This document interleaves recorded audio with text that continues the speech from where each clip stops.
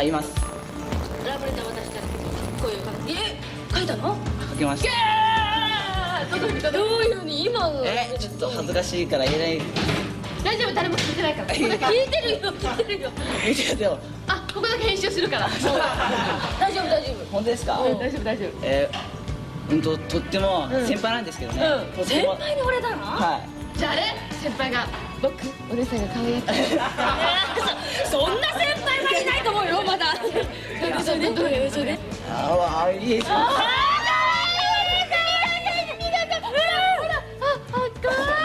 ある程度ナンパとかする男ってなんか軽いって感じしません？そうだよね。あっこさんナンパとかされたことないのよ。嘘だね。ある？あっこさんは四国でヤンキーヤンキーいや、皆さんは男に声をかけたことがありますか？私はあります。なんだろうな、どんなふうにどんなふうに。いや、可愛いこういう感じの声をね、二人みたいなさ、渋谷歩いてる男の子でさ、声をかけたわけよ。どのように？ね、一緒にちょっと映画バックトゥザフューチャー見に行かないとか言って。でもさ、松本明子ってバレてるんですよ。バレてない、バレてない。あ、バレてないの。そんで、それでもって断られて、ほんでその半年後に渡辺プロダクションに寮の入ってきたのが AB ブラザーズのヒデちゃん。声をかけて。ヒデちゃんに声かけたの？やだやっぱ男こなしてるわ、あっこさん。こなしてるわ。でもほら、親父に声かけられたっていう。そうだよ、私中学の時にまだ福岡にいる時にサラリーマンの真面目なんだから昼休みの時間帯に私が信号渡ろうとしたらいきなり、だって私なんかまだロリロリって感じだよ。ロリロリでも14、15だからさ、そしたらさ、なんかさ「ねえねえ映画見に行かん？」とか言ったら私一言「気持ち悪いバカじゃない？」とか言ってでも女の子にもしね、街歩いててあ、可愛い子がいるなと思ったらどういうふうに声かけたらこうついてきてくれるかなとかいろいろ考える？なんて言いますか？じゃあここはちょっとやっぱり年功序列ってことでしたたかとか礼儀を知ってる。そう礼儀正しい方がいい。だからいきなり「ねえねえねえどっから来たの？」とか言われるとなるなるしいのはダメだよ。なんか君とは友達になりたくなったから、例えばずっと気になってたんですけど「お一人ですか？」って言ったら一人でなんかこう喫茶店で待ってたりすると「いいねいいねいいね」そしたら「あみたいな。そしたら別に僕変な気持ちじゃないんですけど、いきなり知らない人に声かけるのも失礼かと思いますが、結構興奮ね、興奮お茶でもってなると、あ、こいつ結構いいやつだ。そう礼儀正しいのがいいよ。そうこの番組は楽しさ無限大セガエンタープライゼスがお送りします。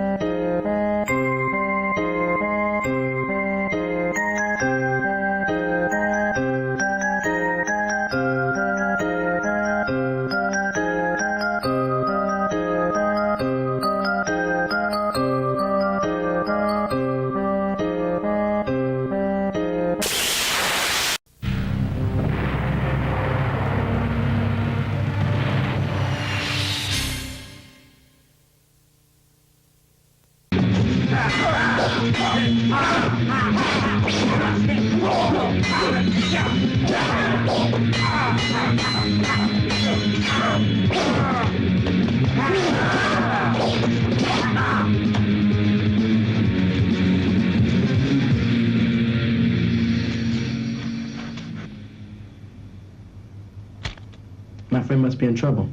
I think I'll go help him.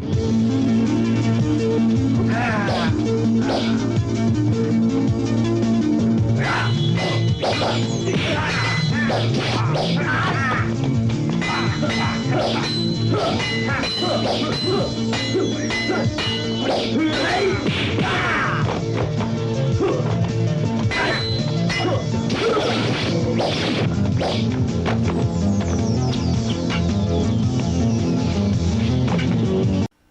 I am out here, I am not just flesh and bone. I am not bound by fear or doubt. I am the wind.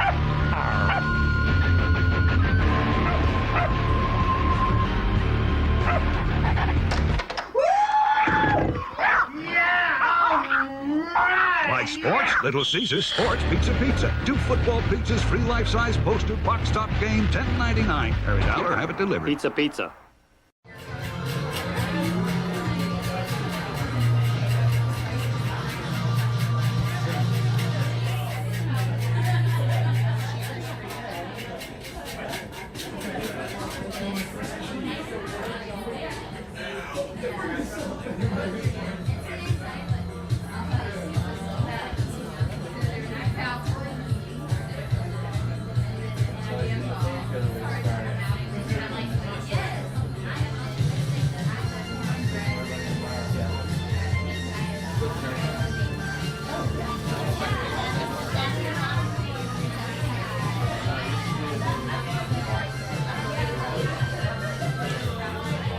While you work, I'd like to talk to you about something very important.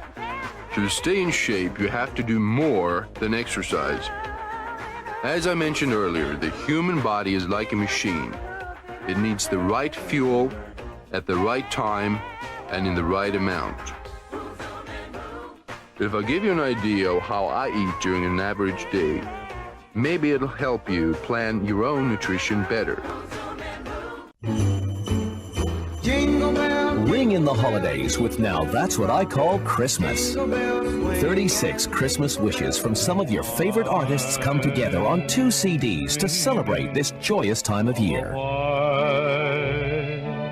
Christmas, I'll have a blue Christmas without you. With your paid order of Now That's What I Call Christmas, you'll also receive this embroidered velvet gift bag free. A perfect gift for giving or for holding your Christmas treasures. Frost nipping at your nose. Have yourself a Happy holidays to all from everyone at Now That's What I Call Music. To order Now That's What I Call Christmas, call the number on your screen or send check or money order for $19.98 for 2 CDs plus $4.95 shipping and handling to the address shown. And with your paid order, you'll receive the velvet gift bag free. Rush delivery available. Order now. I'll kill her first. Uru, you can just lie down and enjoy the show. What? I didn't see that coming at all.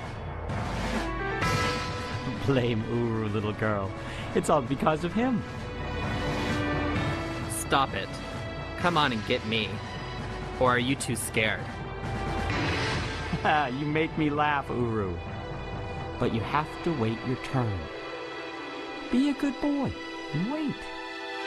Well, I don't even know you. But you need to die. Just for the pure pleasure of it. Jump!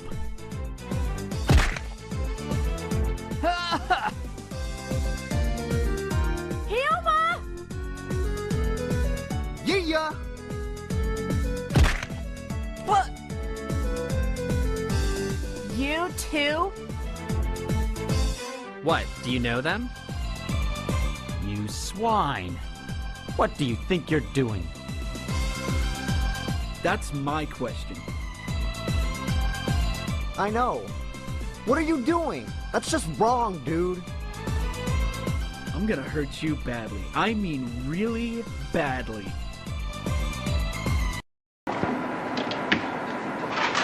Oh, what? That's all we see? Super time!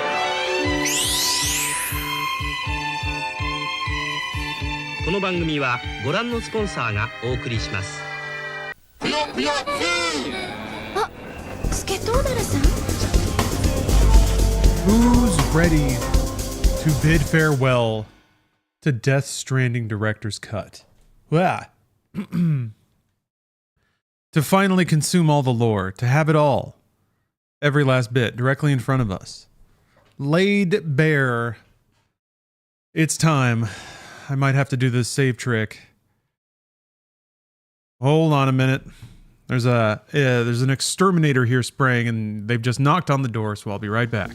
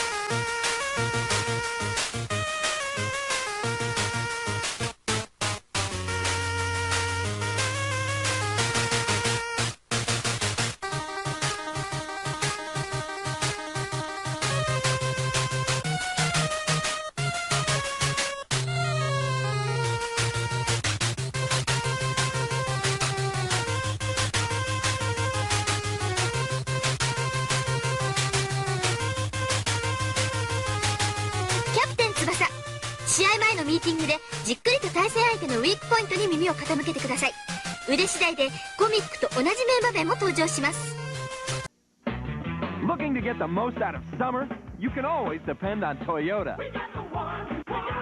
And right now at Toyota's, we've got the One You Want sales event. Get an easy $259. Okay, I'm back. Multiple wasp nests have been eradicated, meaning that I can now more safely open windows, which is important because it is summer. It is the toasty month. I don't think that's the right save. Hold on, let's see. The last save I did is I had all of the chips, all of them, but I hadn't turned them in yet. So let's see if there are chips acquired here.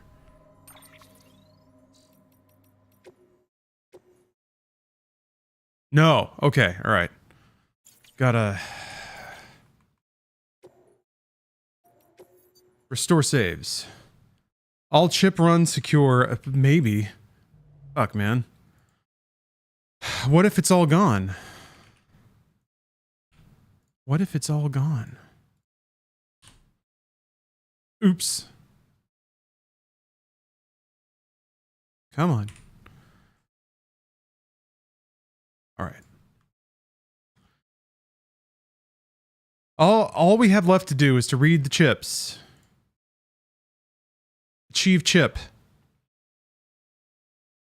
The hidden words inside the chips. I must have them. Once they're mine, I've conquered it all. There's still stuff left to do, actually, in Death Stranding 1, but whatever. Whatever. We got Death Stranding 2 to play. Alpha Spud. Thank you for the sub and the E. Still haven't fixed emotes. I'm gonna do that tomorrow, I think. If I have time. I think I'll have time. Weird amount of things scattered around tomorrow. Let's see. Okay.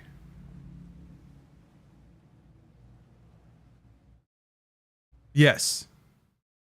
Different timestamp.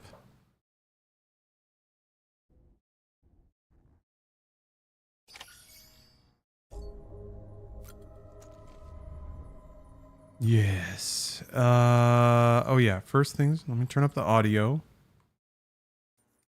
so that I can listen to the radio in here. At least while I'm savoring my chips. 3 trophies from platinuming Death Stranding 2. Yeah, it doesn't seem unattainable, at least in this game, but you can always come back later and get it. Verifying ID. Clear. Pressing things to do right now. I imagine there will always probably be a more pressing game to play than 22 chips. Yum.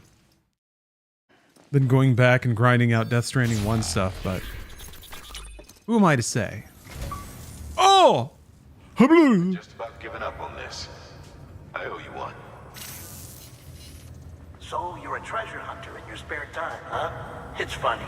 I didn't think you had it. The great deliverer does it again. Much obliged. I was just dumping a little gain on the game. I know this is going to be quiet. Wonderful gift. Thank you, Sam. You don't know how long I've wanted this. Thank you. Thank you for delivering me that thing. Thank you for your contribution. Everyone's so happy with me. I got all my toys. I got all my movie posters.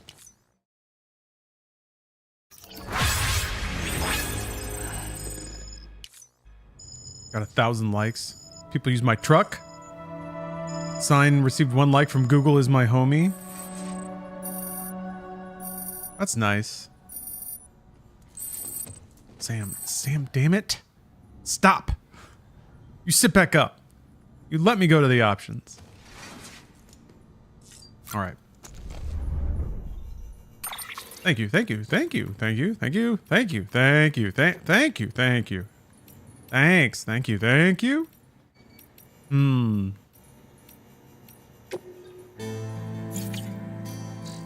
Go with this. All right, time to savor our pile of chips.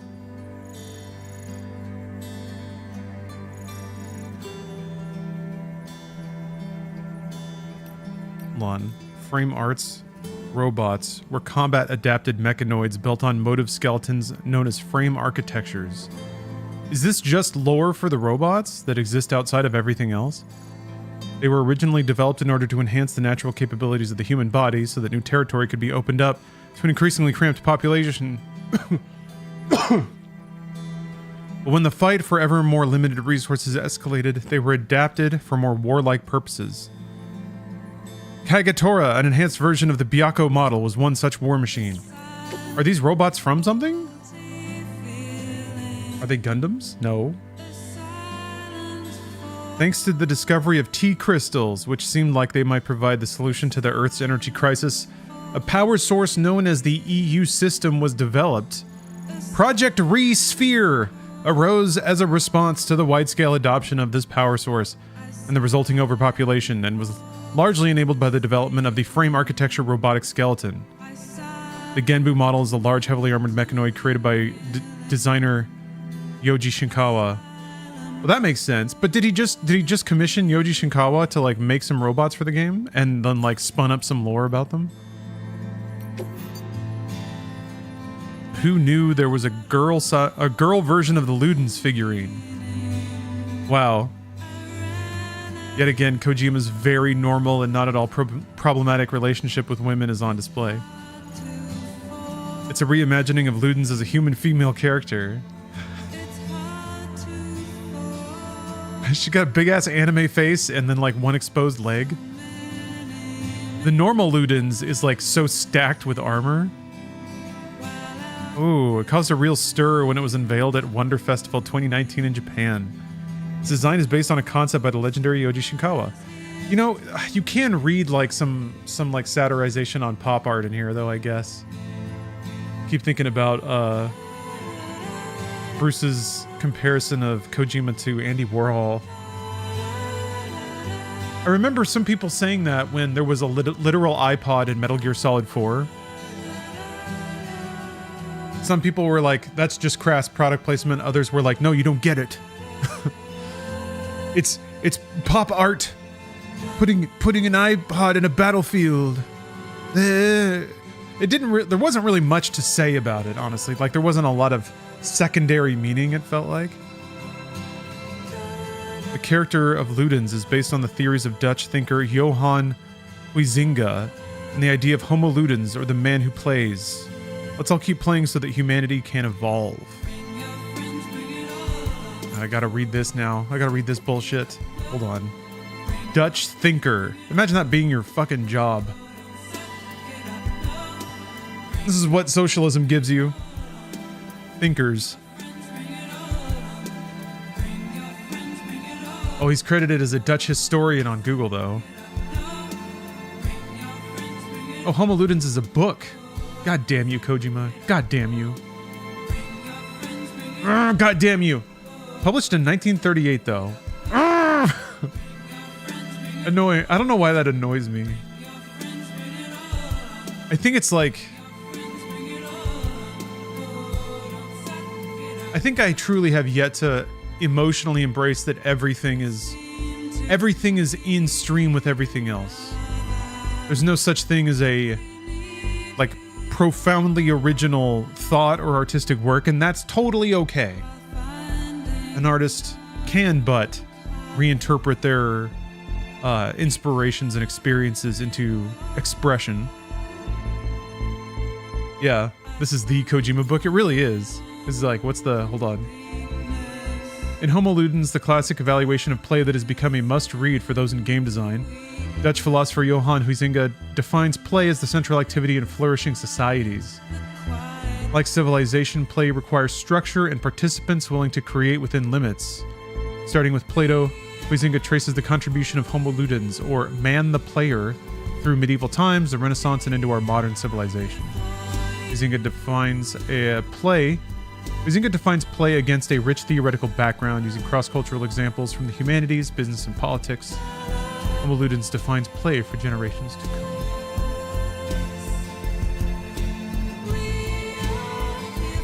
Interesting. Interesting. That's the true message, not connection, but play. Well, it's tied to two different things. I think the Homo Ludens figure is representative of Kojima Productions. And it's talked about inside of Death Stranding, and they acknowledge the concept of Homo Ludens, but... So I think, like, connection is the theme of Death Stranding. Play...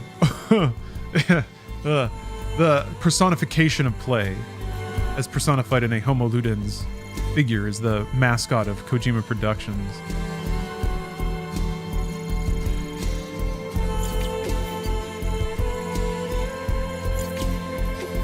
It is Christine, the movie.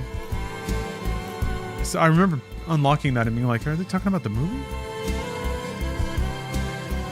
Let's see here. Visionary genius John Carpenter. Christine, a sentient car, embarks on a murder spree in order to wreak revenge on the humans who wronged her.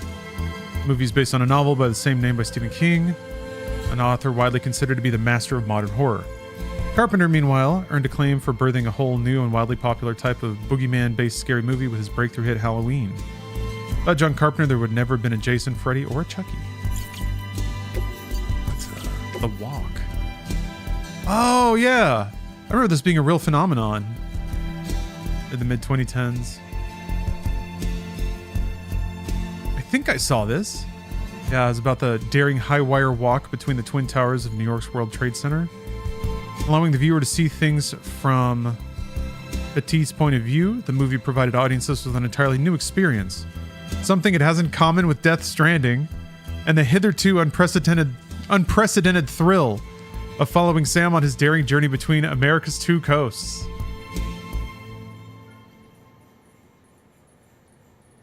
Wow. Why is there like promo copy for Death Stranding in like as a unlockable deep inside of Death Stranding? You don't have to sell me on it. I'm already here. It makes me wonder, like, these blurbs must have been written for a different purpose. Or this is just Kojima had, I don't know, one too many whiskey highballs and he's getting goofy. Yeah, man, I sliced the pad of my finger somehow this morning. Can't tell if it's bleeding or not. Rad, Stand By Me. I haven't seen this movie in forever, but it's a movie that I watched a weird amount as a kid. The setting of the film is weirdly similar to where I grew up, just a very rural area, kind of in a bubble. This 1986 movie, directed by Rob Reiner, was based on the short story The Body by Stephen King. It tells the tale of 4 young friends who, upon hearing of rumors of a corpse dumped on the far side of their sleepy country town, set out to find it in the hopes of being hailed as local heroes. It explores the idea that death, in being the ultimate unknown, is terrifying for us all, and that the only way to try to deal with that fear is to face it. The same is true in the world of Death Stranding, where necrosis begins to take hold as soon as the bodies turn cold. Unless we face our fears, how can we ever hope to overcome them? Yeah, I guess. I need to watch that again because I don't remember that being the theme at all. I just remember like the tense scene of them being on the bridge when the train is coming. Is that the movie where like a kid buried coins under his patio porch? There was like a scene of him climbing under there to get him, and then he like overheard a conversation or something. I haven't seen that movie, gosh, since I was a child. So I can only remember like weird emotional scenes. I guess these are movies that have inspired Death Stranding.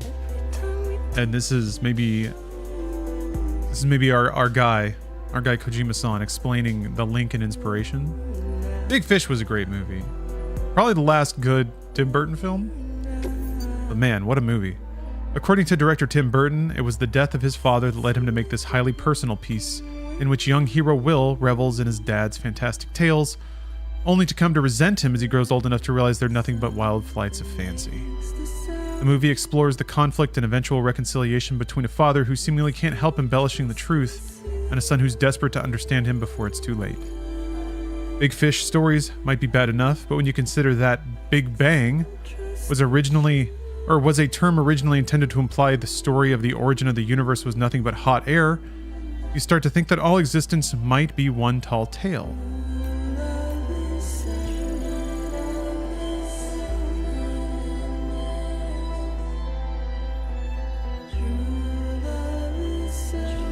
Sometimes when I get to the end of these, I feel a bit like I've just read a passage from Marcus Aurelius where I'm like, I think I follow your logic, but also, why did you say it like that? But there's not, millennia of a language gap to overcome there. Oh, the coins were in the short story too, huh? I'm gonna go back and watch that movie again. I rewatched Pretty Woman, which I hadn't seen since I was a kid. That was a really interesting experience, watching that as an adult.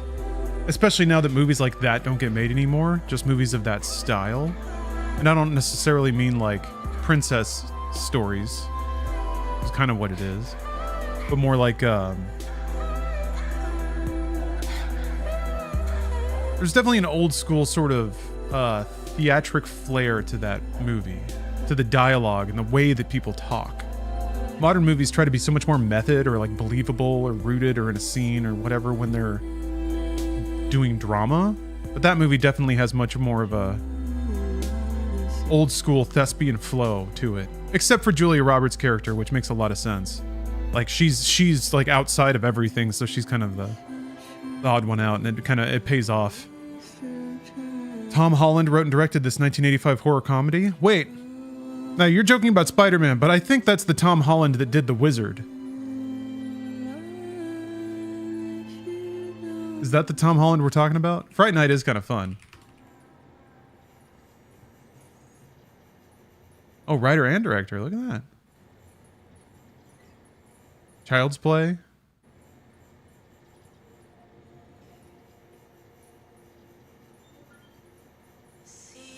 No, it's not. Who did The Wizard? No, I'm trying to remember.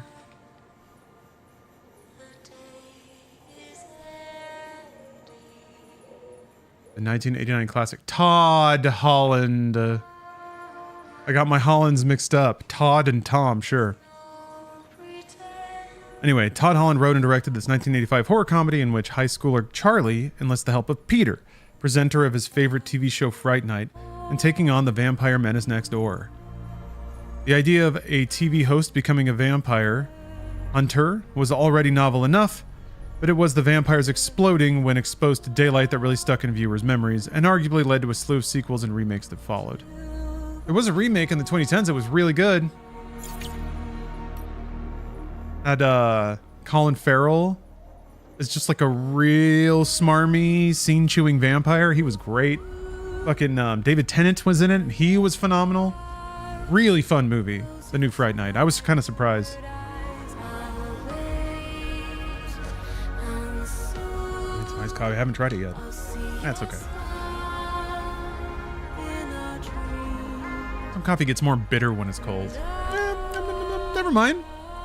It was a little watery on top. Going through Higgs's homework folder. Pretty much.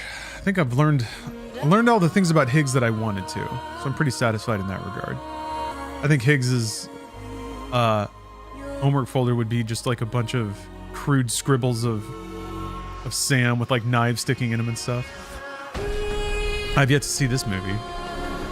The height of World War II, the Japanese army attempts to bridge the River Kwai in Thailand, an endeavor for which they enlist the forced labor of British prisoners of war. As the project develops, tensions emerge between those who want to see a good job done and those who wish to destroy the bridge. Tensions made all the more complicated by the backdrop of war against which the story unfolds. The movie won several Academy Awards upon its release in 1957, including Best Picture. The screenplay was based on a novel by Pierre Boulle, who would later go on to become an even better known for sci-fi classic The Planet of the Apes. While perhaps less clear in the latter, it is often said that Boulle's own experiences of war provided the inspiration for both works. Favorite unlock in this game is the poster for Tim Burton's Big Fish. When you unlock the poster, you can stick these up. I actually recently rewatched Dr. Strangelove. I watched this when I was in high school and I don't think I got it. I didn't understand. But now as a jaded adult, I get it so much more.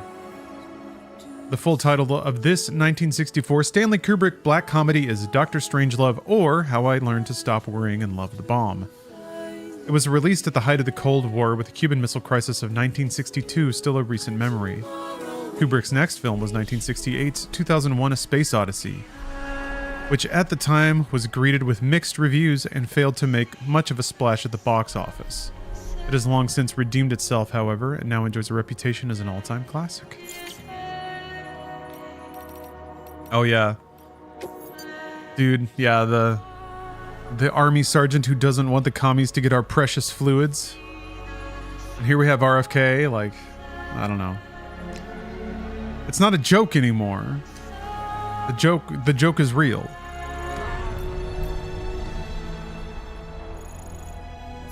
I guess these are just like random things that Kojima was into. Glass is famously fragile, a brittle substance which can break at even the slightest impact, but there are those who say it is in fact a liquid. Observe a piece of ancient glass and you'll see that it has flowed downward, just as if it had melted. In other words, it is a mysterious material that behaves like a liquid but can also be shattered in an instant. It is these characteristics that make it both an artist's dream and a porter's nightmare. We got coffee cup lore. Leaving aside the bronze cups of the ancient world or the stainless steel beakers of the modern age, cups in general, ceramic cups at least, are fragile things. Coffee houses found popularity in mid-17th century England, giving birth to a thriving coffee culture. By the mid-18th century, it was tea that was in the ascendancy. Why is somebody setting off fireworks in the middle of the day? Anyway. It was for this reason when England's colonies chose to rebel in response to their masters' oppressive policies, they threw crates of tea into the sea at Boston, thereby helping to spark the American Revolution. Let us return to the humble cups in which tea and coffee come. They are easily broken, and as such constitute a difficult load for any porter.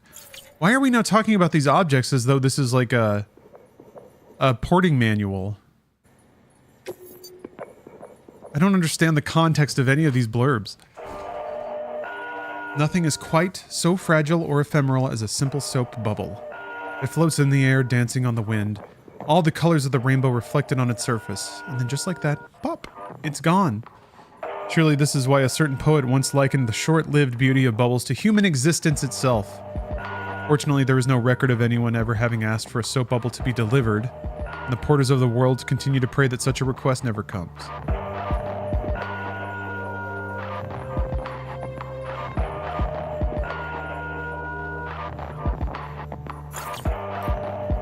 Frozen soap bubbles.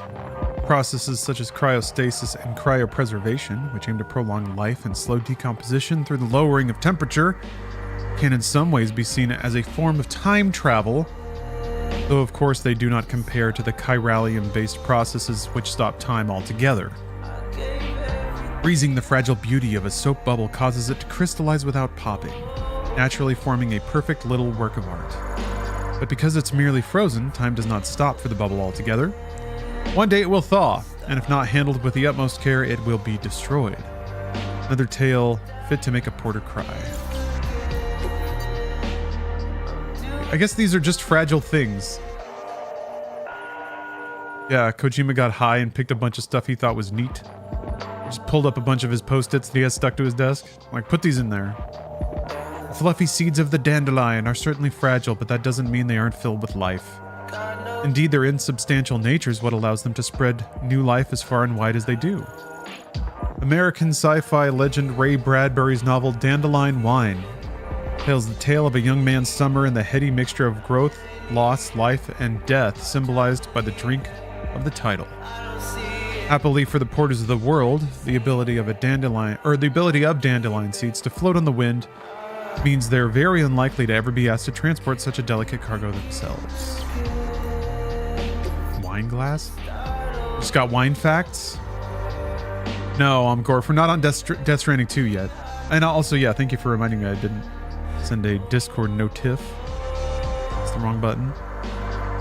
There you are.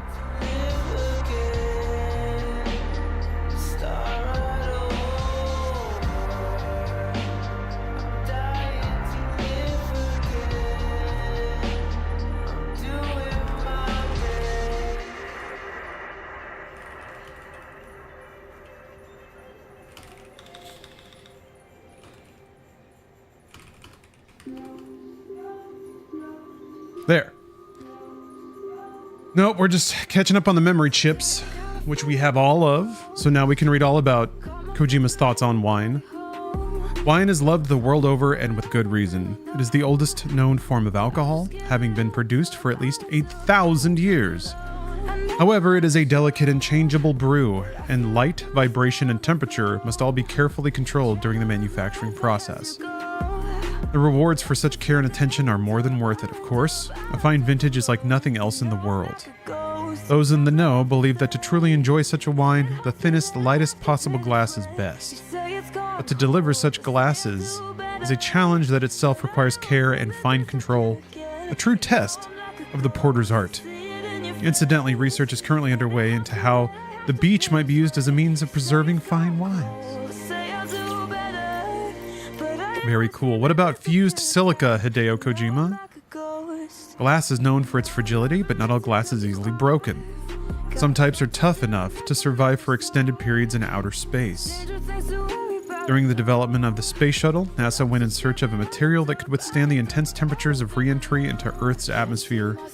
Temperatures that can reach as high as 1,000 to 1,600 degrees Celsius.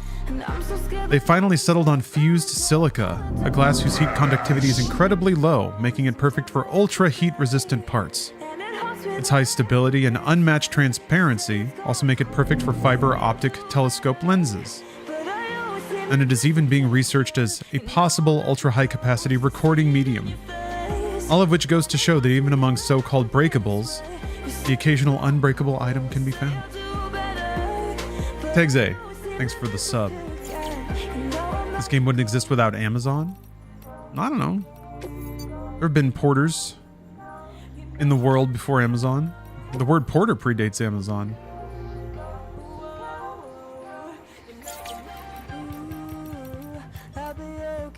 I do wonder though. I wonder if like a person who delivers for Amazon would have like a specific reaction to this game or some kind of interpretation of it. Profondo Rosso original motion picture soundtrack. The genius Dario Argento's Deep Red, which I haven't seen actually, spawned the entire genre that came to be known as giallo in his home country of Italy upon its release in 1975. Though billed as a suspense movie, it's a masterpiece more terrifying than many horror movies of the era, with music provided by progressive rock group Goblin, who also soundtracked 1977's Suspiria. Suspiria was actually released before Deep Red in Japan and was a huge hit, leading to the latter being released there as Suspiria 2, despite the two movies bearing no relation to one another. That's interesting. It doesn't surprise me that Suspiria was big in Japan. You can see a lot of that movie in House. Although apparently House was like specifically a reaction to Jaws. I seem to recall there like seeing an interview with the director of House. And he was basically like, yeah, they told us to make like a hit horror movie. Then they were like, they basically like wanted to base it on the dreams of children, because in a child's dream anything is possible, and that's like the scariest thing. So they took a different creative approach. I haven't seen Suspiria in a long time. I mean, House, the horror movie with the white cat made by a guy who only did Japanese commercials? I don't know about that. You chose the least identifying detail of House to try to compare notes on. It's I mean it's commonly like called Hausu. Well, that was 77 though. This one. So that was the same year. Wait, hold on.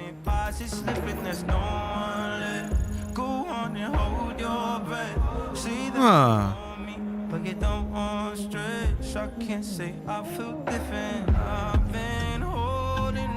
I want to say it's possible that one movie influenced the other, but I don't know what actual date they were filmed or produced or anything. That's really interesting. Hold on, we'll watch the trailer. But YouTube's been a little shitty lately. Hopefully they don't get mad at me for this. All right, we'll be back. Death Stranding. Whoops. I'm clicking too much. Clicking all over the place. Click, click, click, click, click.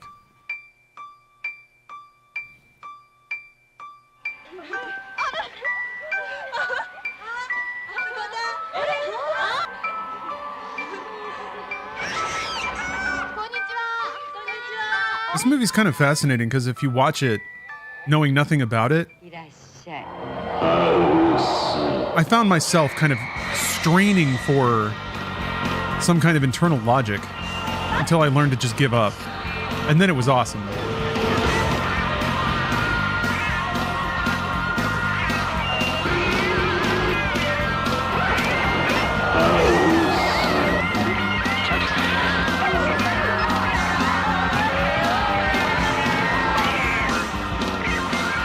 Also, so much about Splatterhouse. I was like, oh, that's where it comes from. Ooh, I saw a titty. So much of Splatterhouse comes from House. Maybe not so much. But there's certain bits where I'm like, oh, that's exactly what that is.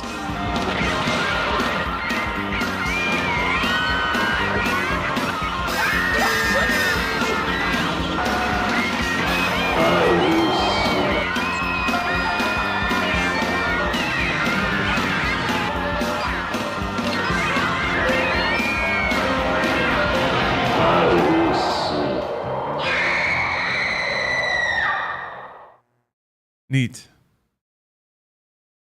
I need to make a mental note to watch that again this Halloween. That's a fun movie.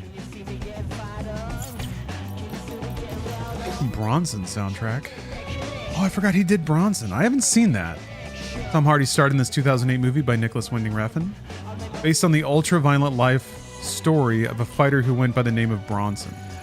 Winding Refn brought his unique brand of brutal action to a production brimming with vitality and intensity. After Bronson, he went on to direct Valhalla Rising, and eventually the critically acclaimed Drive. Hideo Kojima contacted Winding Refn personally, and the two finally met by coincidence in London, becoming firm friends from their very first moment together.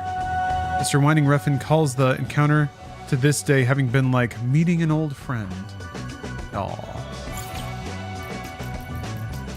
Yeah, Valhalla Rising. Original music from the movie Valhalla Rising, starring Mads Mikkelsen, directed by Nicholas Winding Refn. I need to watch this. The film tells the tale of One Eye, a legendary warrior of the Viking Age played by Mikkelsen. Having lost his voice in one of his eyes, he radiates the almost superhuman magic of a hero straight out of the sagas of ancient Scandinavia. The movie is more than worth a watch. The soundtrack is worth a listen to, having been composed by longtime Winding Refn collaborators Peter and Peter Keed. Cool.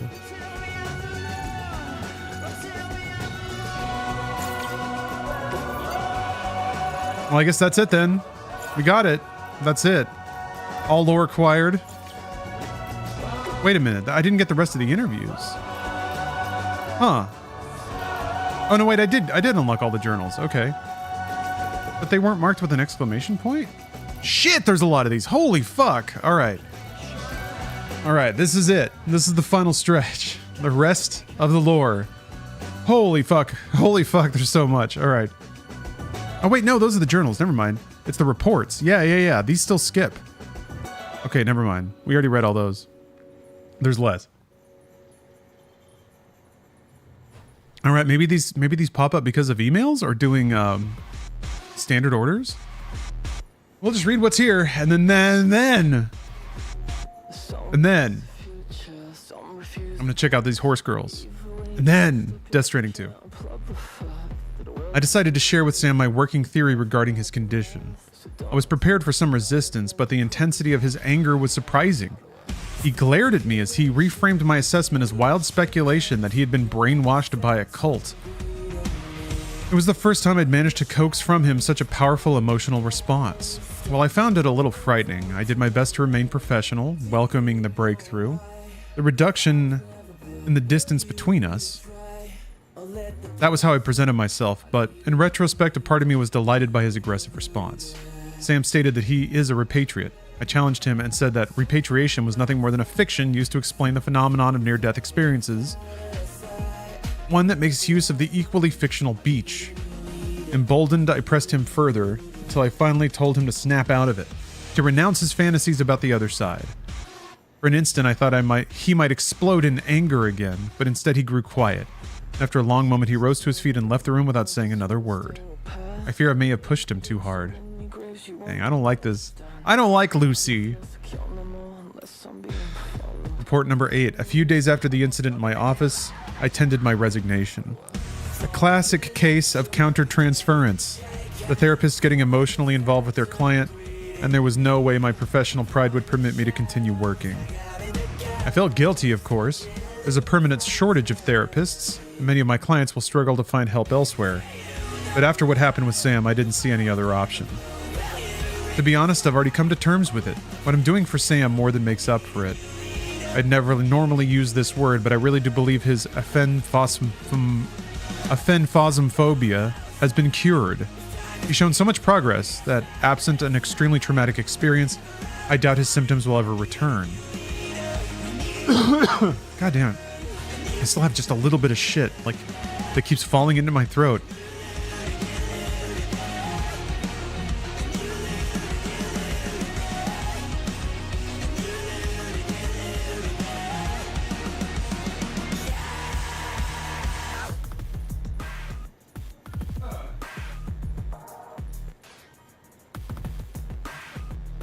That's annoying.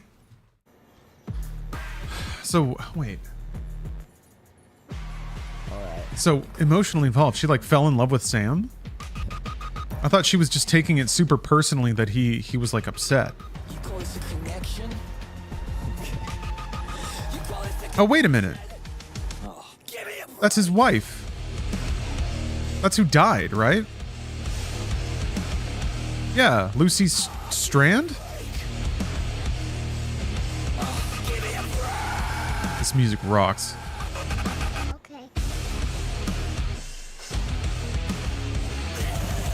Was that her name? Yeah. To my surprise, the president didn't have any problems with our relationship. If anything, she was pleased.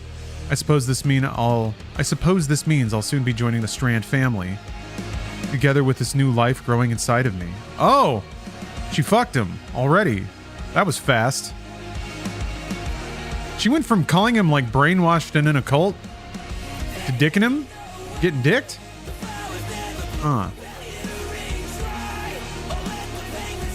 He had the condition, got cured of it, got it again, then cured again. Sheesh. Our baby is doing well. We've been told we're having a girl. Sam's already picked out a name for her. Louise. Lou, he likes to call her. He talks to her a lot, touching my stomach, telling her to grow big and strong. Bridget was delighted when she found out and suggested that we take a family photograph. Amelie was out of town, so it was just the three of us. Blushing, smiling, all that same blush, that same smile. When we received the printout, along with apologies for being old-fashioned. There was a funny little message on it. Be stranded with love, handwritten and signed. It's unique now. You can't digitize or copy it. I'll always remember those words and that moment forever.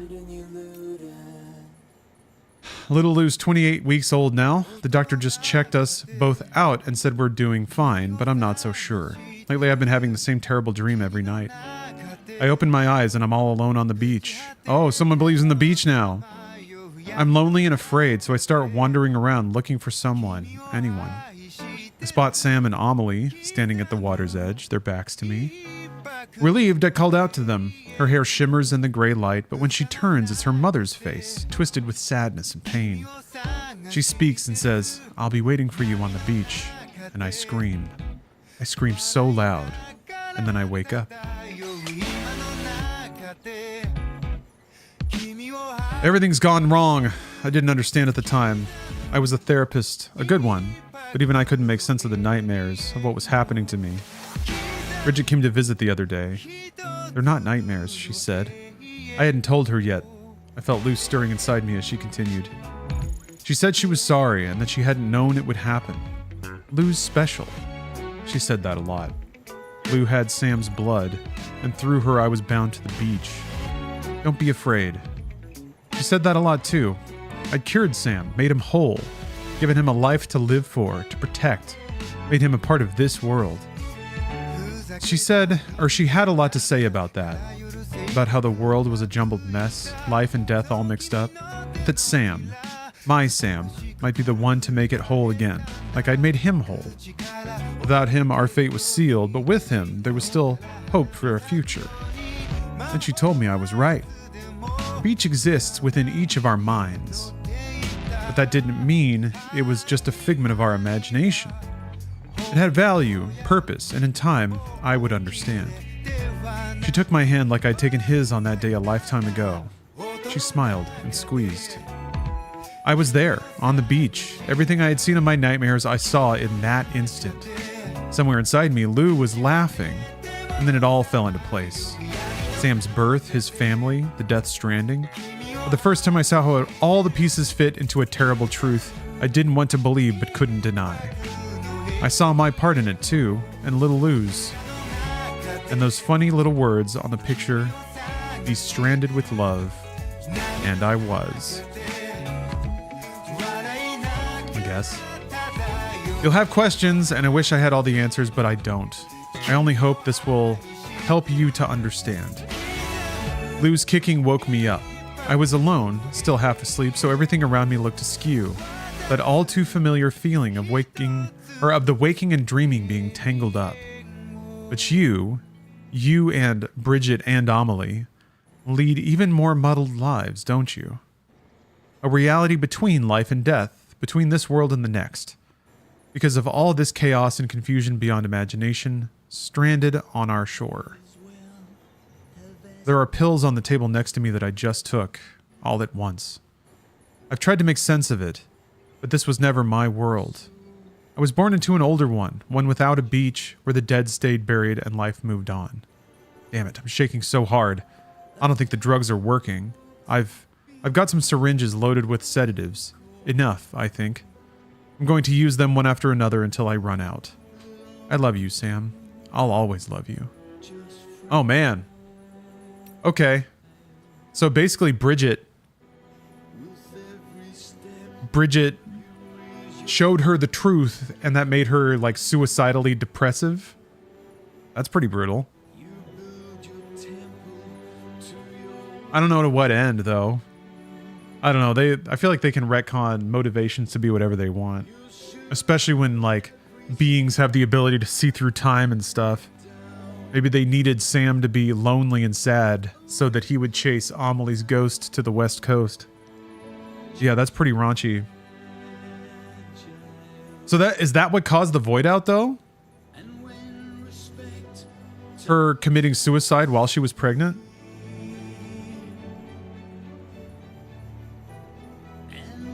So, like, her body would be dead, but Lou would still be alive for a little bit.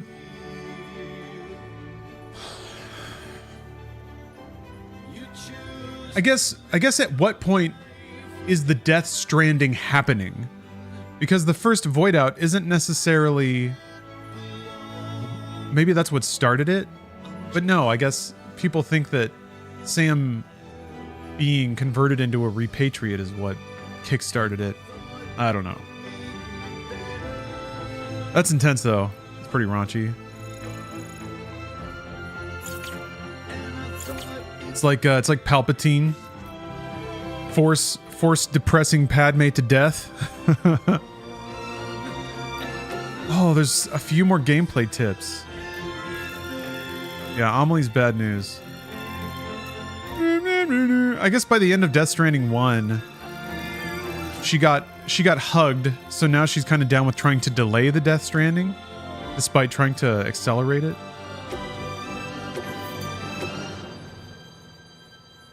Alright, that's it. Done. Dunzo. Let me back up this save file one last time. One last time. Pull this out. Death Stranding 1, what a game. What lore. That little bit at the end about like Bridget giving Lucy visions. Yeah, I got all the chips. Got them all. There's still some achievements of like building stuff and getting LOL medals. Whatever. We got Death Stranding 2 to play. Actually, first we got Horse Girl game to play, so let's do that. Kojima would, I think, appreciate this. A little horse girl moment. You know he's playing it. You know he is.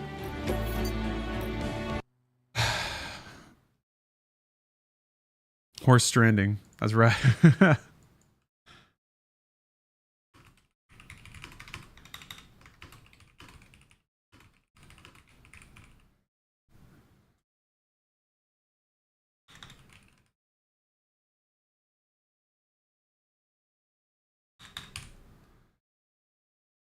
I'm always kind of... Ooh. Oh, we're starting this with a bang. Enby has redeemed a VIP or ban. Got to be running out these bans here. Let's see. Let's see if you've got what it takes. Let's see if you can do it. No! No! No! This is number 5. I think this is number 6. It's a damn shame. Let's see here. September 2022, June 23, November 23, April 24, October 24, and now, yet again, called to do the dirty work of the internet here. Ban fine people from chat. Banned. Banned for an hour. I didn't ask anyone to do that.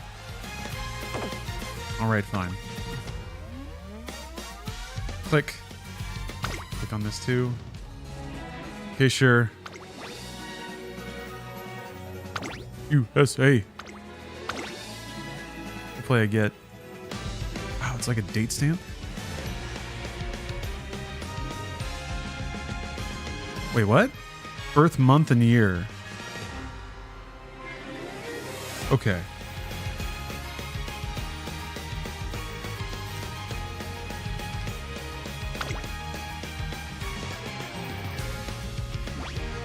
Why is everybody playing this gacha? I don't know. I guess we'll find out. I've seen the trailer for the show, and it just seems like it's kind of like heavily generic, inspirational fodder.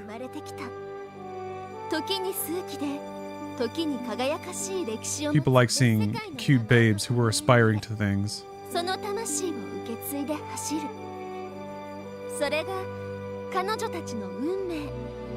Oh, WireMod has redeemed a trading card, however. Let's draw a trading card. I guess we're gonna miss. You guys are gonna miss some of the lore here.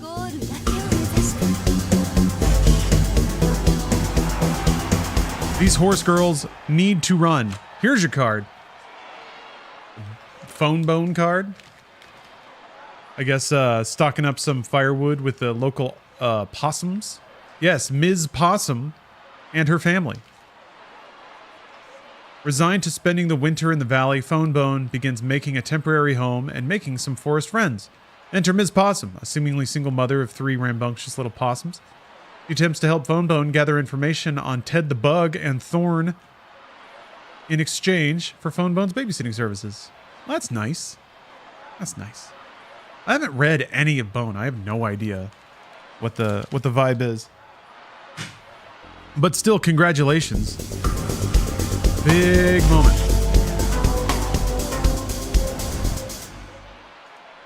Great graphic novel. Is it just kind of like high fantasy?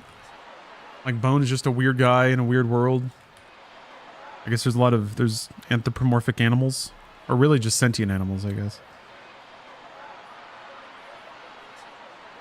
Babylon.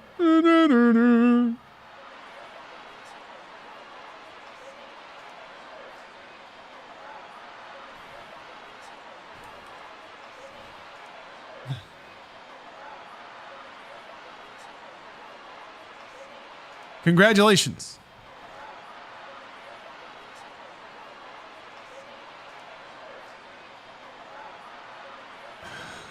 Okay.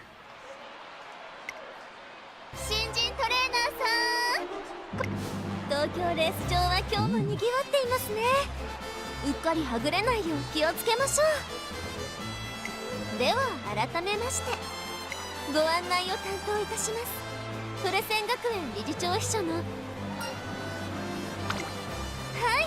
Kind of incidentally, I did play a virtual horse betting game when I was in Vegas last that was made by Konami. And it was pretty fun. Lost $20 though. On those damn non-existent horses.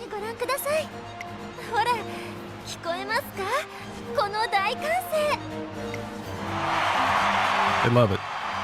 Horses go so fast. Fast horse. Guys, it's so hot today.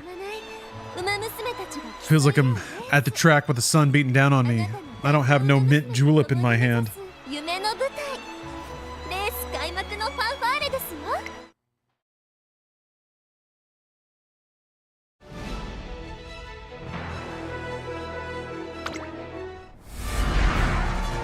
I feel like that they don't even bother explaining the conceit of the universe.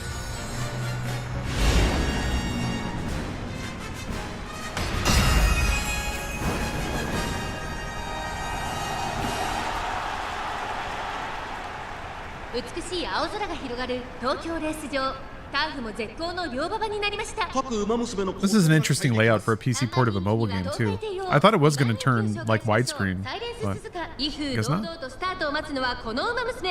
一番人気スペシャルウィーク、私が一番期待しているウマ娘、気合い入れてほしいですね。各ウマ娘ゲートに入って体勢整いました。さ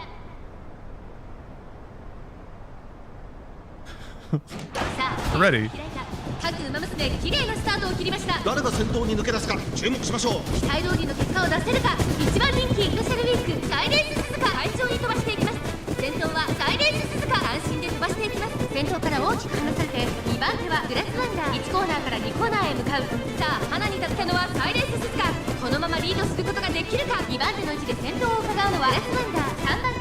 There they go. Like a shaking camera. Do they weigh as much as a horse? Because they look like they're 80 pounds.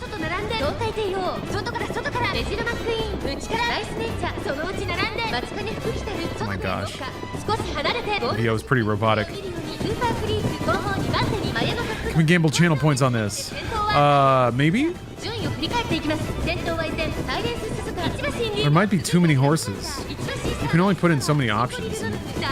Wagers are usually like a yes, no, or like a 1, 2, 3, 4 kind of thing.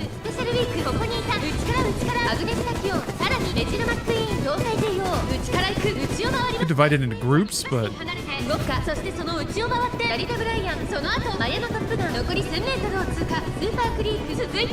who's number 5? Going backwards? Wait, what? Oh, okay. It's just the spread.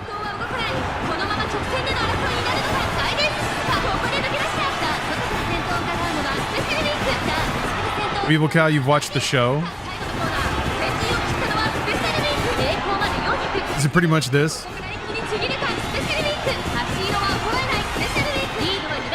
How horse-like are the ladies when they're not running?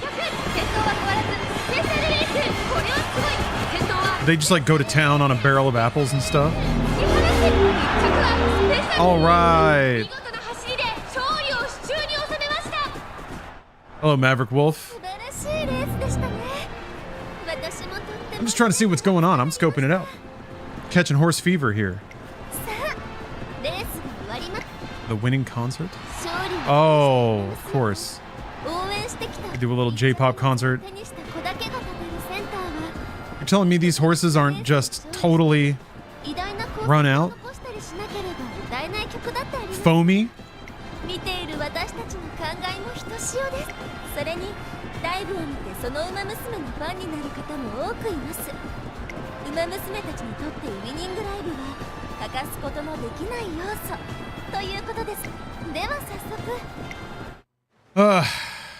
Do we get a full screen concert performance? We do.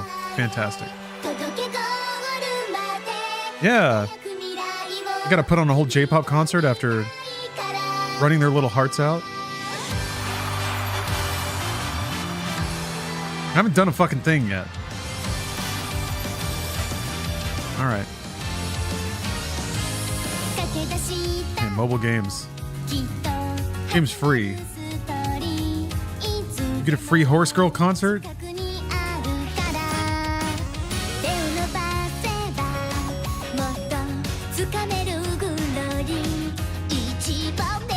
Where are the male horses? Mods, ban that individual. Ban Wire Mod Games, please. We're asking stupid questions.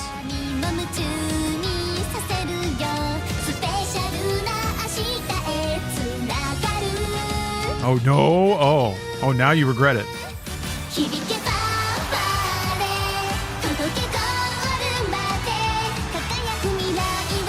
That's true. There's got to be a stud farm somewhere, right? That's a different game, though. You can't play that one on Steam. Or, sorry, you can't play that one on Twitch. Steam would probably handle it just fine.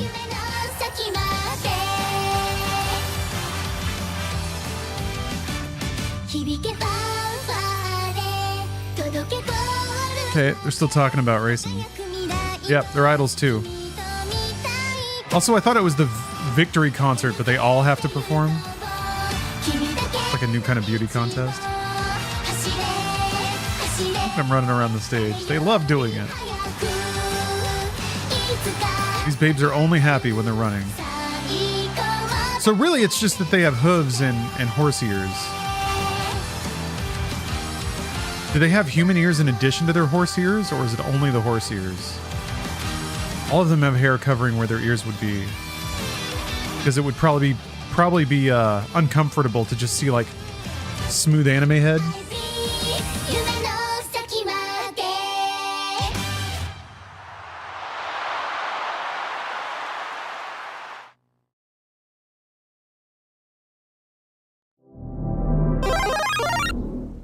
Ali B, thanks for the sub. 改めましてレースの世界を夢見る子たちが集う Great. Oh. Got the brash one here. 秋川理事長びっくりしたじゃないですか。失礼。将来有望なトレーナーの登場に改めて私はこの学園の理事長。まずはぜひ君のことを教えてほしい。Can't watch this tutorial again. I'm actually going to take psychic damage. Yeah, it's like, I'm sure every streamer has played this, like the first 3 hours of this, right?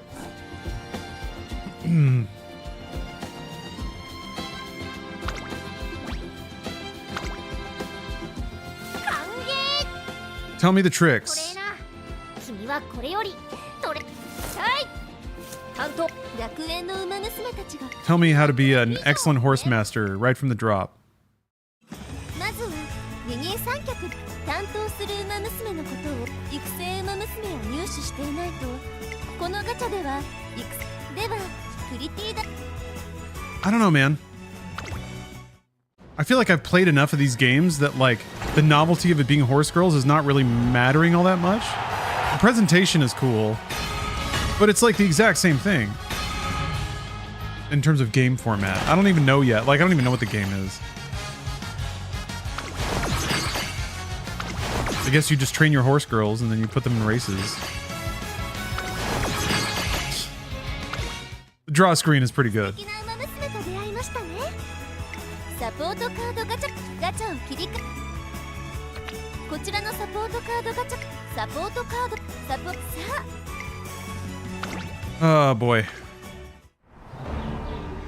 Drawing again, huh? Although these look more like junior high, I really love anime drawings. Oh, okay.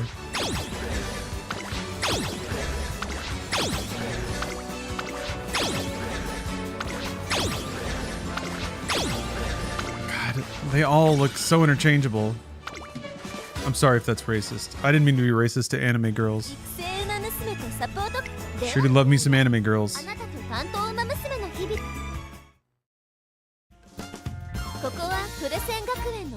Wait a minute. We got a new emote?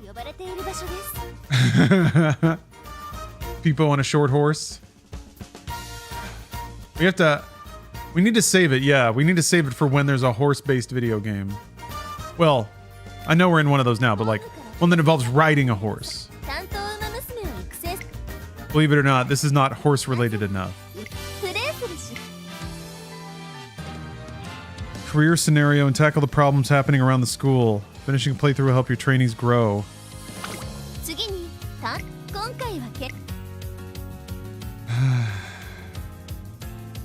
Twinkle series. Make their dreams come true. Every Uma Musume is unique. That is not true. They're all the same anime girl with different wigs. You can train them as many times as you like to. So select the one you're most interested in, and the game says I should be interested in this one. トレーナーさん、三女神様。馬娘たちを常に見守り、伝統的にトレセン学園夢のために走り抜けた奇跡。これから走り始める子たちは馬娘たちの間。Stop talking. 2人目の形式。I'm just clicking now. Like I don't know why, but I just don't have any desire to learn anything about the mechanical systems here because I don't think it'll ever matter for any way that I'll play the game. I don't know. It's probably not a good start if I'm already just like blanking out on all this stuff.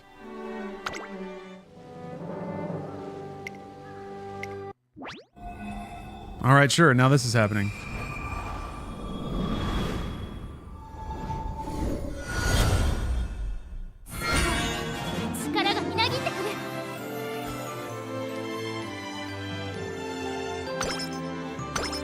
John Cleese's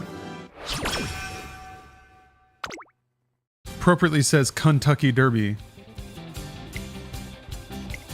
馬娘にはそれぞれこちらはコマンドまずはこちらが試しに Okay, so you tap on the things. They lose energy but get stats. Bonked into someone, walking around a corner. I don't know, man. I'm not feeling this.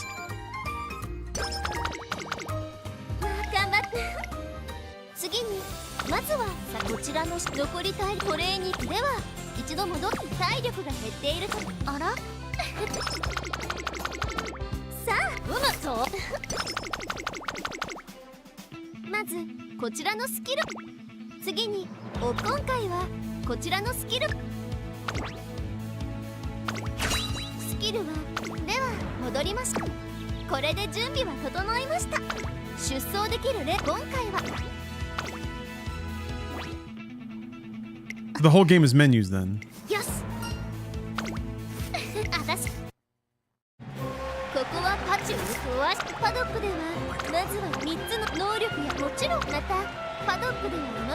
Like, if I'm gonna play something like this, it would be a mini game in a Like a Dragon game.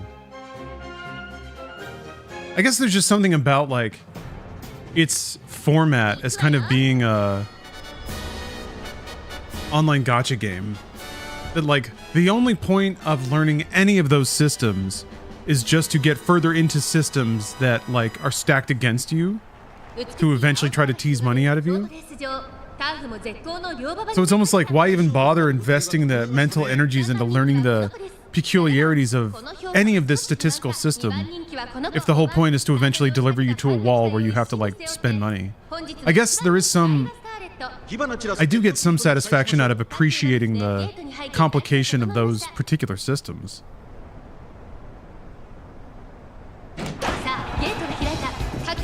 Like, at what point is it going to be obvious that the grind to get a particular horse girl is just so long, so prohibitively long that you need to spend? So yeah, you really can't, like, there's no like active abilities or anything you can trigger.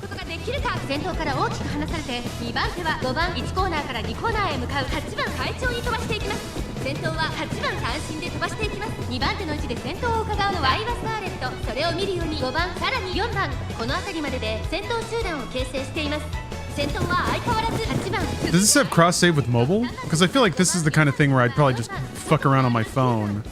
And if I ever get to the point where I understand and I'm excited to show it, then I can play it.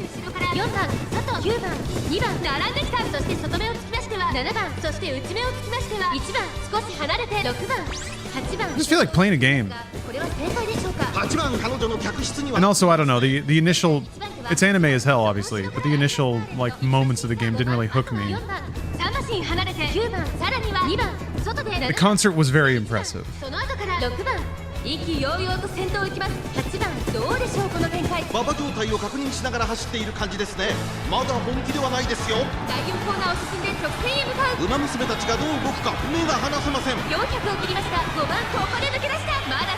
Pretty neat though, I guess. Animation's pretty good. It's not easy to make 5 billion different anime girls. It kind of is though.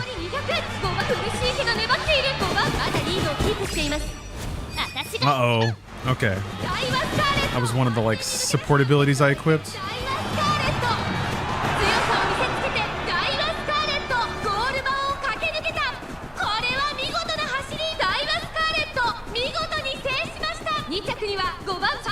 Gaming.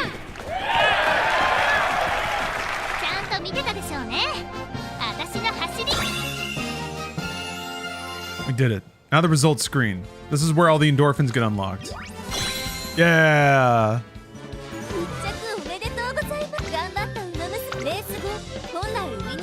Usually winning a winning concert is held after a race, but since you're in the middle of practice, we'll skip it. Bullshit. Does it play the same song every time?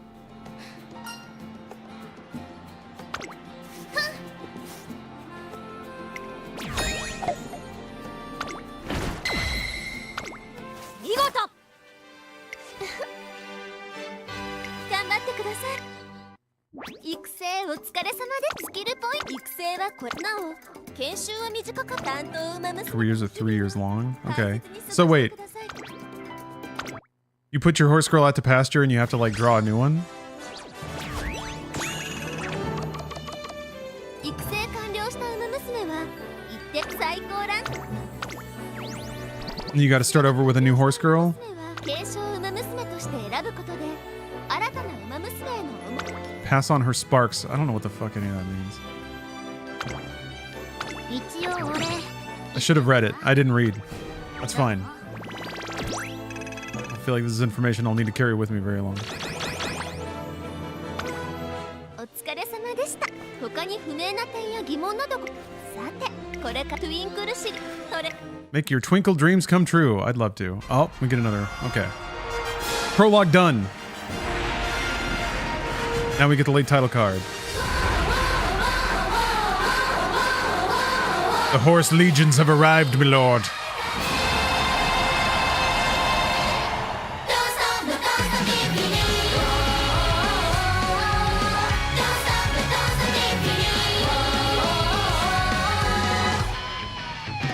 Chris was playing this during his Twitch meeting.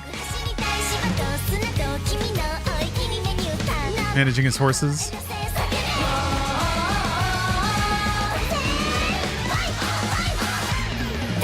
I don't know, the older I get, the like less appealing I just find.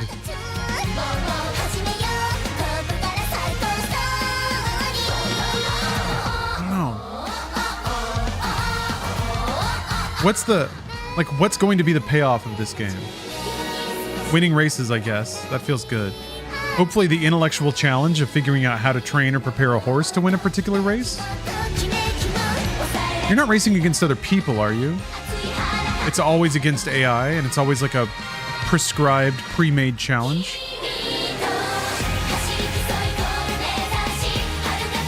Oh, you can? Okay. If it's competitive, I could see that. You kind of are. In-game is PvP versus whales. Yeah. But is the journey there fun? To compare it to Monster Rancher gameplay, I guess? Yeah. It seems like there are chunks of, like, content to play that have dialogue and stories. But boy, does it feel like all of the dialogue in a game like this is, like, so obligatory. It's only there because people expect it to be, and all it is just a garbage bag full of the most trite and hackneyed exchanges between rigidly typed archetype characters. Is there some like evil horse racing league you gotta take down or anything like that?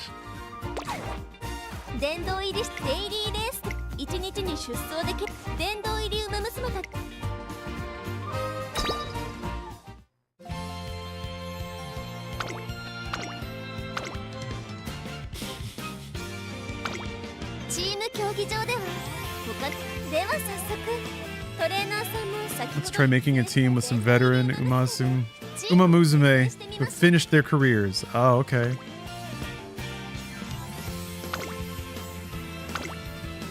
Yeah,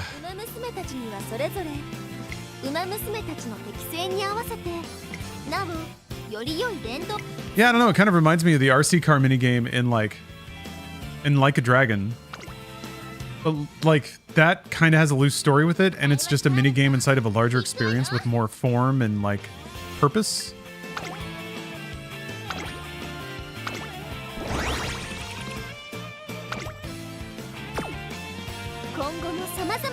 Aside from, you know, it feels like games like this are kind of like a funnel where casual players can just have fun at the top layer. But if you want to get into it, then you get down into the like whale layer.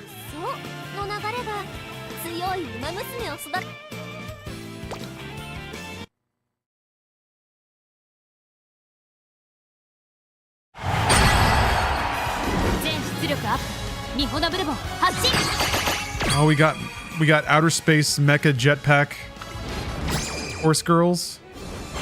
That seems unfair. If they're allowed to have engines on them.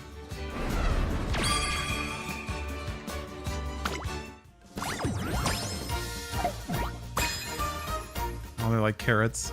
All right. All right.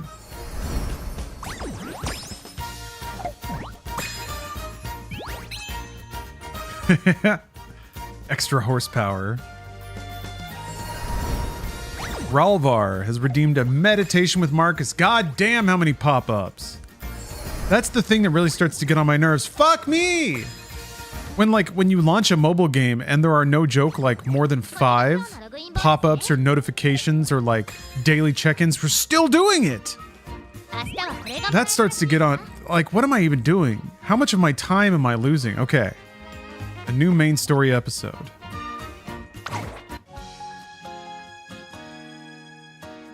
Pet peeve is many different currencies? Yeah, that's always the thing, right? すげえ暇そうなやつがいるなって思ったんだ。私と出会えて、あんたの人生面白くなっただろ? Can I not? Is this the menu, I guess? Yeah, data link. Oh! Oh. Story events for landscape. Okay.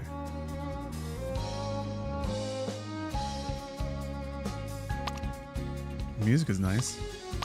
I mean, I played a shitload of, is it Pocket Card Jockey? Horse! Alright. Alright. Wow me. Auto. It's peaceful watching the students practice while I fantasize about my own glorious days to come.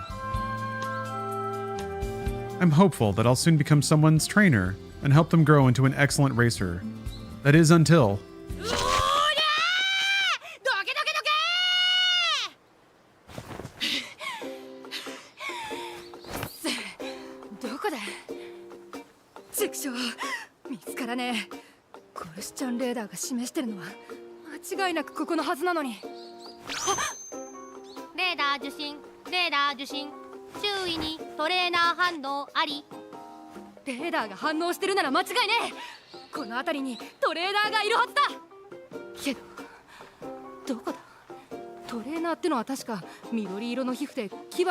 Well, there's a nice variety of animations so far.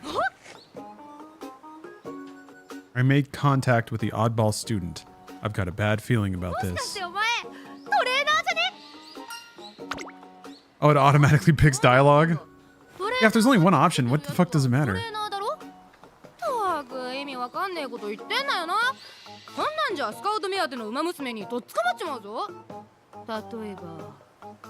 Yeah, you're covering as a cop-out, right?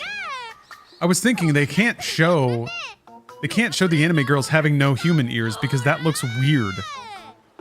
So they have to keep covering the ears with either hair or other things.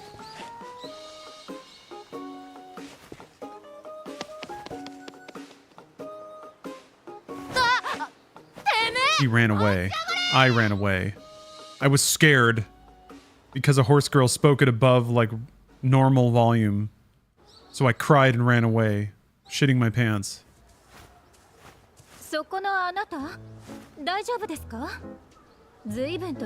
Ah, this lady's more my speed.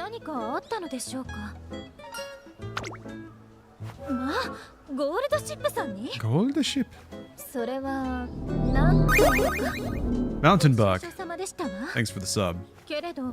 どうしてあなたが追いかけられることになったのでしょう。なるほど。あの方、レースに出たいという情熱はしっかりと持っていますものね。ウマ娘が正式なレースに出るにはトレーナーの存在が必要不可欠。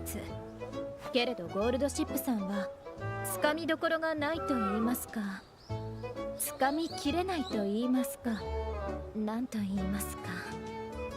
Tap through all these while watching TV for the currency. You didn't pay attention to the story? Arcade and Pin Gods 80s GDC. Thick username there. Asks, is there any actual gameplay or are we watching a movie? The gameplay is in making decisions about your horse girls. Which horse girls to race, how you train them. But that's it.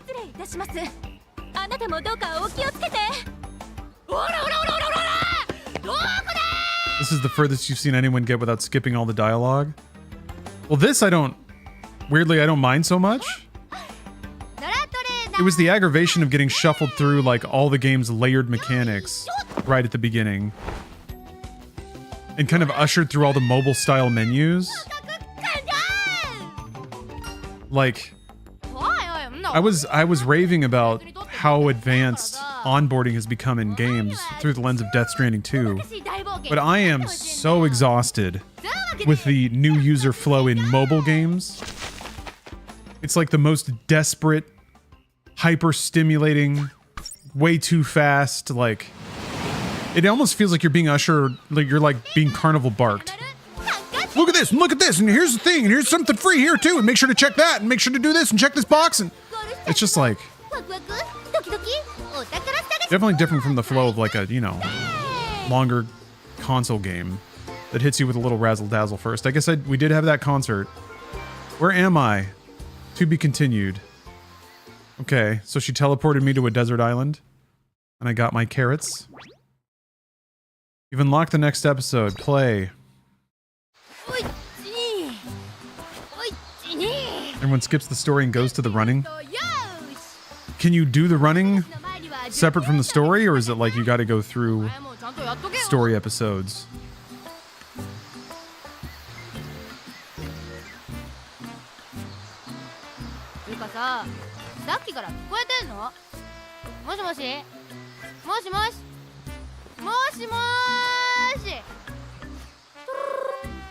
Oh, the game part is under career on the home screen. Okay. Okay, so these are fully just like anime episodes. What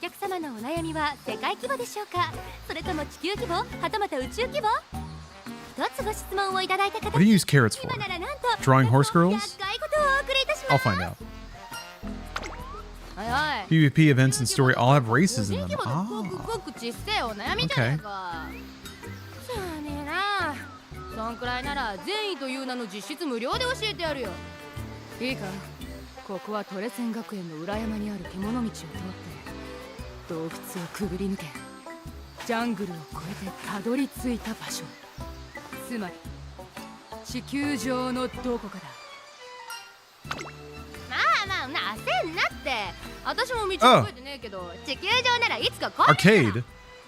Thank you for the super chat. I don't know why my bot didn't catch that, but thank you very much. Here, I'm going to run one.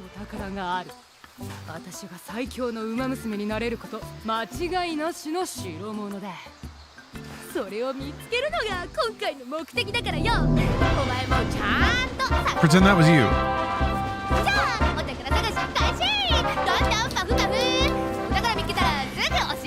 Yeah, the animation's not bad. And it's not hyper repetitive either.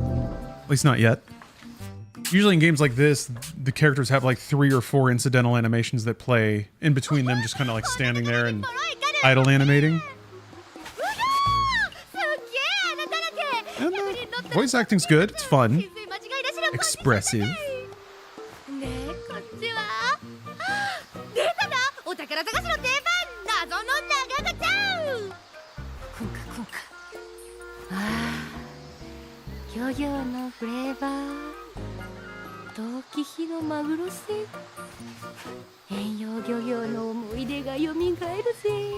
Ugh. Do horses like smelling moldy boots?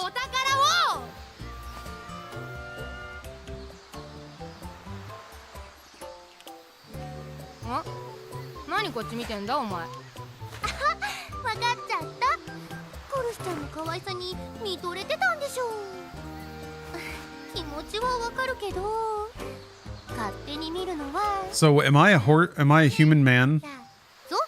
Am I a human person?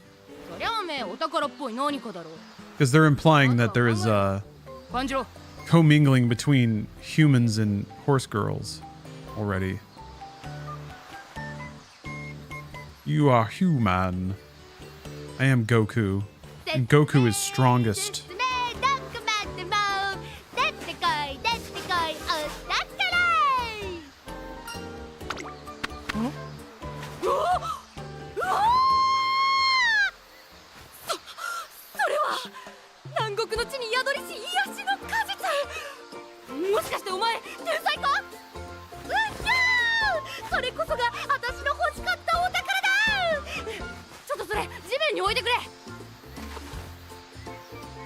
So she wanted a coconut?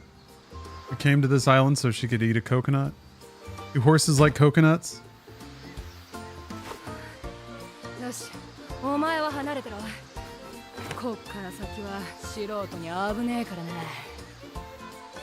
Oh, she's gonna go to town on that coconut.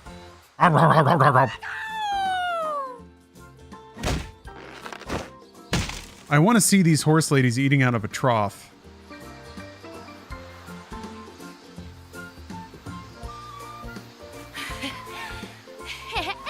ばっくり半分こってな。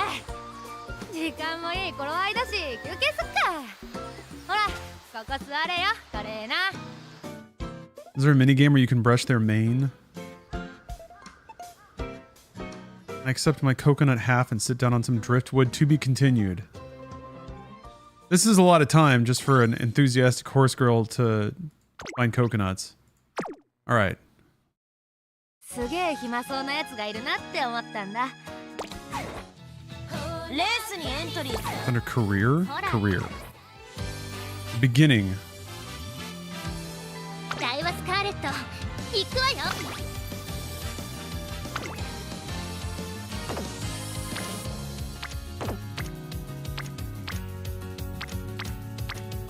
I wasn't paying attention when they said legacy.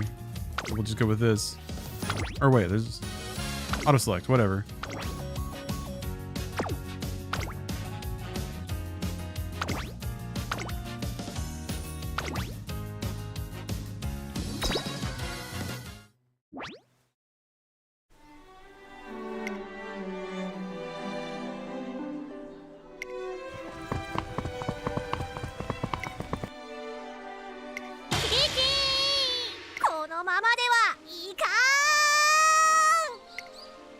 You need to get units and support cards. Do I? Do I? Usually games like this, you win no matter what for like the first hour. You don't have to know shit. You just like roll your hand on the phone and you keep winning. That's not the case here. Then perhaps I'll be humbled very soon.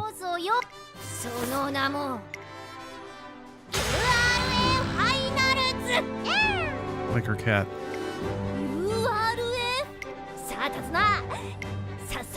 So is it like there's a race and you can only progress if your horse girl wins? Is that how that works? If you don't win, you got to do the whole thing over again?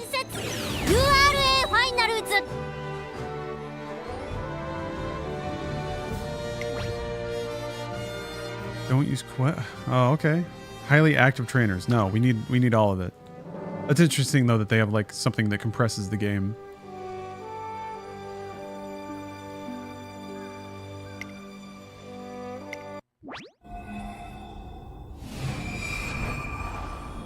What? Are they breeding? Is that what this is? Creating new horse girls? Speed went up by 5. Stamina. Dib.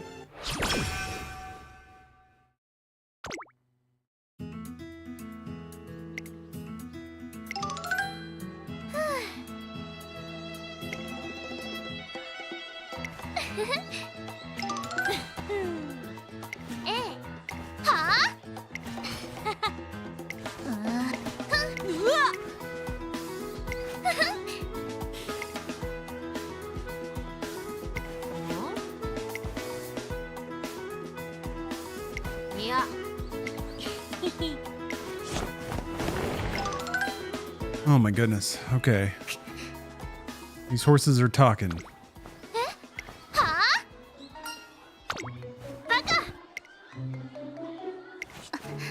Mamusumume A.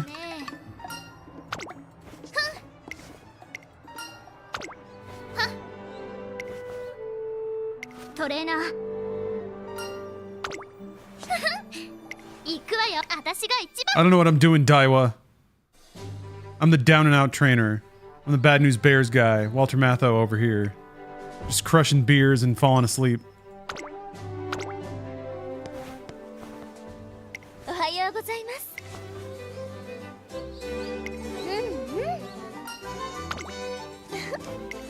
Music is pleasant though. It's cultured. I do like me a good harpsichord.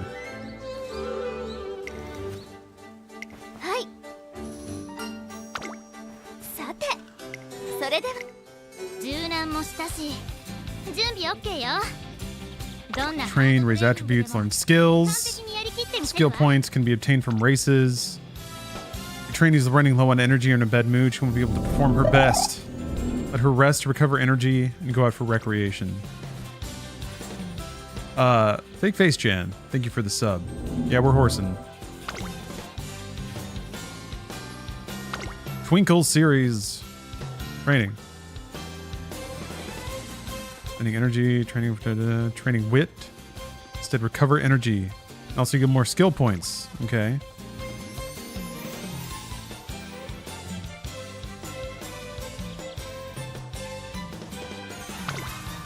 Train with friends.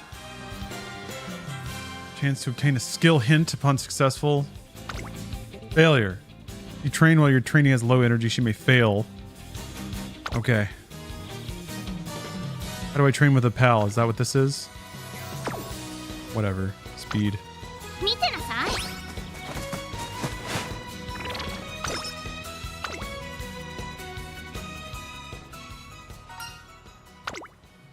Oh my gosh, is there talking in between every turn?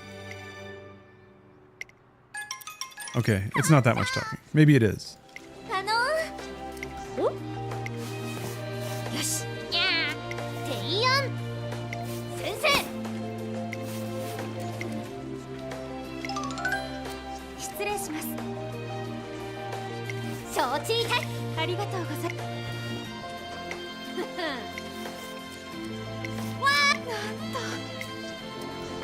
Chance at glory.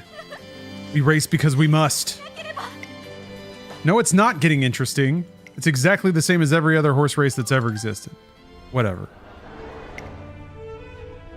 It's buzzing with Umamusume. Does that mean there's like flies all around? Horses randomly stomping the ground? Horses just kind of shit and piss whenever they want. Right? Just wherever, whenever. They're feeling it, they just go for it. So are we saying that that's what the horse girls do? Because I'm going to say that it would be messy in here with all these horse girls around.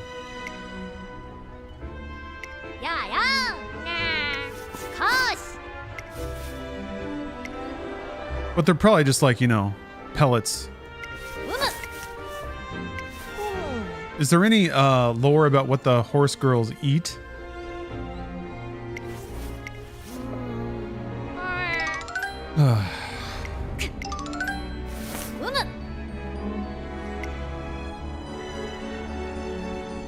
Umamusume runners shine the brightest when their wheels clash as they battle it out for the top spot. So it's just about the beauty of competition.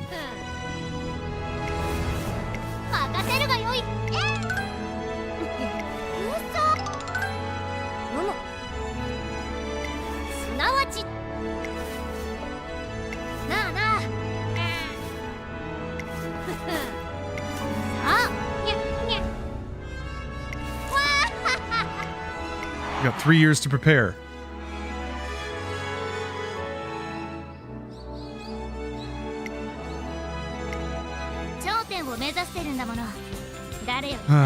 All right, train.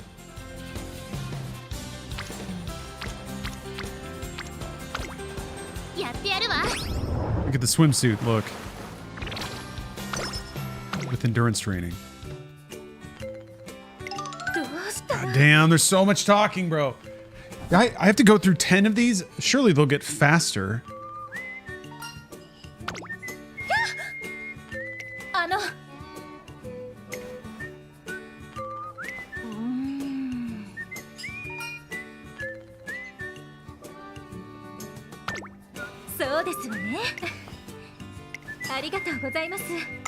Telling all the other horse girls to get fat. Eat whatever you want. Doesn't matter. Oh, it helped. Friendship with Majiro McQueen. Okay, we're buds. Never mind.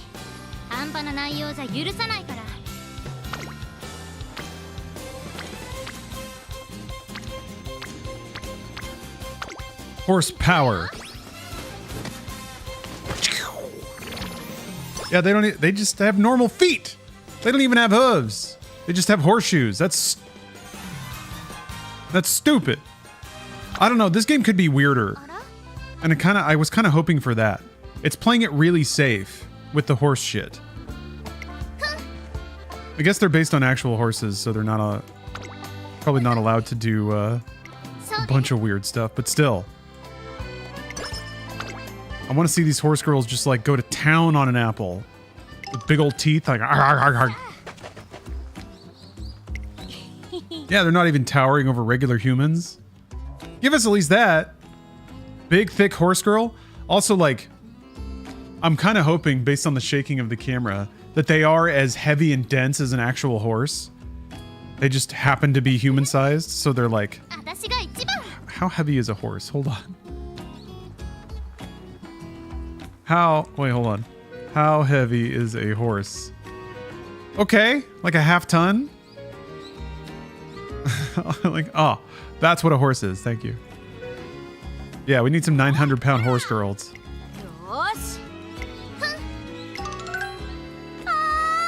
I want to see a procession of horse girls getting loaded onto a horse trailer and sort of like tethered in a row, and they just stand there.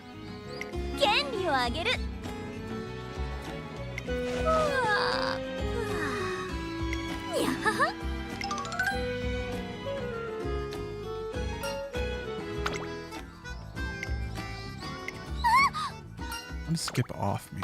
Oh, okay. Whoa! That was close. But this is way too slow.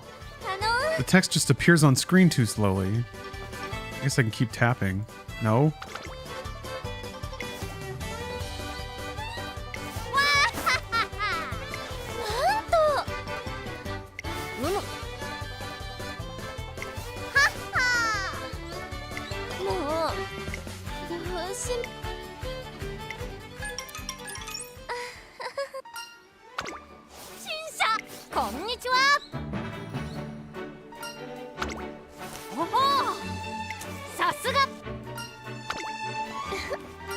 There's so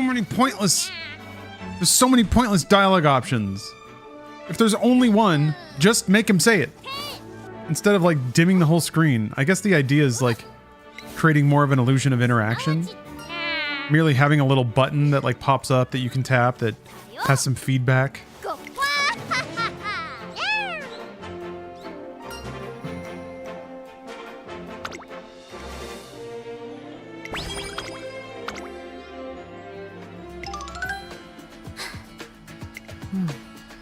Air groove. There was no you in that run. You weren't playing to your strengths. Oh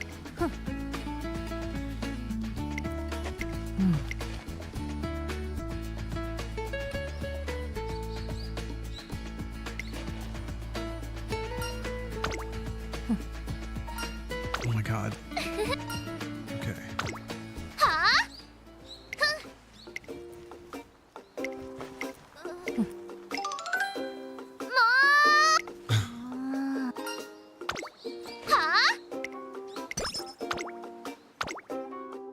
Pissed her off.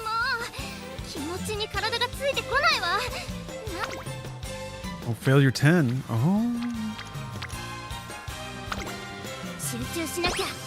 We'll hit the books.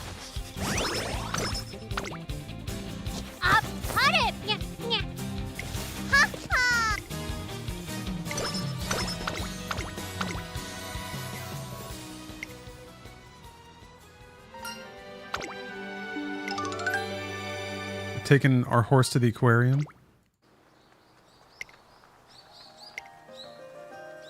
Oh man.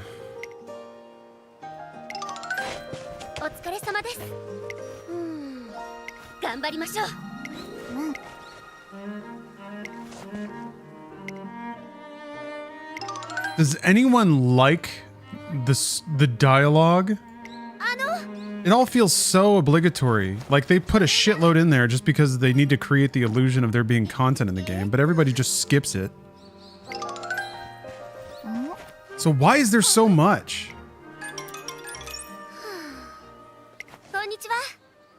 But people like anime like that. where it's just brain dead, hackneyed phrases said back and forth between characters that, like, the only thing different about them is their costume. I guess the idea is to endear you to these horse girls, or find the ones that have the aesthetic or the personality you like, so that you want to get them in the gacha.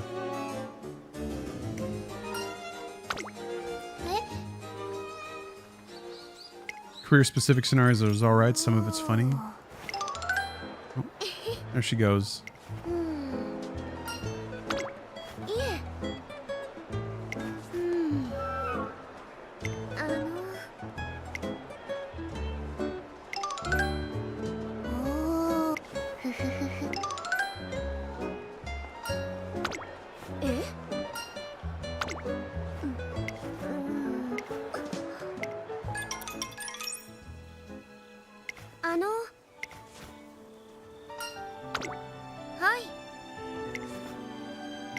Dude.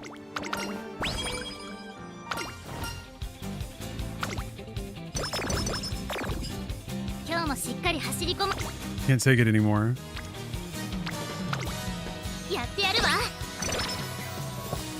Made it as far as I could. They're trying to build a sense of tangibility to the world, but none of the dialogue is tangible. It's all just bullshit anime squealing.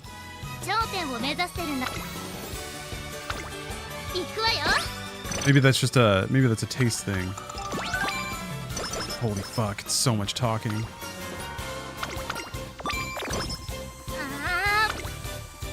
But at least it does pick up a lot if you turn on the skip. Thank God for that.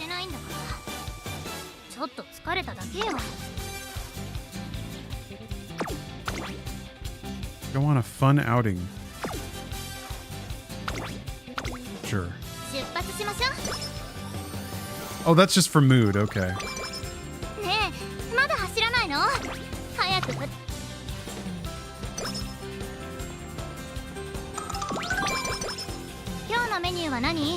Like, I don't know. Why is it in the game? Slow metabolism. You got Logi.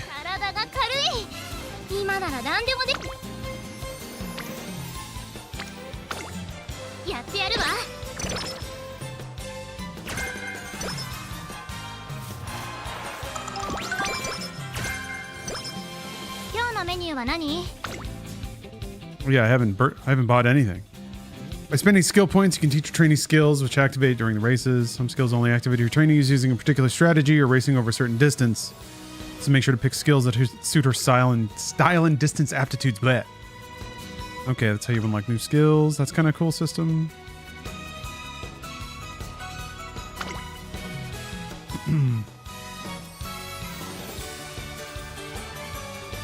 Oh, you get discounts for hints. That's fun.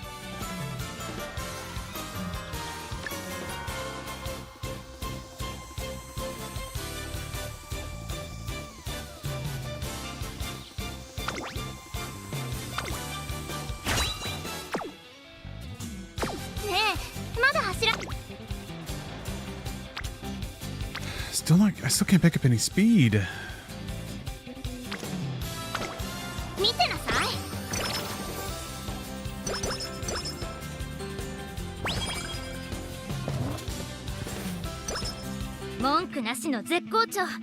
Alright, we made it. Finally. Races are where Uma Musume shine. Place in the top to get the most skill points and fans. Train well and aim for first place. The make debut is the first race to glory. If they finish first, they'll be able to run in various races. If they fail to finish first, try for a win in a maiden race from your next turn instead. Okay.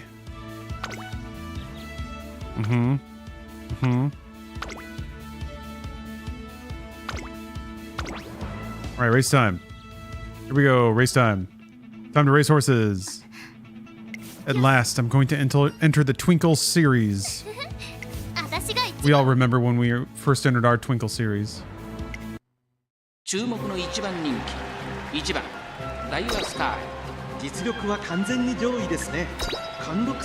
Okay, well now I get a landscape option. Yeah, I had slow metabolism, which kept me from getting speed.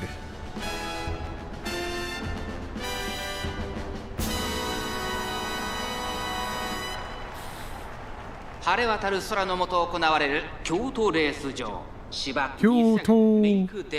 9人の馬娘たちが挑みます。人気と実力を兼ね備えた7番、今日は3番人気です。2番人気 These horse girls are vibrant today. Look at that. Look at that chart. Double circles all the way through. Number one favorite. She's got the biggest hair. People here know who the winner is. さあゲートが開いた。各馬娘綺麗なスタートを切りました。誰が先頭に抜け出すか注目しましょう。先行争いはダイワスカーレット7番5番ダイワスカーレット Dumbass high school girls don't know what they're in for. Yeah, main character energy. They don't even have colorful clothes, or skirts, or high-heeled boots. ダイワスカーレット早くも先頭に躍り出た。第1コーナー回って第2コーナー1番人気ダイワスカーレット早くも先頭。続いて5番それを見るように2番少し Hit your ult? 5番手に8番 Saving it for the final straight. 4番6番並んできた。そしてその内から行ったのは9番その内並んで3番 The picture-in-picture stuff's pretty fun. これは正解でしょうか。ちょっとかかり気味かもしれないです。 Looks like you just kind of win. I told you. That's how every mobile game is. They need to spoon-feed you a lot of wins. Mobile games are actually very calculated about when they start making it even possible for you to see a fail condition and how and why. I guess every game is pretty tender about telling players they lost in any form. Yeah, first 2 and 3 races are easy. I would figure the first whole story chunk. Oh, you lost this race? Oh, outside the tutorial? So if you do this one again later, it's not as stacked in your favor, I assume.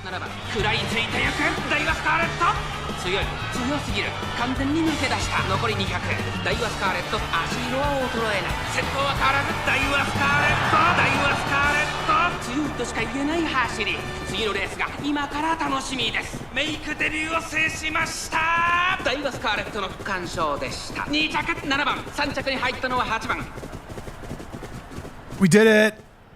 ちゃんと見てたでしょうね We're the best horse trainers that have ever existed.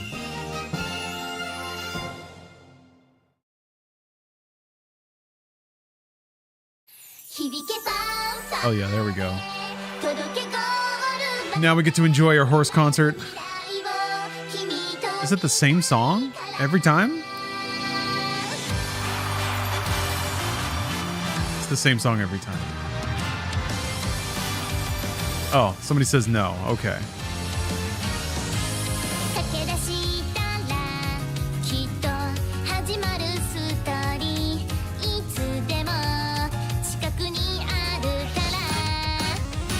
Can't believe I did it. I'm so good at this game. This game is so good. Yeah, I guess I see the appeal. Sorta. I see the appeal only because I see its similarity to other games that are very similar to this.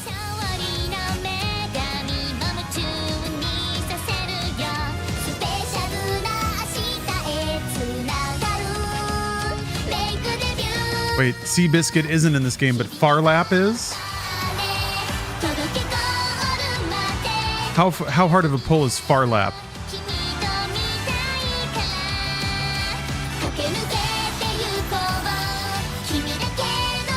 How do I get Farlap on my team? That was a joke? Oh. Oh. Well, suddenly I'm less interested.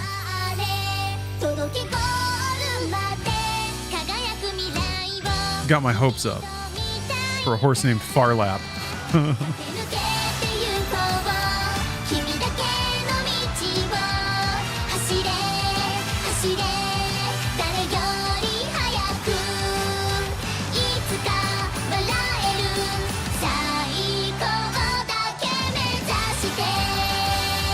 Think any other skin on the game and it'd be more approachable?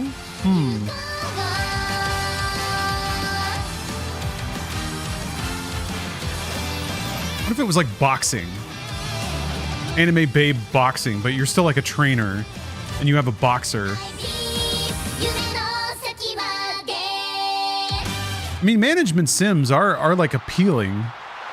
I do like the concept. Oh, I've unlocked the song. I can listen to it whenever I want now. Yay!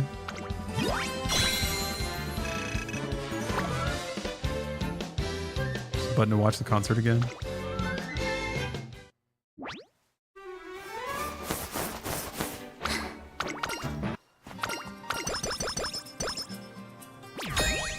Mm-hmm. Well, I think I get it. There's just something that feels weird about skipping most of the game. I guess it's like, there's nothing wrong with that. Especially if you realize that that's not the fun part for you.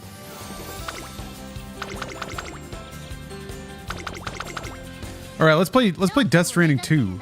If I'm gonna watch something baffling, I want it to at least have, like, content. Also, I'm gonna have a snack. I'm gonna have a turkey stick. Which is something that it feels like a horse would eat, right? Pepper? Dr. Pepper? I'm gonna have a Dr. Pepper! You play a lot of horse games? Can't say I do, no. I played Witcher 3. Played Red Dead. I don't think of other horse-related games. I mean more like anime gacha, Mardo. More, anime girl in pretty dress collectathon type games. And like endless treadmill grind stat-based games. Which it sounds like I'm speaking really derisively about it. I think there's such a place for these games.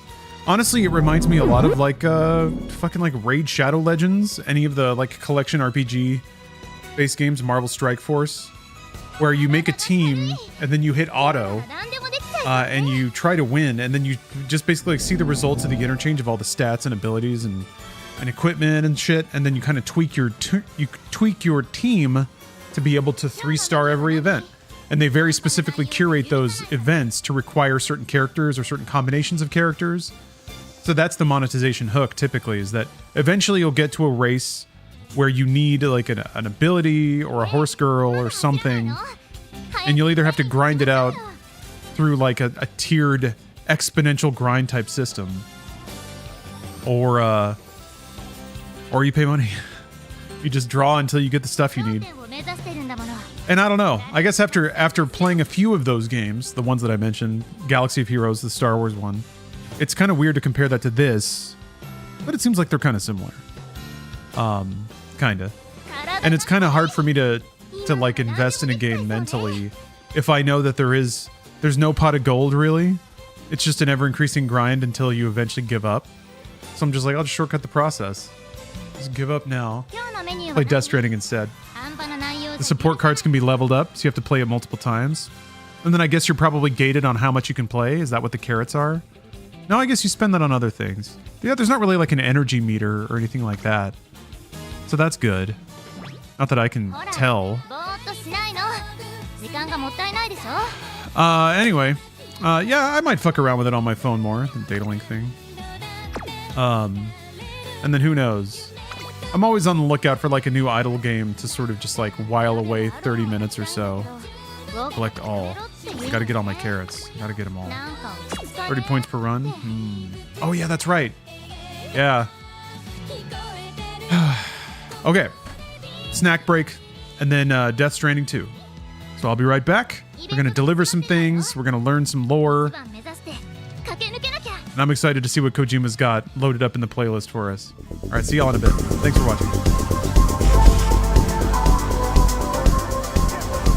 You want at your Toyota dealer now. This sales event ends soon. Well, as I was saying, I'll bring the cold drafts, and you just bring those beautiful eyes of yours. Yeah. Could you hold on? When cold filtered is cool enough. Hi, it's your shot. Ice draft. I've got to go. Susan? It's ice brewed below freezing, then cold filtered. For a smoother, better draft, taste the future. Ice draft. Only from Budweiser. You held my name. You held my body through the thick and thin. Before I let you lay a hand on me, I wanna know.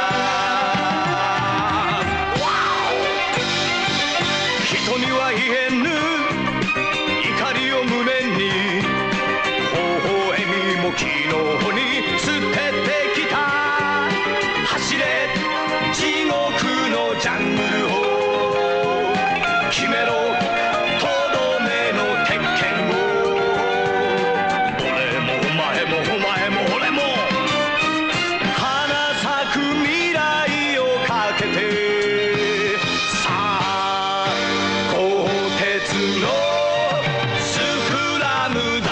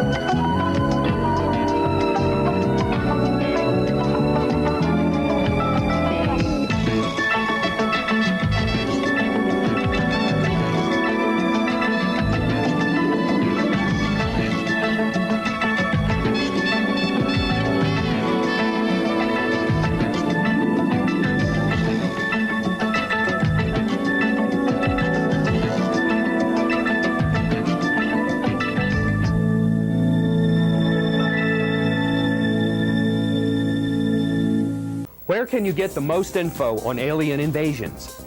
Is the Star Trek X-Men a good read, a cheap marketing gimmick, or both? Is Mario 64 really like jumping inside the movie Toy Story?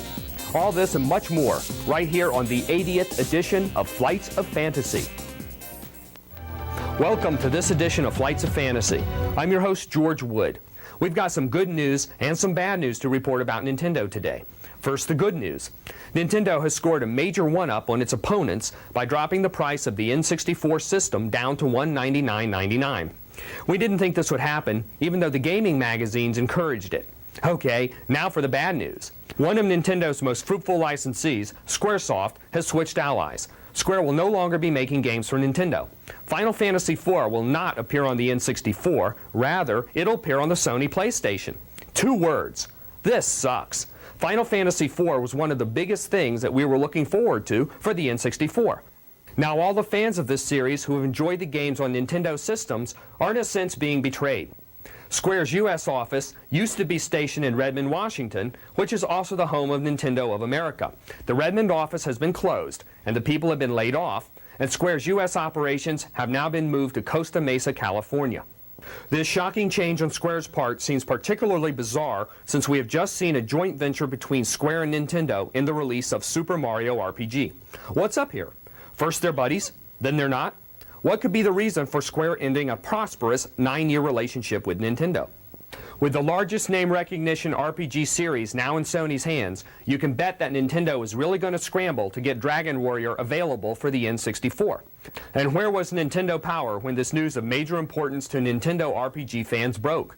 Don't look for even a news brief in Power on Square's mysterious repositioning. The news doesn't exactly reflect well upon Nintendo. Now, I don't know about you, but I think this is the most shocking news ever to hit the industry. And what of the ex-Square employees in Redmond? Well, they might form their own company, according to ex-marketing manager Ted Woolsey. We hope they do, and we hope that they will fill the void that Square left in the world of Nintendo. Finally, some action heroes who know the meaning of action. Change it. Introducing the Beavis and Butthead video game. Feel the thrill of the chase, discover new and powerful weapons, and control the destinies of America's leading morons. Whoa. For like, heroes? These guys are stupid. Stupid. 2 morons, 3 different games. The Beavis and Butthead video game for Genesis, Game Gear, and Super NES. It rules.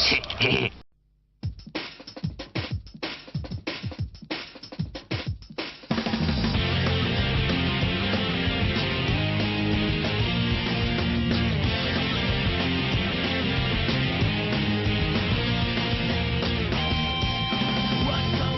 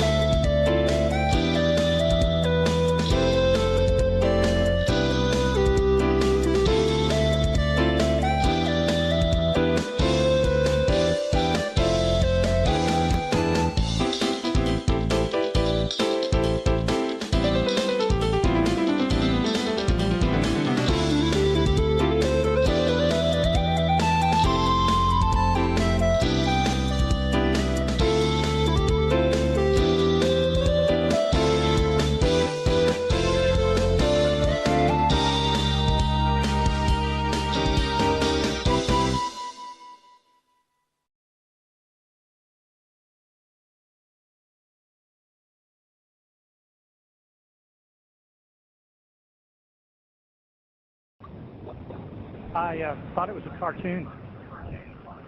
When I came in, it was before I'd gotten my first PC sound card. I didn't even realize there was voice in it. When I came in, there wasn't anyone in at that point, and I didn't even realize it was a chat where multiple people could come in. I mean, after all, it was 1993. You can get inside of here, and if you spend a lot of time in here, you begin to adapt very readily to a completely different set of environmental rules. And actually, to me, it does become another reality, a second reality or a separate one. Inside of here, we are an anonymous being, and we can conduct ourselves as such. Noisy. I am the Eliminator. I bring you 7 awesome assaulting weapons all in one. The Power Dagger, the Power Sword, the Laser Sword, the Army Machine Gun, the Bayonet Machine Gun, the Cyber Gun. Alone they're incredible. Together they're unstoppable. Now in your hands. The Eliminator TS7. The Eliminator TS7. 7 awesome weapons with lights and sound. Batteries not included.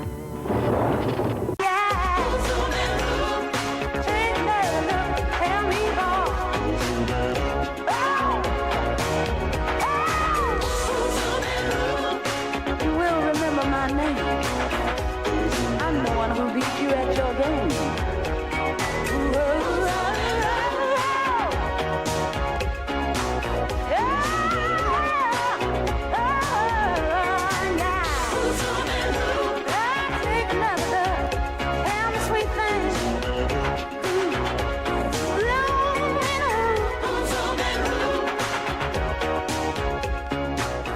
Okay, where are we here? Working at chest. Are you doing okay? You've been concentrating, focusing on your muscles, and doing each movement slowly and deliberately, right? Good. Okay, well, shake loose. Great. Your head, side to side. Good. Okay, you feel good, huh? Relaxed. Move. Great. Good job.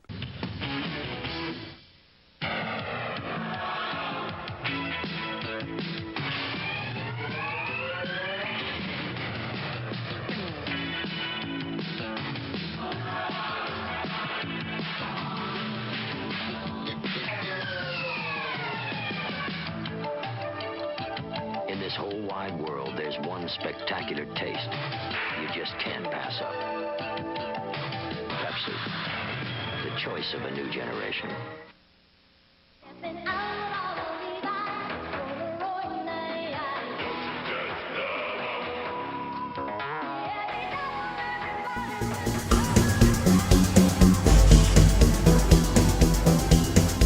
It's time to strand. Double the strand. Intertwine like a helix. DNA. It's what makes us who we are. Umbilicals, connections, smooching a little baby, carrying things, putting down signs. I made it here. Okay, I'm just in the take on a main order. Easy peasy. It's so weird that the exit is not on that side anymore. Man, that messes with me. Oh, go baby pig. We got a baby pig. Oh, baby.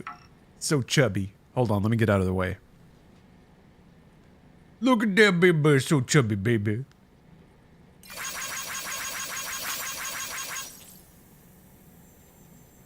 Excellent. Yeah, we're about hour, 2 hour, 3 hours into the game. Baby. All right, let's get out of here. Baby. The ending is pretty, or sorry, the intro is actually pretty tame, especially compared to Death Stranding 1. Just in terms of weirdness and intensity.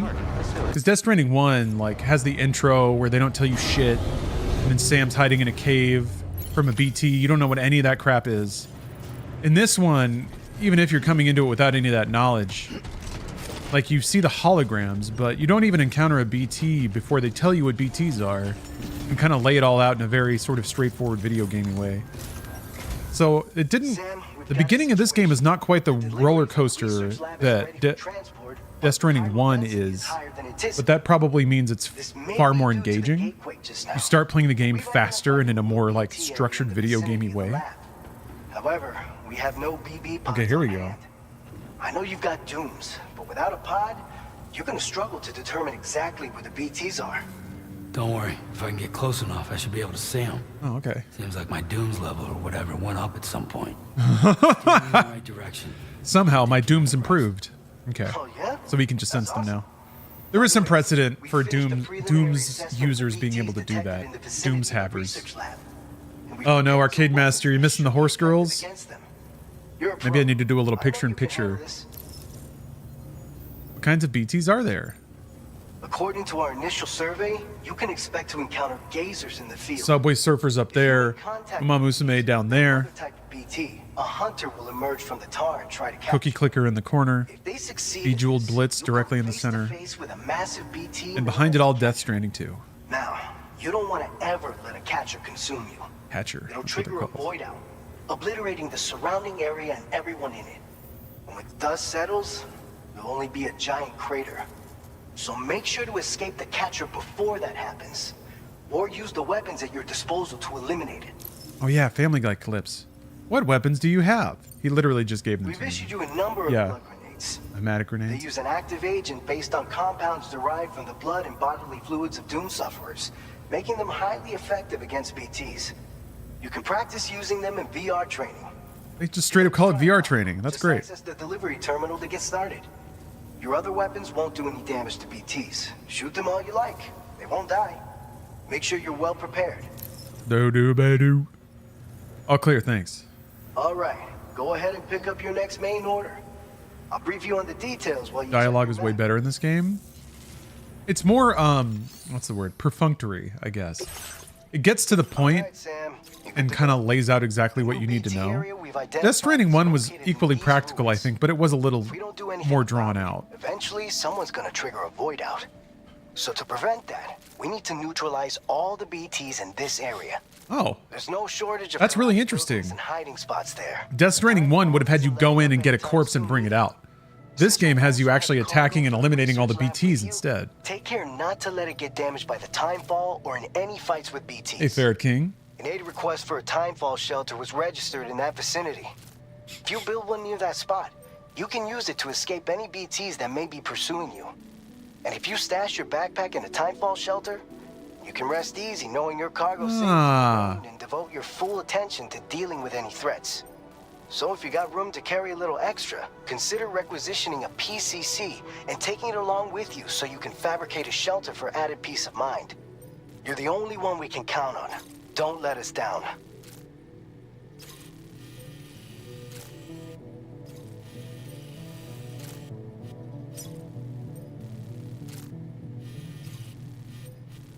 Oh, so it's like both? Prototype MP bullets. BTs in the ruins near the lab, making delivery risky. Eliminate the BTs, then and deliver. Huh. There's like deliveries that have multiple steps. It's like, it's kind of different that the game would track it. I've already got one. Might as well take another one.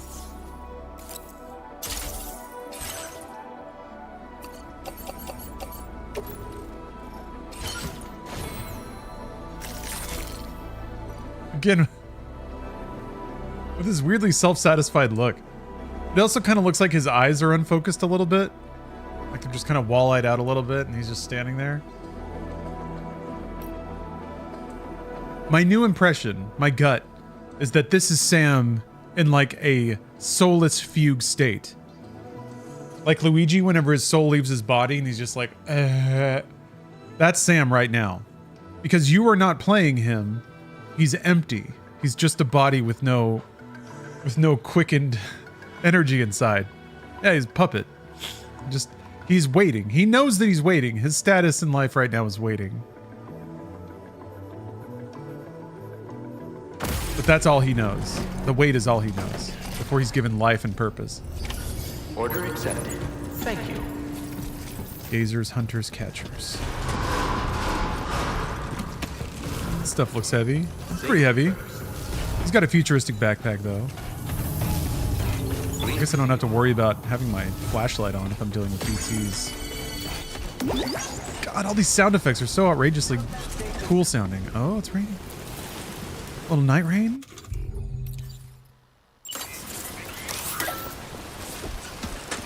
Also like how the outer deck sounds like a mining lamp. Got a loud ting. Working all my night rain. Commencing route creation. I don't know if I have another ladder.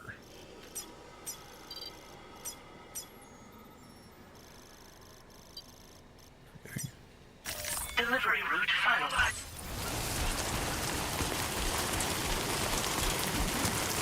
I probably have a ladder, right? Yeah, I got a ladder. I got ladders. No problem. Love how dumb they look. They expand upon literally everything. Take care, Sam. Yeah, I'm excited. Already they've kind of demonstrated that things in the first game that were like there but not necessarily fully useful, like the timefall shelter, they've already made better. And also the ability to take off your backpack is pretty cool.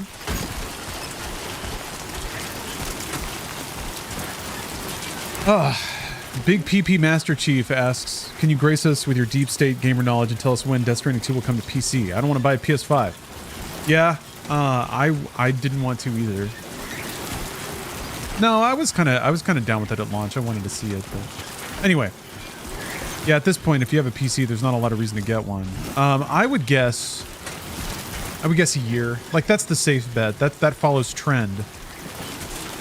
Is that maybe April next year? It'll come out or we'll know about it. Or Death Stranding 1 was released 8 months after. That seems so fast. It felt like it was longer than that, but maybe not. But yeah, unfortunately, there's no inklings about that.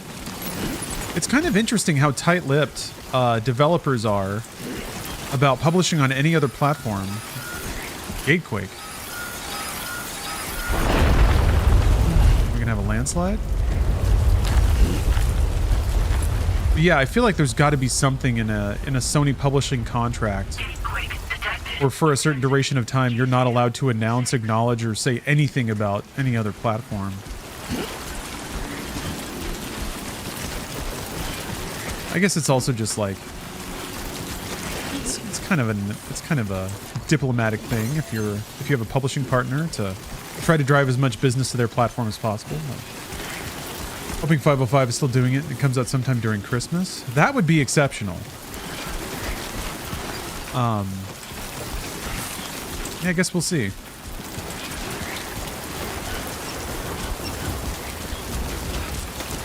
Yeah, kind of like with Death Stranding Director's Cut. What I'm hoping to do is like just play through the game fairly straightforward. Get the story.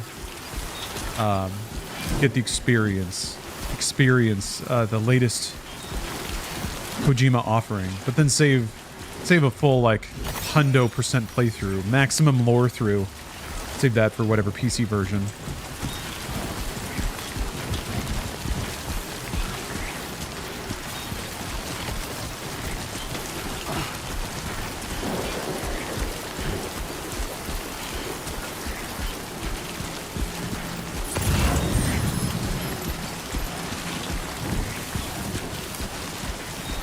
Cuddly toy duck.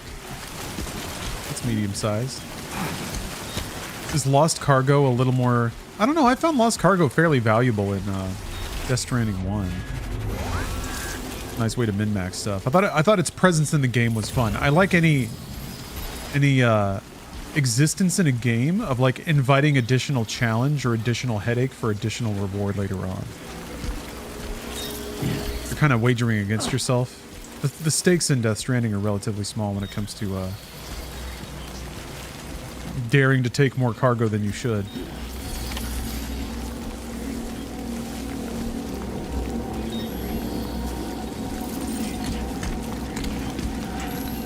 All right. Wrong one. Yes, there we go. Like structure.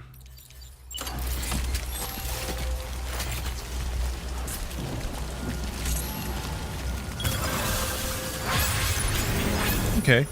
You get likes.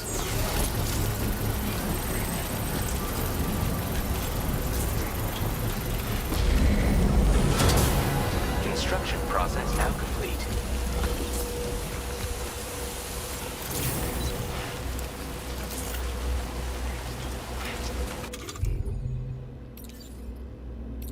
Oh, wow. There's a button to just get rid of, like, all expended items. That's fantastic. Oops. Oh, that was not the right... Okay, hold on.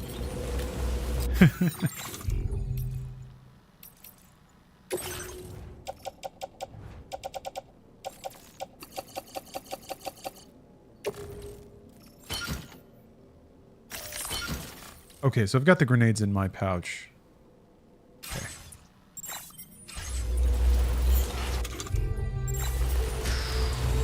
Nope. Wait, it's this one. It's up. Right.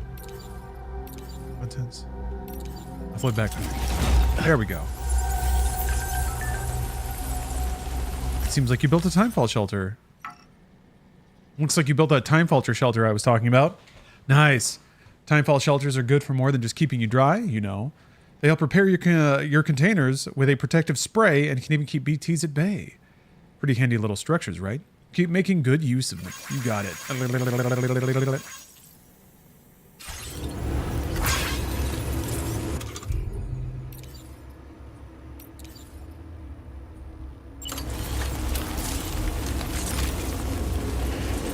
right. We gotta go ghost hunting. But unlike TV ghost hunting, we're actually gonna find some ghosts. Oh, just hold triangle. What's that? I'm getting something on the reader. Did you hear that? Did you hear that? Wow! Kaboosh! Yeah, man. Ghosts ain't shit in this game. There's a whole phase in Death Stranding 1 where you're meant to be so scared of BTs, and now they're just nothing.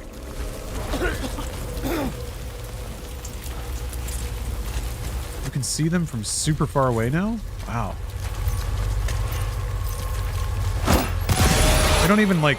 I guess they're not moving around that much. Maybe this is just the beginning. Beginning of the game. Baby BTs.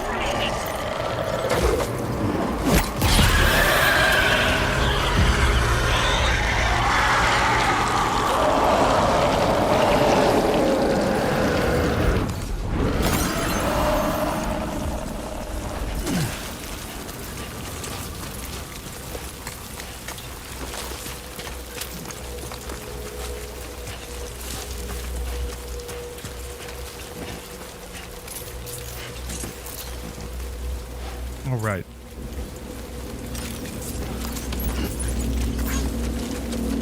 Right. Oh, you can't... Wait, hold on. There's got to be a way. There we go. Ha!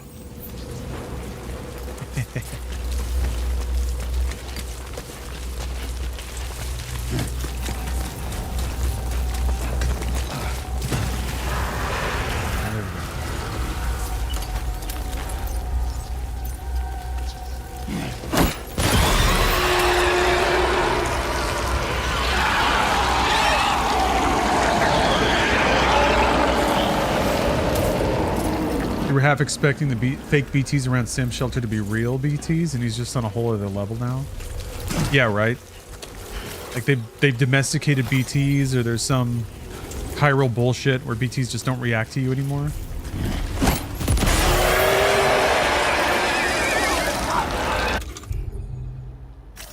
That's awesome. Holy fuck.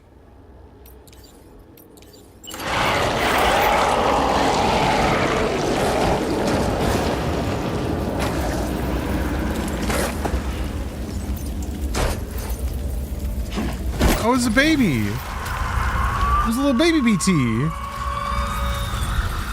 Sometimes the BTs in Death Stranding 1 looked like that. They were just tiny until you like scanned them properly, and then they would become like a full human structure. But no, that was just a full baby BT. Yeah. Boarded. The Audra deck isn't pointing towards BTs anymore.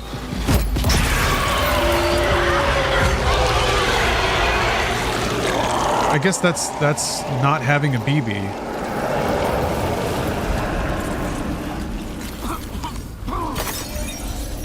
Yeah, I guess I can just see him now.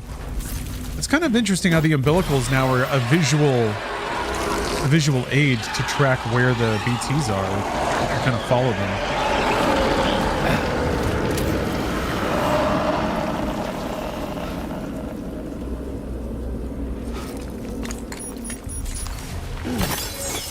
Got it? Alright. That's really cool that they sort of illustrate to you that killing all the BTs in an area will make time fall.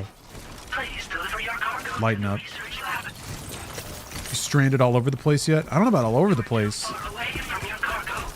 I don't know that if we take stranding to mean pissing strands everywhere. I don't know if I've done it in this game yet. I think I have. Well, that's a problem I can fix right quick. Turbo Z, you're at SGDQ right now? Nice. I've been really enjoying it. The Resident Evil 7 run last night was super fun. It was interesting to see just like how crazy bright they made the game. It's a long way down. Alright, now equip Wing Wang, which is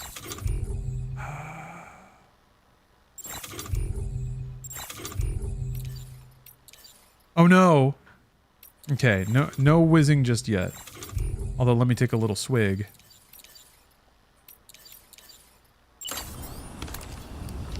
How are you liking the show, Turbo Z? Ooh.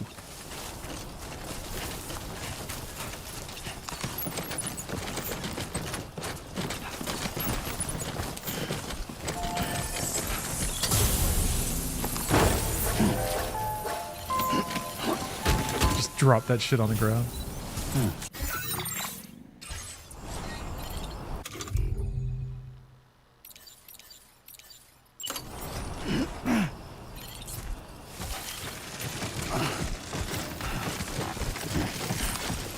Sorry, the spirit is willing, but the body is weak.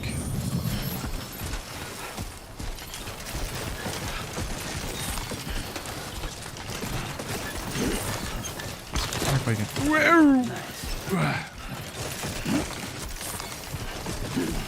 Classic. Tripping on rocks, man. Feels good. Let's see if I can grab these headache pills. When do we piss on a BT? Damn. Good question.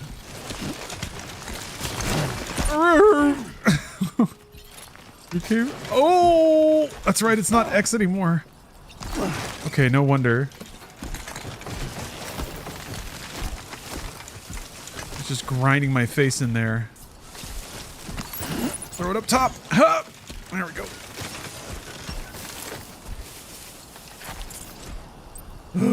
Is that where we're going? Sure is. All right. Lots of cool people. Runs have been great. My boyfriend ran Talos Principle on Monday, and he did fantastic. That's awesome. Oh my gosh, congratulations. I'm gonna have to watch that run. Talos Principle is such a fascinating game. That's one of my deep backlog games. I've always intended to go back and finish that. And the sequel is either out or almost out. I'm a big fan of Crow Team. When I need to look up when Doom the Dark Ages happens. I'd like to see that run, of course. Oh, it's out. Okay. This is nice. I like this camera.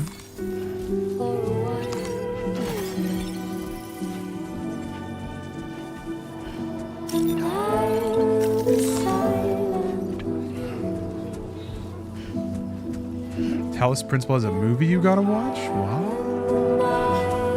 Oh, your boyfriend ran Talos 2 last year? That's so cool.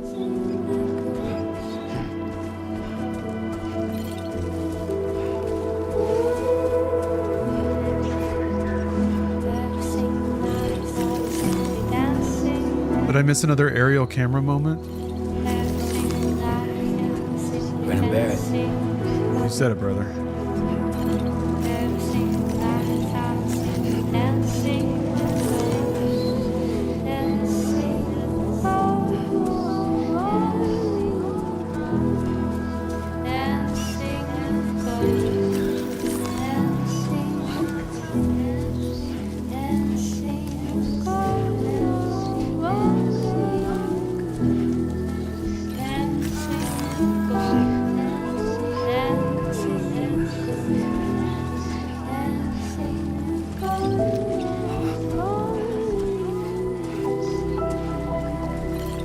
I guess I wasn't sprinting that whole time. Yeah, Zoink Labs. Music's real good. Seems a little more eclectic this time around, too. Not that I mind low roar. I think it was an amazing fit for the energy of the first game. But yeah, weirdly, this game seems a little less ponderous and depressive, even though this music is kind of like that. Samurai Spartan, thank you for the sub. Thank you for the 51 months.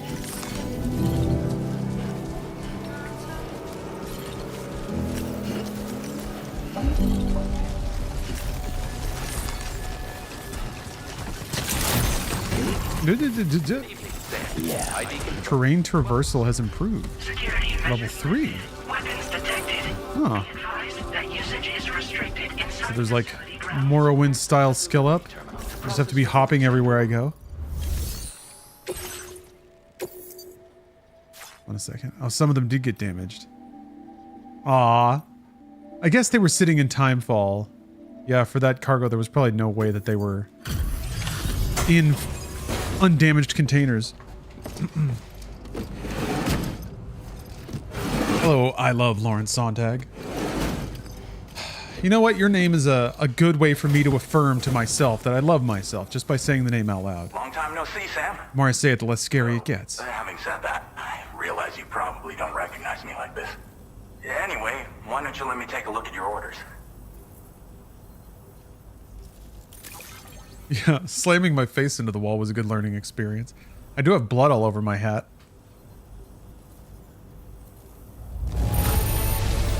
Looks just about perfect to me. But that's Sam the Man for you. Oh, picked up some lost cargo, I see. Should be a nice surprise for someone. We never doubted you. Blong! Reliable as ever. Wait, why did I blong? Oh, okay. Man you can count on. Did it say 8% of players had that? That must not be right. Once you do, you'll have fulfilled your objective of bringing the entirety of Mexico onto the chiral network. Man, Mexico's tiny.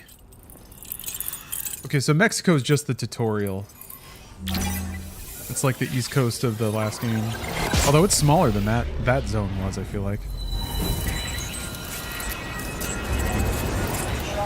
Wait, I saw a like thing. I can like? Who am I liking? Is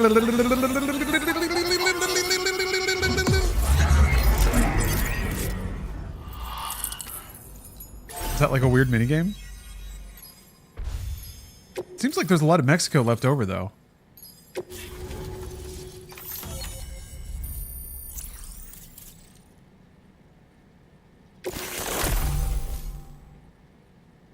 Oh, okay, well that was fast. Now you can shoot them to death with bullets.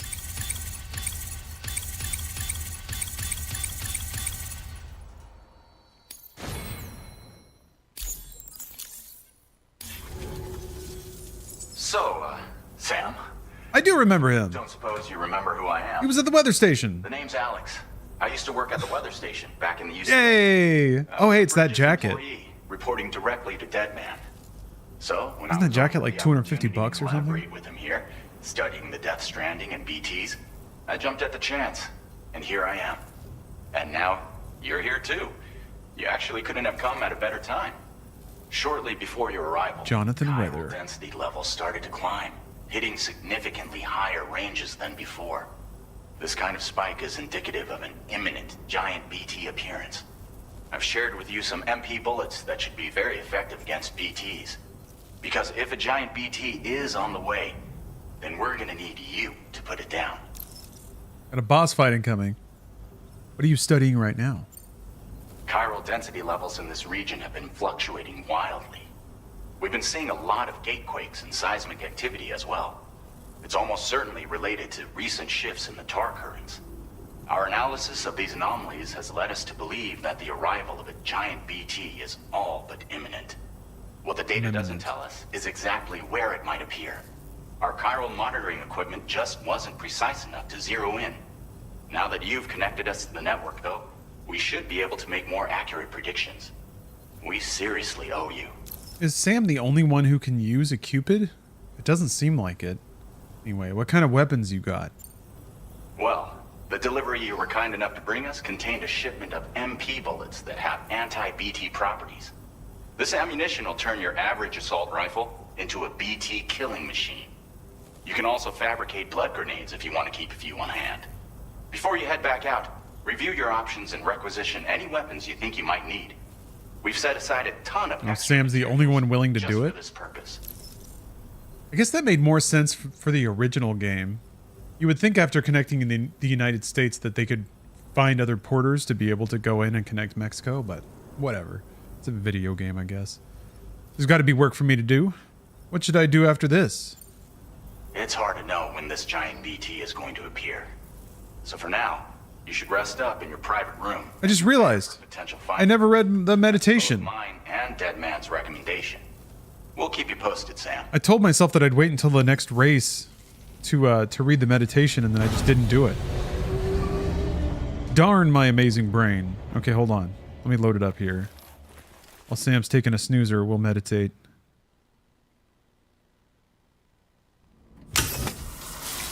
Oh, here we go. Wait, hold on. This is a different kind of meditation. Damn, Sam's looking good. Verse 48. When thou wishest to delight thyself, think of the virtues of those who live with thee. For instance, the activity of one and the modesty of another and the liberality of a third, and some other good quality of a fourth. For nothing delights so much as the examples of the virtues, when they are exhibited in the morals of those who live with us and present themselves in abundance, as far as is possible. Wherefore we must keep them. Wherefore we must keep them before us. You are a good friend to me. One I could. I think I get what he's saying. Celebrate the people around you. Which is why I took steps to ensure that I was this gonna hug message him. would only play upon your. You went in for the big ol' hug. The sensors were set to scan for your biometric data. A simple enough trick. Yeah, I guess his phasmophobia is gone. Geophysics laboratory Cool. established for the study of earthquakes.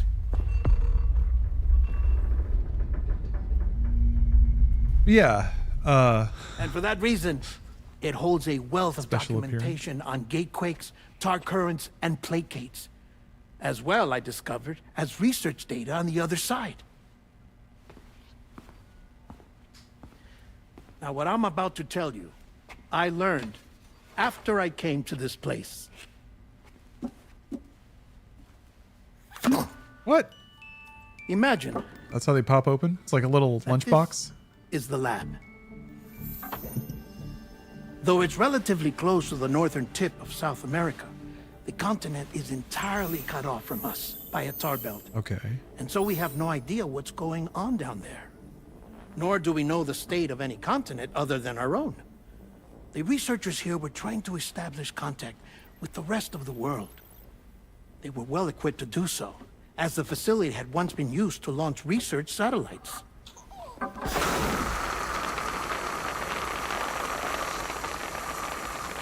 So they tried launching a variety of probes and drones in the hope of obtaining observational data,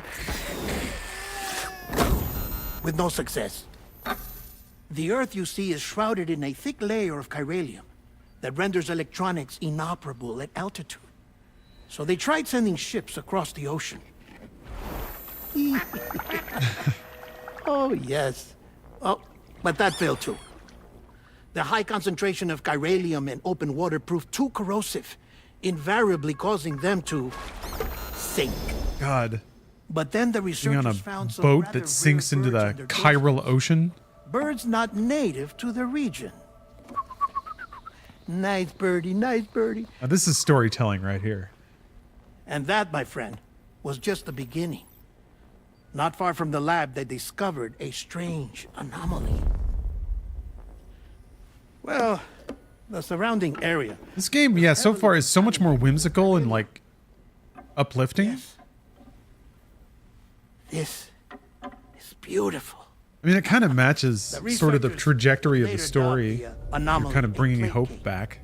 But further investigation revealed that it came into existence when you began to expand the chiral network across North America, and that the gate grew larger in tandem with the network itself. What?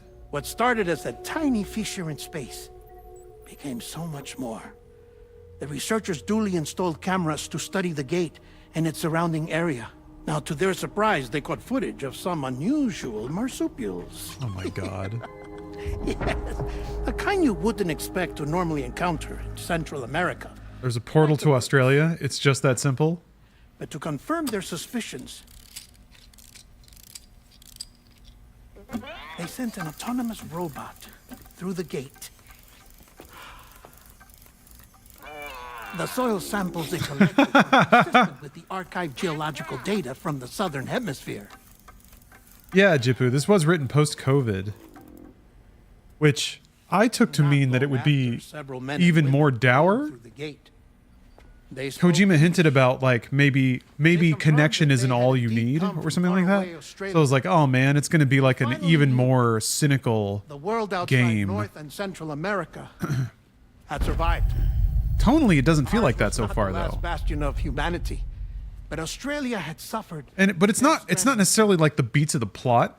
It's just the tone of Researchers began working closely. dialogue and the way in which things are presented. It's like the frame of the story Paving the way is a for lot more expeditions to cheerful. Australia that would lay the groundwork for chiral network Oh expansion. shit! It's 4:20. Hello, it's me, Richard. After they had first installed surveillance equipment, that is, Oh, you probably couldn't hear that. Hold on. I think it was coming through the mic. But... Hello, it's me, Richard David. I can do you 420 weed, everyone. The UCA may not have I found another clip. conquest Hold on a minute. control, but they aren't about to let just anyone use the gate. Indeed, that's You one of the dumb reasons bitch. they were so determined to connect Australia to the network in the first I place. love my Pepsi so much. All right. Well, I suppose that's all I have to say about the plate gate. Hold on. I was missing some stuff there while I was listening to AI Riddick. So let me pop open the corpus. Okay. Mexico, Sam. Microscopic warping. Connecting Mexico to Australia. The plate gate can be used to travel between the two continents. You're fucking kidding me. The mad lad really was just like, I don't know, there's a portal. How are we going to get to Australia? I don't know. Fuck it. A portal? There's something else that I need to tell you, though. I'm going to go listen to my records. Far more important. Oh. Mind if I pause it here? I have to go take a shower. Gate quake detected. Sam, a gigantic BT just showed up outside. Oh. We're prepping weapons for you now. Now that's writing. Access the terminal. Sam, I have something very important to tell you. We're counting on you. Very, very important. Yeah, the music is a lot less dour, too.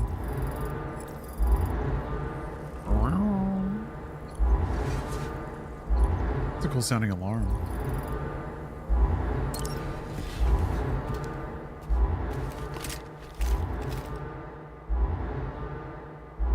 We're saying that this recording was made with BB in mind, because otherwise it makes it look like Sam really only has one brain cell. I mean, he's not...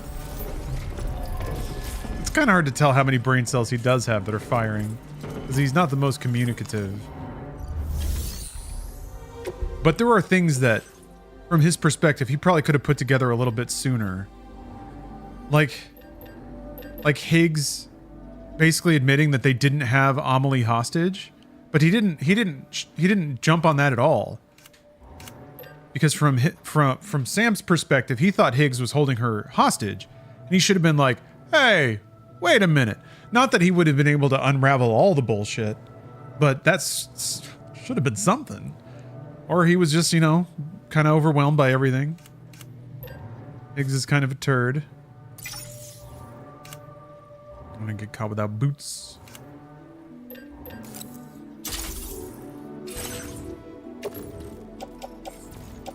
Boot clip. There we go.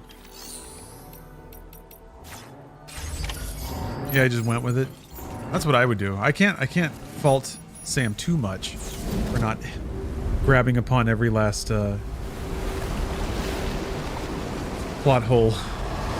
Ooh. Ooh.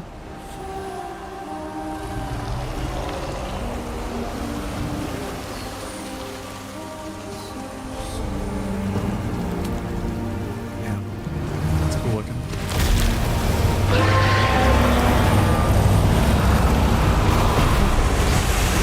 Difficulty am I on? I think just normal.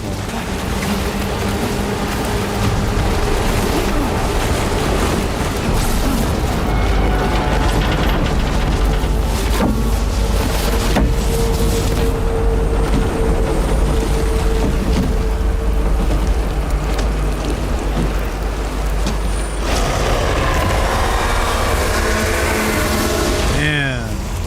Yeah, God. Get into it. They get into it quick. Huh. Huh.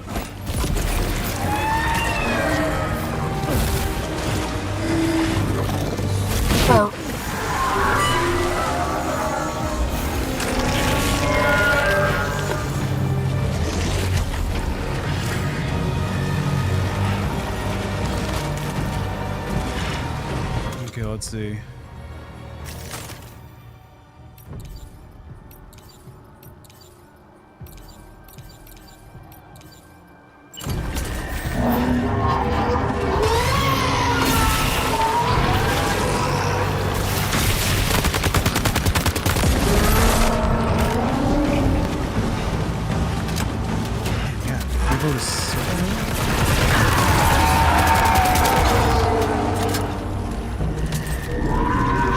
Cool gunfire sound effect.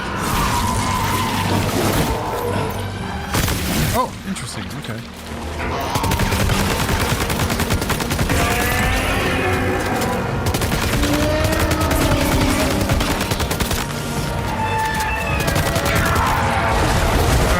There's a rock there. Damn it. Okay. I kind of see what's going on.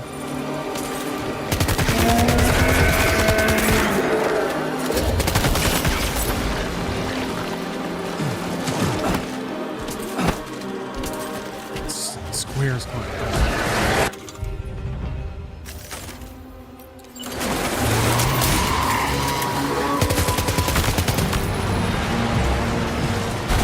Whoa, cool.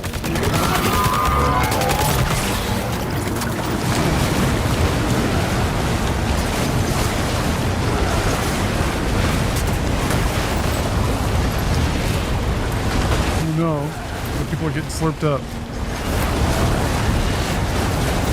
Andros attack.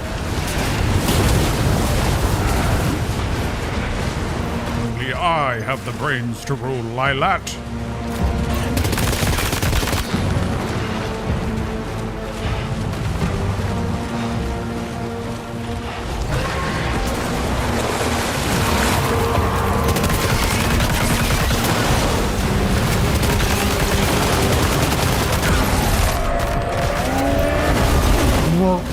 What happened? Did I bonk into something?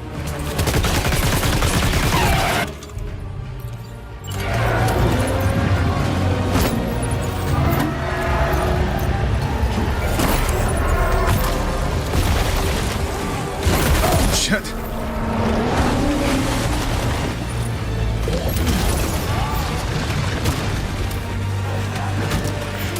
Oh, thank you. You still have to do that stuff where you have to put the blood bags in your, Yeah, it seems like it.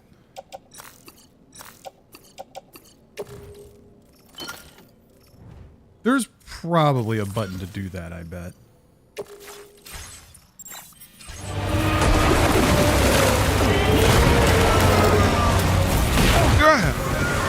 What? Uh-oh. Oh, okay, I thought I got eaten.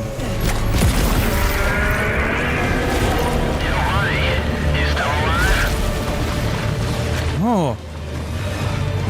Hold on a second. Daddy Pudding, thank you for the generous super chat of 5 British pounds. Daddy Pudding writes, my little vegetable patch got flooded recently when it rained. Turns out it was full of leaks. I don't have the... Hold on. Turns out it was full of leaks.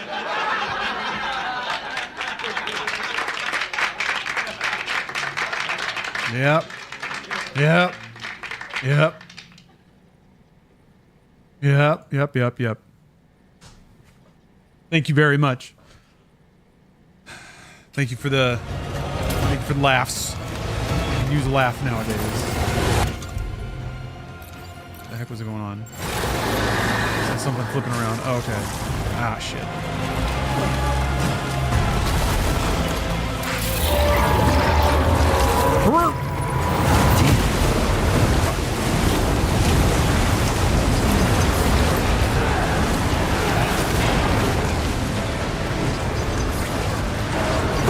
Oh shit! Oh shit! Stand on stuff long enough.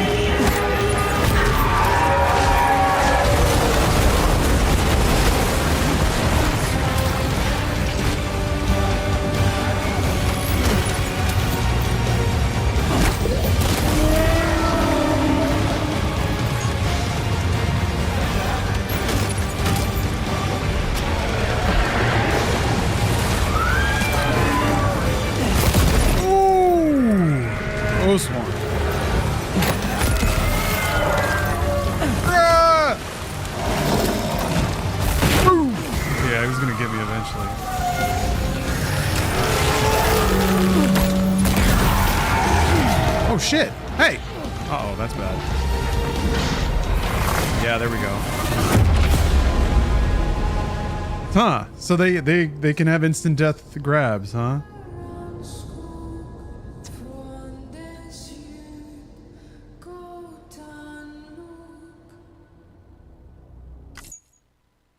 Do you just have to, like, just never be close to them? Also, I hit him with a grenade and it didn't interrupt like it did every other time before that. Feels like one of those things that's, like, conditioned to happen.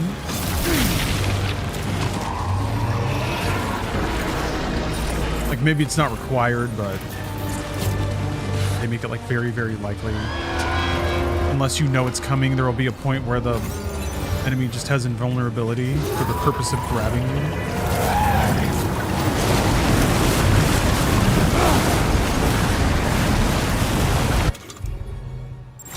It's used. Shit.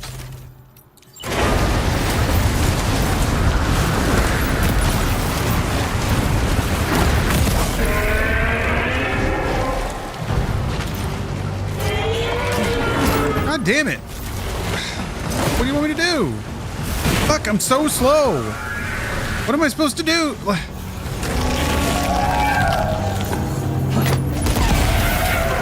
that the chomp? I guess he just did it twice in a row before and it decided to ignore the second grenade I threw.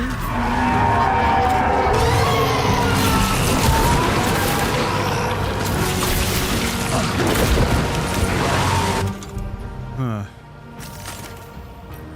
Great. I don't think it... Yeah, I guess this is what I can do.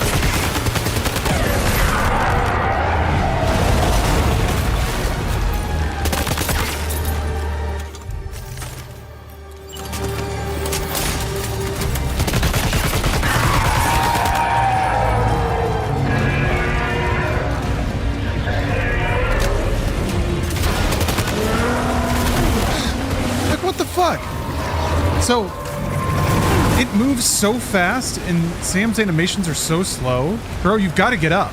You've got to get up. You've got to get...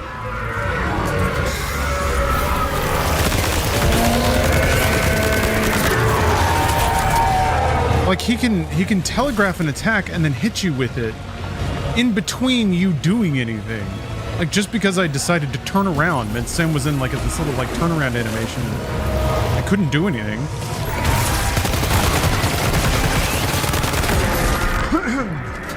Aside from sit there and just get hit, which is not the end of the world, really, given how like you get health back and stuff.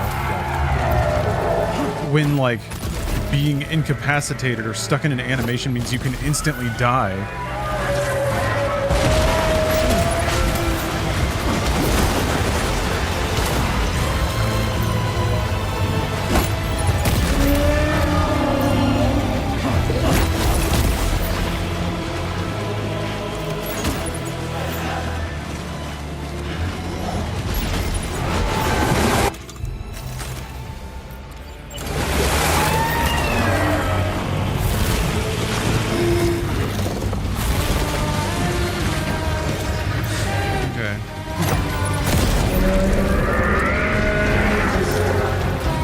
I mean, I honestly don't necessarily mind that, especially if it's like the first boss fight and it's pretty easy.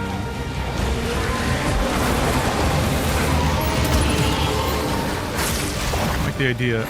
I typically like, Jesus Christ. I like hitting players with a random fail state just to remind them, just put the fear of God into them. Oh, shit. I guess it was just too close to some of those attacks to reliably react to them.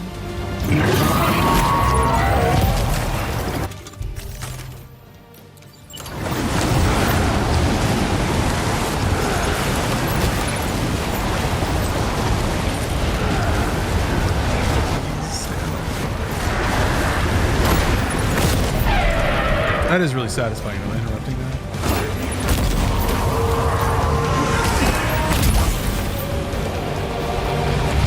Pretty cool looking boss too.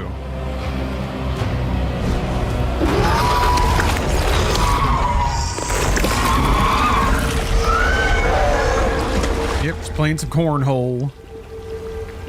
Just throwing some corn. Oh, he's back.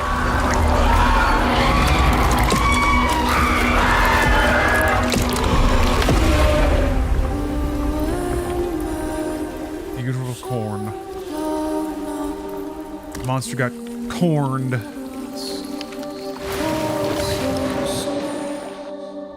You love me a big spectacle boss fight.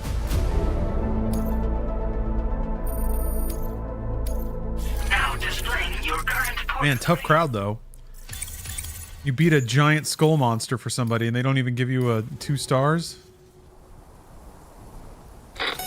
Were you gonna do that? Sam, this is Alex. You did it! We've confirmed the Krasuski, hey, thanks for the sub. BT. Local chiral density. Months may as well be Twitch Gold, sure. I think we can all rest easy for now. You've saved a lot of lives by killing that monstrosity. Actually, according to the L icon, I guess it's like purple. And take a break. You've earned it. Thank you for giving me the permission to take a nap. I think Kojima cares about ray tracing. No.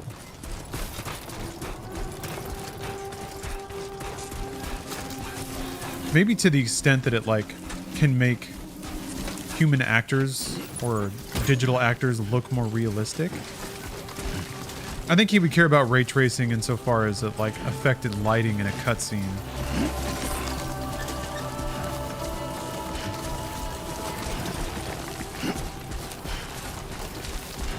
Actually, what I've one of the things that I've heard about ray tracing in terms of lighting is that it enables you to basically have a what you see is what you get editor. When you're actually calculating all lighting on the fly versus having to like bake all the lighting into the environments. You can't just move lights around in an editor and change the look of things on the fly and set them exactly like you want without having to like place everything, crunch the lighting, and then see how it looks, and then make adjustments. Yeah, WYSIWYG. I remember that being a big selling point of id Software's Tech 5? Whatever Rage was running on. Process your orders and Their mega texture tech had the ability for multiple developers to edit the same asset simultaneously and have it all in a like what you see is what you get window. I think that's when id Software was maybe still pursuing the idea of licensing out their engine, but now it's just become mostly a id Software and Machine Games outfit, but that's fine with that.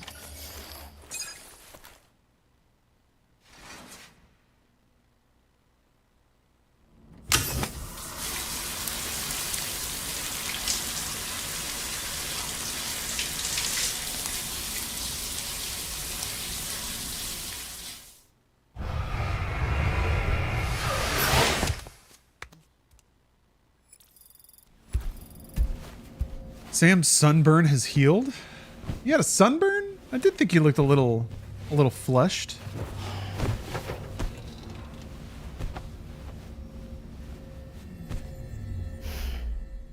And a few more skin blemishes popping out.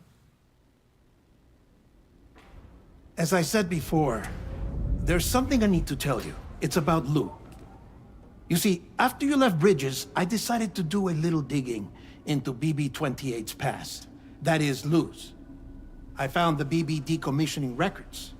Now, according to them, BB-28 was flagged for disposal and subsequently incinerated 4 years ago, long before you and Lou first met. Yeah, back into lore. This is the Death Stranding golden mixture. Officially identified as BB-28. Oh. But if you look closer, Sam, you see at once that it can't possibly be Lou. Right there at the elbow, where the birthmark should be. Nothing. Which means we have another BB-28 on our hands. The one with whom you memorably went west and back not so long ago. That is Lou. Per regulations, the serial number assigned to each BB was unique. No two units should have ever been assigned the same one. I've cross-checked the details with the most up-to-date entries in the UCA database. And indeed, there is no reason to believe BB-28 survived.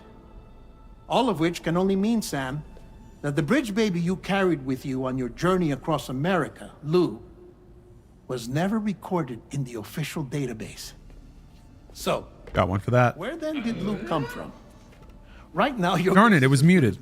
Oh, it's too late now. That as worrying as that sounds, this could actually be to your advantage, since it's functionally impossible for the UCA or Bridges to track a BB of which they have no record. Well, this is a 10 out of 10 game for you? Because if they did... I'm really enjoying it so far. It's so slick. And grow outside the pod, they'd want to secure it for study.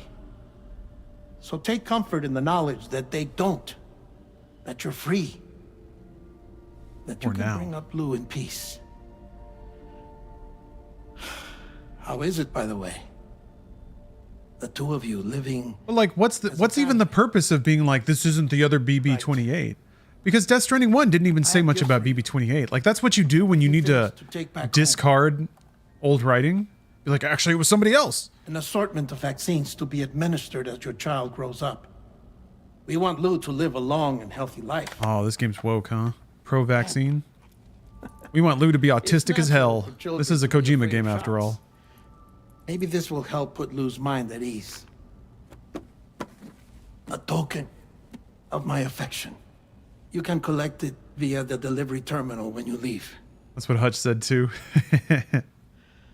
I wonder how big Lou will get.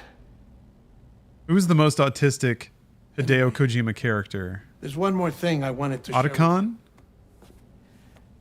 As you know, everyone is meant to Raiden? go to their own beach when they die. Yeah. But unlike most people... Well, that's fun. I wasn't born... Oh, cool. I was born from an artificial womb. Transplants provided the organs Changing focal I never length? had. Doing the Jamiroquai slide? I was incomplete and had no beach, I believed. Oh, quiet? Yeah. Went back home to study the Ha Snake. and Ka and the beach. I threw myself into Metal Gear the Solid work. 3 Snake. I tried, Sunny. but I think I've done all that I can. There's so many Again, I'm still a patchwork fiercely Frankenstein autistic monster. characters. One that's just about worn out. Yeah, Naked Snake before As the a boss. doctor, I Yeah, can Naked tell you. Snake. Naked Snake's a Don't weirdo. have long left. And there's some parts where it seems like social cues make him very uncomfortable. That's why I'm here, Sam. Where I can focus on the beach. There's so much I mean, there's data also here, Sam. On beach formation, jumping via beaches, the relationship between the beach and plate gates. All the evidence you could ever wish for. Not enough to solve every mystery, perhaps, but enough for me to make an incredible personal discovery. That I have a beach after all. It doesn't matter how I was born. That's cute. I have lived as a human. But he said, Thus do I possess a beach. so he does have a beach? Because in Death Stranding 1, he was like, I get to Not a machine. share everyone's beach. But a person with a ha and a ka and a beach to go with them.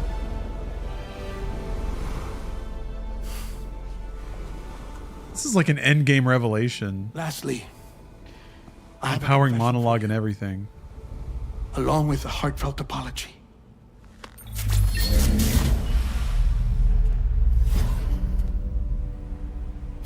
I told you once that I didn't have dooms. But that's not actually true. Not that I was lying, you understand. I just didn't know. It was only after I found my beach that I realized. Chiral allergic reaction. I can feel it getting closer. I'm off to the beach, Sam. To my beach. Take care of yourself. Is he walking out of the game? Is that what's happening right now?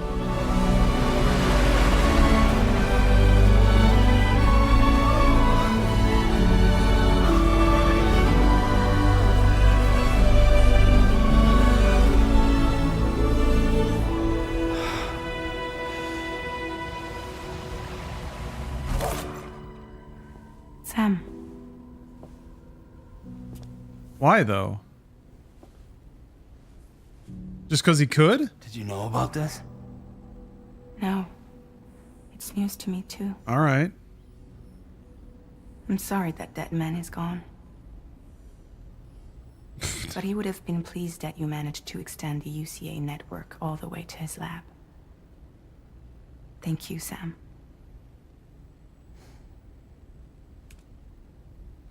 I guess I'm homeward bound. Okay. All right. Goodbye, dead man. That badly? You know I am. Come on back, Sam. Lou misses you, too.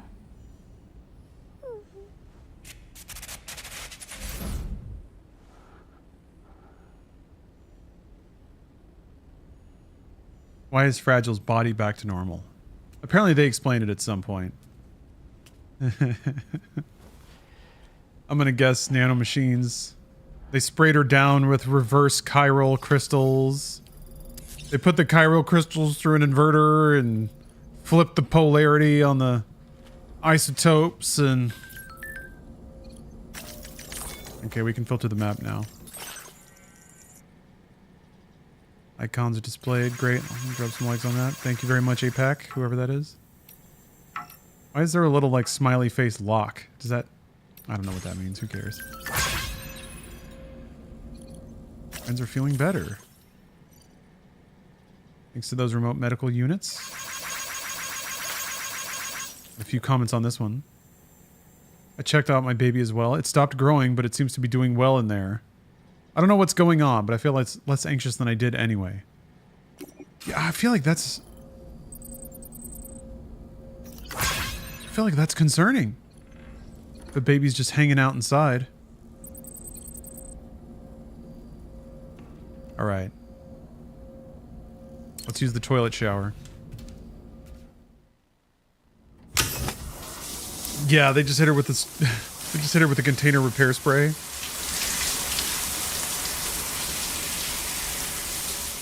Trash Daddy says, I re-downloaded Death Stranding 1 for like the 5th time today to try it again. I think it's impossible for me to enjoy it. Not for me, I guess. All of the world and the characters, though. Would this one be more accessible or nah? Yes, Trash Daddy. I'm not sure what exactly, like, it's different, probably, what makes everybody bounce out of Death Stranding 1, but it's a much more bounceable, outable game than this. This game gets to the game part way faster, lets you play and kind of explore way quicker. Death Stranding 1 is extremely drawn out in its intro, and it savors the, like, nonsensical cutscenes a little too much at the beginning. So it's easy to just kind of start bouncing off of it. You're like, I don't know what the fuck's going on. When do I get to play the damn thing? What is playing? Walking? That's it? So in this, even though it is still walking, right away they give you weapons and send you through areas with traditional enemies. And you get to choose how to approach it.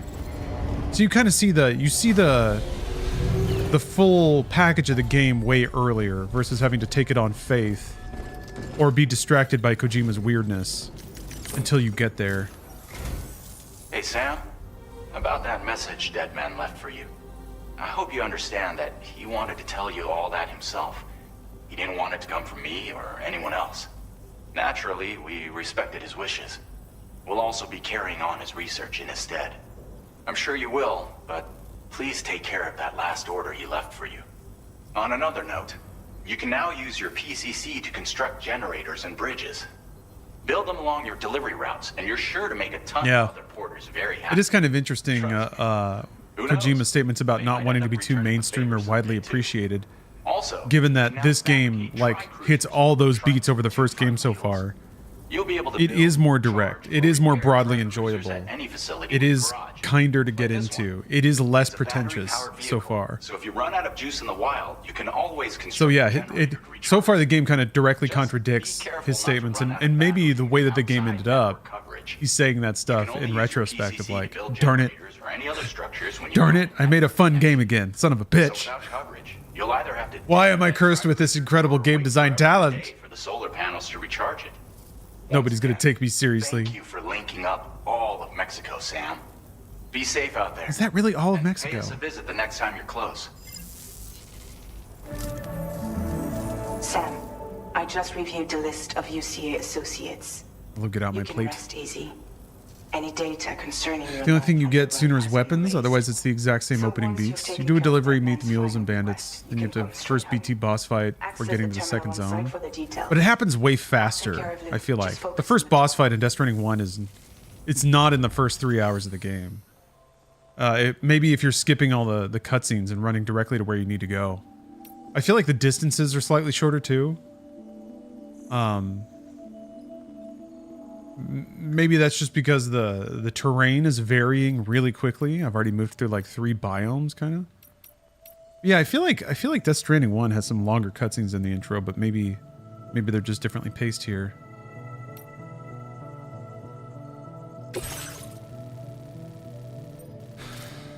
It'd be interesting to time it out.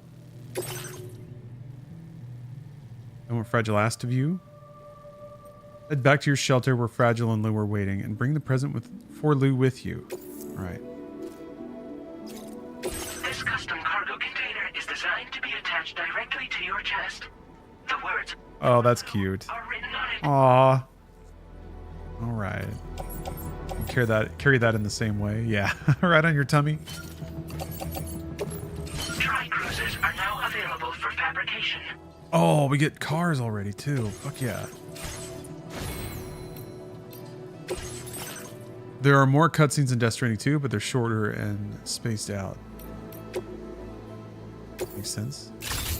Because yeah, Death Stranding 1 has like, there's the intro one with the bike going into the cave with Fragile, and then you do a delivery, and then you do like another delivery, and then I think there's the really long one where you're on the back of the truck and it gets flipped, and then there's another very extended BT encounter cutscene.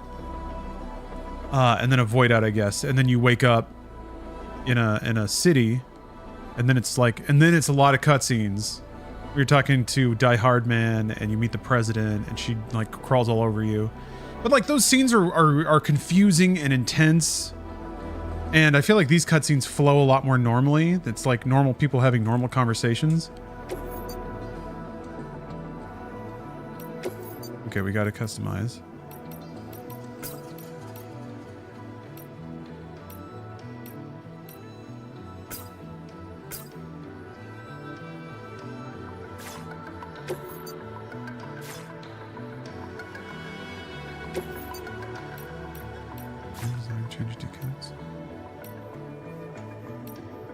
We hit back? Oh, okay. Okay. I think I still have cargo I can drop off.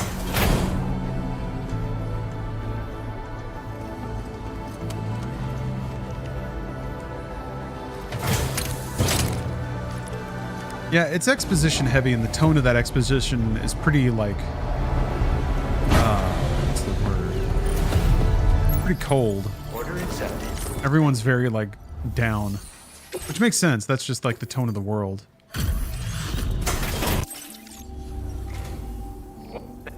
Stuff goes missing all the time, but it looks like today. Oh! If only everyone was as kind as you. Armor for the Tricruiser. You deserve it. You'll find that you can claim more material. Now displaying your current order grade. Man, so many levels. see your Oh shit, he was telling me a little bit about the armor. order completed. Well done. Want to know how both of these games would be received if it were made by somebody other than Kojima? I feel like no one would be giving it a 10 out of 10.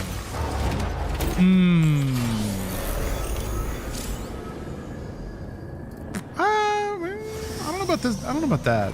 This game is, well, I don't know about 10 out of 10.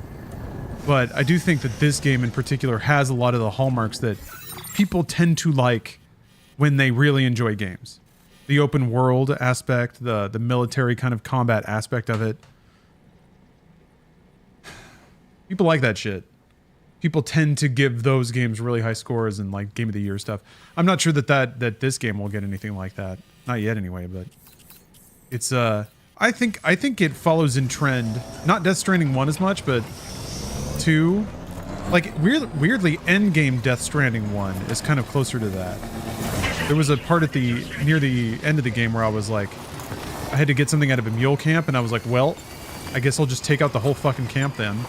So then I loaded up with like grenade launchers and armor, got on high ground, and just like started raining down knockout grenades on these groups of enemies, and I'm like, man, this really does feel like Metal Gear Solid 5. Like it took the entire game to get here, but now that I get all my tools and I have like access to the world. Aw, they're waiting for me. Aw.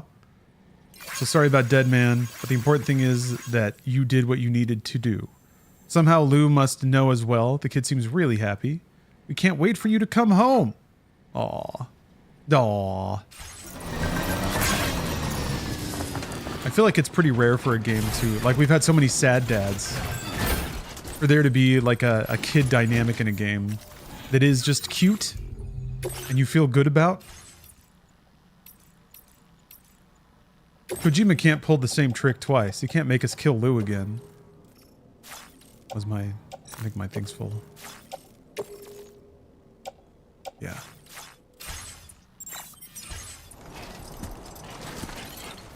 Yeah, it may be me more of a niche fan base.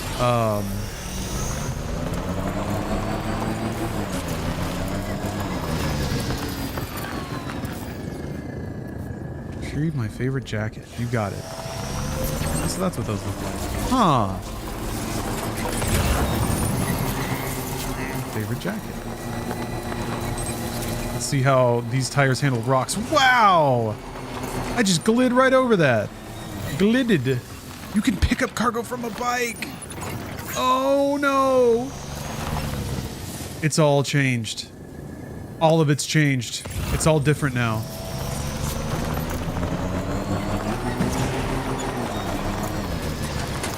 Boink. Wow.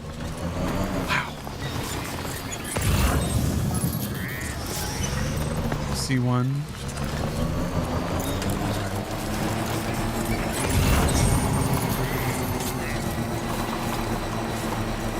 The artist. Let's see here. Other porters are suffering from a lack of weapons, materials, footwear, and tools. If anything you can spare, place it near the sign, then press square to donate. Huh. Okay, let's give it a shot. Stretch my legs. Oh yeah, there were vehicles in Death Stranding 1 for sure. It just took longer to get to them.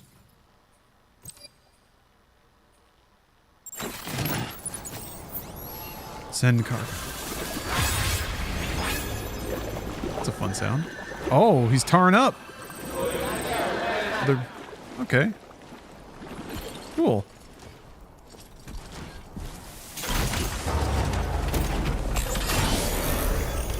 Oh man, the battery's almost out on this thing. Let's see, hold on. I gotta turn around, I gotta go back. Is there a generator around here? There it is. Oh, come on, guys. Isn't this a bit much? The first one got a gun for me. Oh, that's overcharge. Oh. You have more than 100%. I see now. Yes. Yes. Yes. Yes. Yes. Yes. Yes.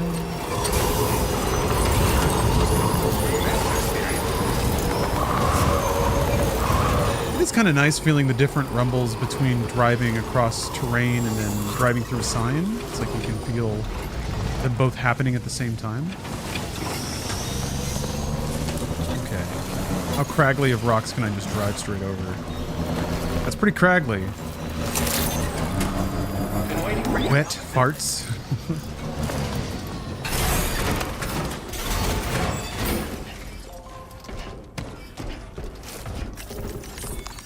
Yeah, tons more forgiving than Death Stranding 1. I can only assume that the terrain that you can't drive over will be much more explicit.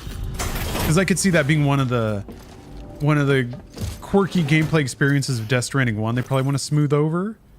Is just bouncing across rocks on a bike. Picked up some lost cargo. It ends up being like a really funny and emergent kind of way to play the game. This data ought to make your life easier.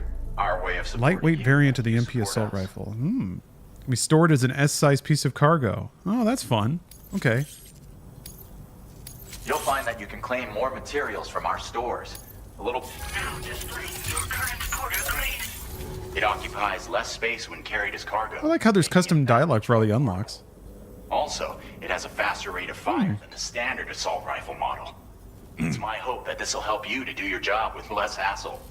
While you keep busy out there, we'll focus on our research here.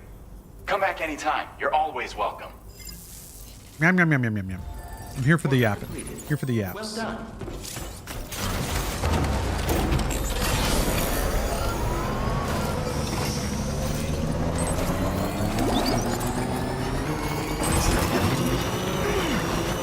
Oh yeah. You can still do this shit.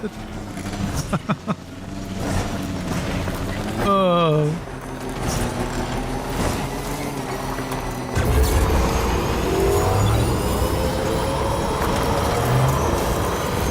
Not to spoil anything, but I strongly suggest getting at least 4 stars. Totally worth it. But this is not my hundo % playthrough.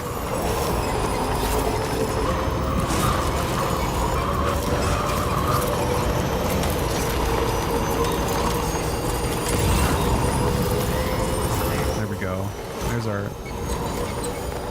There's our band. There's our music. Kojima hit play on the iPod. He probably uses iPhones these days. Jibber jabber jibber jabber jabbering. Shooby dooby, a blooby blue blue. Walking towards the light that guides you home. Whisper, whisper, whispering, whispering. I mean, it's really cool that you can just see it all. Nobody hears us. Death Stranding. Nobody Death Stranding. knows. Death Stranding.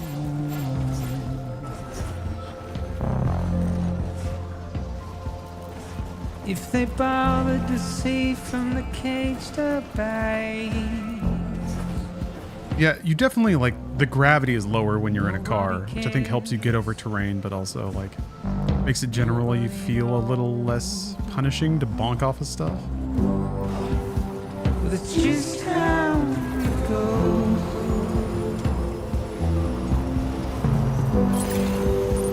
It's just how it goes.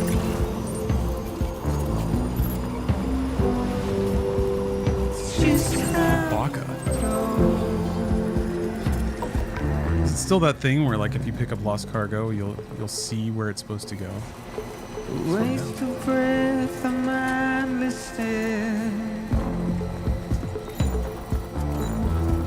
Simply stone. Delivering it may make the recipients more amenable to being connected. I ran over it too, which is, oh yeah, look at that.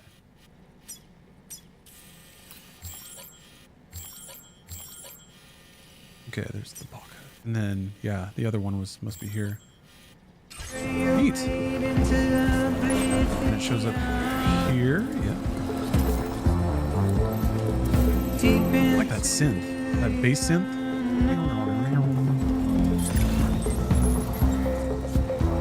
We have no choice to where we're thrown. What was that? Ooh, beep. Why beep? It was a doot. Oh, it's in the song.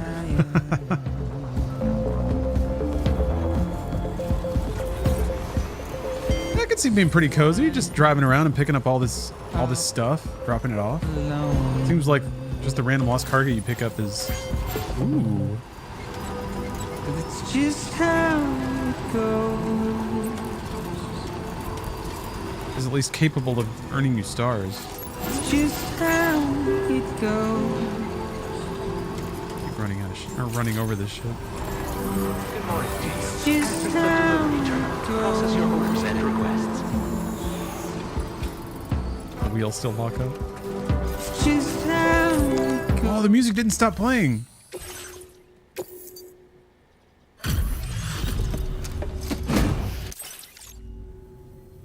Bienvenido. Picked this up while you were out and about, huh? Thanks. We really needed it.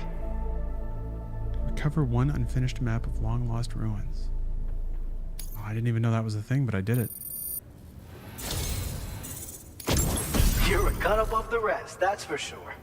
Take this data. I'm sure you could use it. Oh, a grenade that unleashes a cloud of anti-BT vapor on impact. The vapor lingers in the air, repelling gazers and hunters, and will even stop human foes in their tracks momentarily. Okay, so it's piss grenade. You gave me a jar of piss. Materials for you to use. Go ahead and take. I've shared with you the schematic for EX grenades.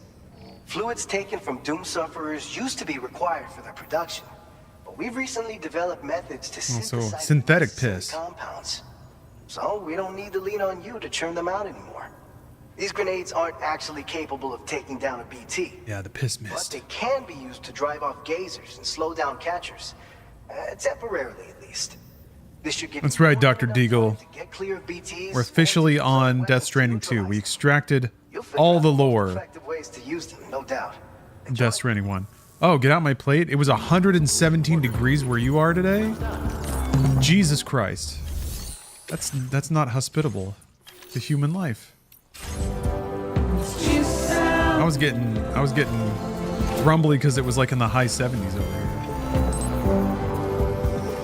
Hey, what's up, love black girls? Just how it goes. Sometimes it gets really hot. There's simply nothing that can be done about it.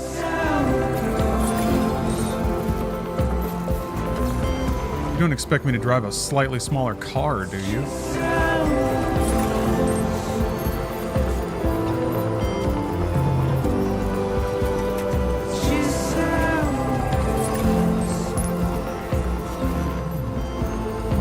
Huh.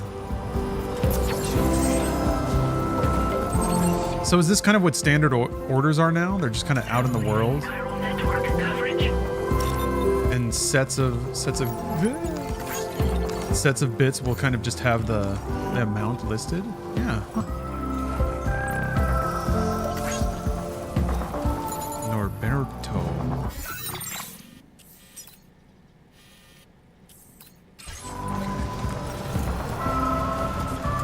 there are different types. Okay.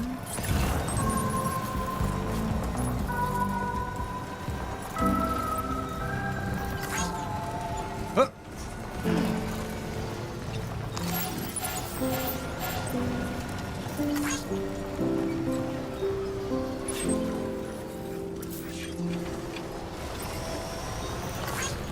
Okay, they still have standard orders.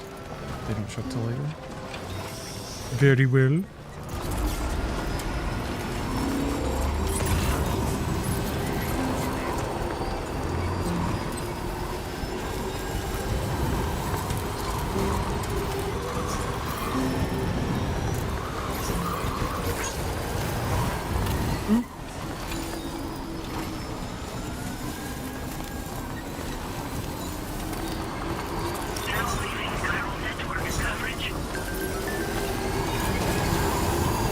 Throw some piss, says Benjamin. The X grenades aren't ornaments, Sam. There's no point to lugging them around. The smoke they produce can keep BTs at bay. Okay. Thank you for the pep talk.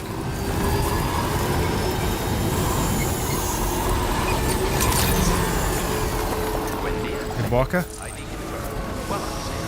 Security measures lifted. Weapons detected. Be advised that usage is restricted inside facility grounds. Access the delivery terminal to process your orders. Sussy Baka. Wait until they get a load of this porcelain vase. Arizona, huh? Man. Hotter than Satan's asshole. You a porter? Because I don't recall having any outstanding orders. Still, I'll check the records and see what pops.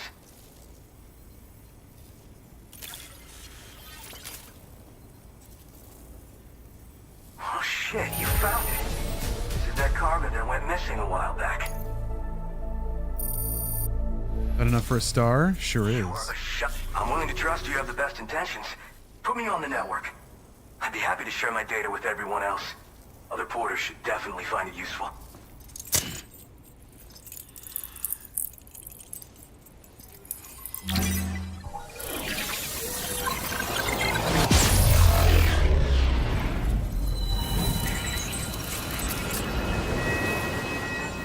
You can hear the ocean waves.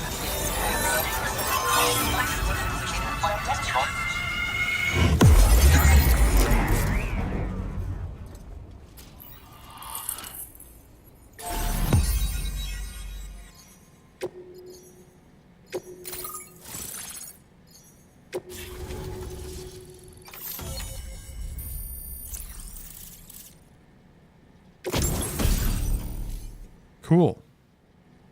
New shoes. Your current porter grade. So, now I'm connected to the network. You can get goods and data and so forth through it, right? Goods and services. I'll find dandy, but with the advent of A-Pass, I hear the porter's time's coming to an end. Wonder what the man who delivers would say about that if he were still around. Anyway, the trekking boot data I shared is for a design that I gradually refined over the course of my training. Tailor-made for mountain runs. Got great traction and peerless shock absorption for those hard landings. There's no better shoe for traveling through rough country like this. You also a porter? Nah. I'm more of what you call a boka. Boka. I walk the earth on my own 2 feet and carry the load on my back alone. Oh my god. Most porters and delivery bots do it differently. My methods are probably closest to those of the man who delivers. The term boka comes from Japan, where they had porters who worked exclusively in the mountains. You could count on boka to make deliveries, no matter how treacherous the terrain or remote the destination. And I try to live by their example. Boka. Are there other porters working out here? Oh yeah. Wherever there's clients in need and cargo to be carried, bet your ass you'll find porters. Of course, in the UCA, they started relying on A-Pass for distribution. And so the delivery boys and girls have been drifting down here ever since. Plenty are working even farther south here, too. As times change, so does the nature of the job. Boka. New vehicles and nifty gear. Weapons, too, for the porters who fancy them. But none of that is as important as the shoes you wear. Worst comes to worst, all you need is a pair of shoes to get the cargo to its destination. The man who delivers? You mean to say you haven't heard of him? The porter all others aspire to be like, the best to ever strap on a pack? After he made a name for himself in the UCA, he up and vanished. Just like that. And of course, like all legends, he's a man of many mysteries. With the help of the chiral network, though, I could probably learn a lot more about him. And the more I learn, the closer I'll get to becoming the Boca who delivers. Or so I hope. Boca! Alright, I better get going. Well, thank you. It's nice to know there are still people like you out there. Take care. Order complete. Damn, we're a pretty big deal, huh?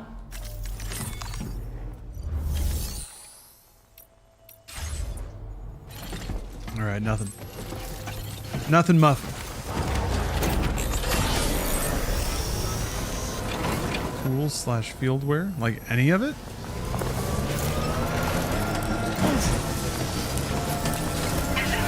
Oh, God. Alright, yeah, there's this one other area. I did remember seeing some lost cargo for something. Whatever that is.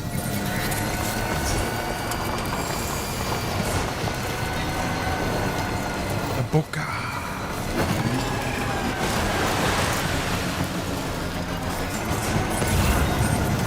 I think that was I can't remember where that was, actually.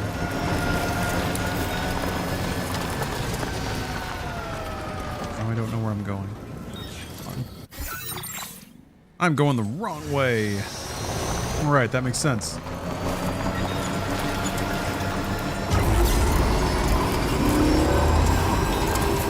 Using the strand to bind your gear? No. Playing it fast and loose. I have a devil-may-care attitude.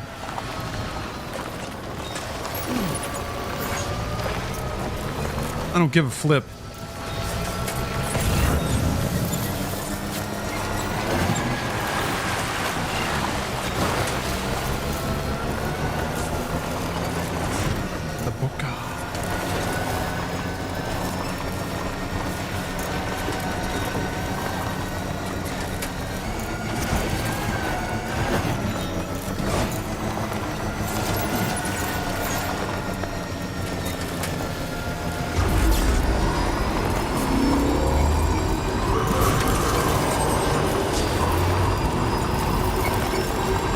Flip on your bike. Don't you need to hit a stunt ramp for that?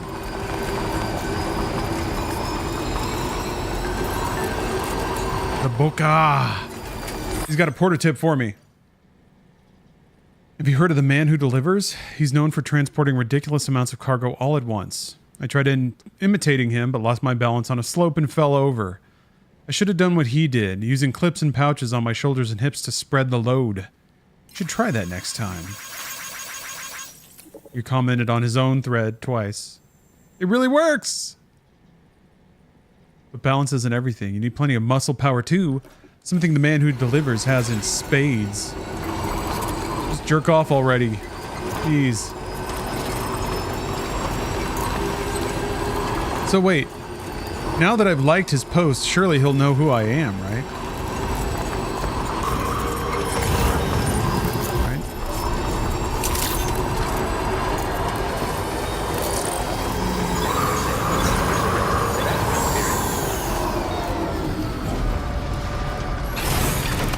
Yeah, cut down. I'm still at the beginning of the game. Still in Mexico.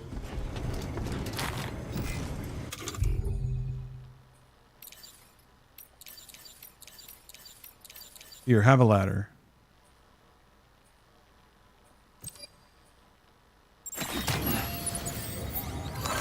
Have a ladder, you filthy animal.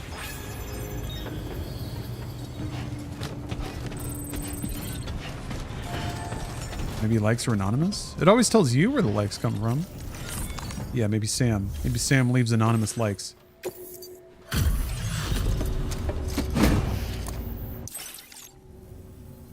Thank you. Figured we would never see this cargo, but here it is.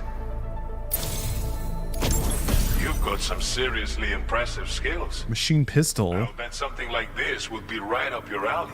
Automatic handgun, effective at close range, fires MP bullets. It's fitted with a light and has 2 modes of fire. Cool. You could use some extra materials as well, right?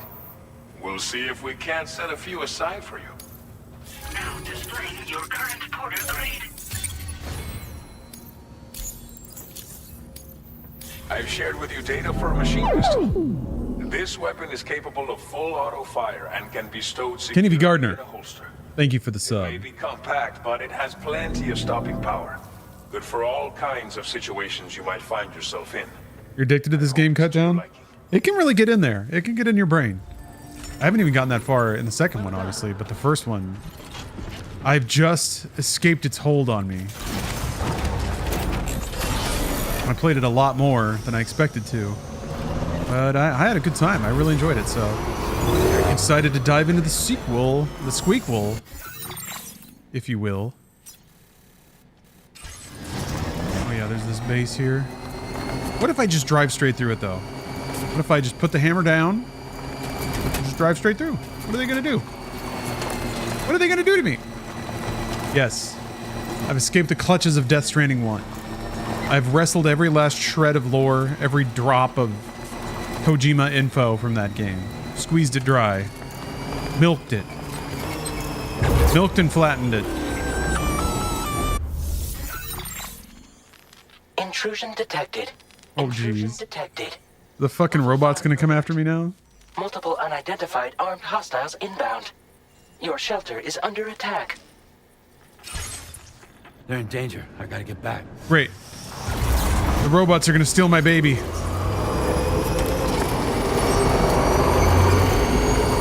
I just want my kids back. I just want my daughter back.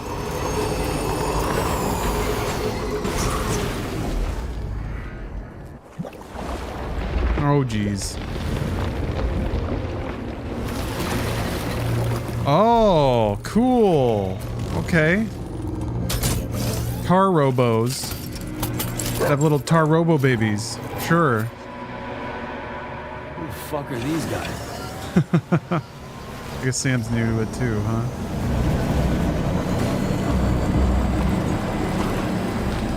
You watch Terminator Zero on Netflix? No. Most interesting new twist on the franchise since T2. Really interesting concept. That's kind of nice to hear. No, last night I started watching Sugar, which is a like noir detective series on Apple TV starring Colin Farrell. And it's super charming. I'm really enjoying it so far. It's shot really well. That's something that I've been getting increasingly frustrated with, is like TV series that are just kind of going through the motions. There's a lot of obligatory media out there. Like things that are produced according to a format that are designed to get watch time. And there's just not a lot of effort or interest in looking or sounding different or making something unique. Even though like you could argue that there's a lot of unique things out there. Yeah, it fucking looks great. There's a lot of like weird camera choices in that so far, and I'm really liking it because of that. Oh, I beached it. Nice. Oh, maybe not. It actually reminds me of the way Brian De Palma shoots dialogue in Mission Impossible 1. I only saw the first episode, but there's a lot of just like kind of like low angle, wide lens shots that kind of feel like really conspiratorial and sort of unhinged, which I think is meant to sort of represent the oh shit. Main character's got some kind of brain business. Whatever. Bye losers. Bye idiots. Anyway, also it's in Los Angeles, which is sort of like it's the city that you know, noir detective stories happen in. But I do like it whenever anything shoots LA to like not look smoggy and shitty. Oh fuck. Here's our guy. Man, Kojima just can't resist turning his like his weirdo side characters into cyber ninjas, huh? Fucking Sam's just standing there in the background.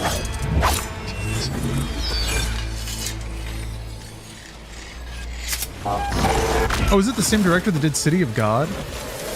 I've seen parts of City of God. You see Cut Down 78, throw me a like. You got it. You get all the likes I have to give. Yeah, I've heard it's a pretty heavy movie. City of God is, that is. You know Kojima loves City of God.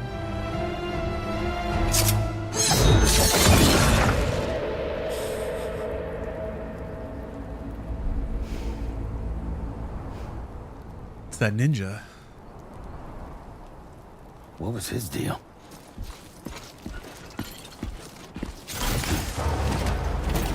Wow, it really is converging so much on Metal Gear. I can't even get over it. Like at that point, is it an homage? Freaking mysterious cyber ninja shows up, kills a bunch of enemies and pieces out. Hey! Hey! Did anyone else see that ninja? Just me?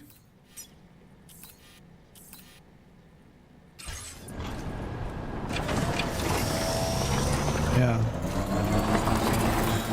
I'm pretty sure Sam is just rolling with whatever at this point. Like, I feel like if he made it here, keeping his sanity intact, there's not a whole lot that could rock it anymore. Gunfire. We have your baby. Shelter. Destruction of personal database confirmed.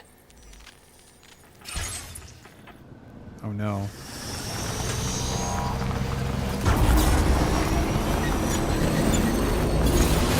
We have abducted your squishy human baby. Deliver us 500 gallons of pure oil, or the baby gets it. After my porn stat. I didn't delete my browsing history. I can explain. It's a funny story, actually.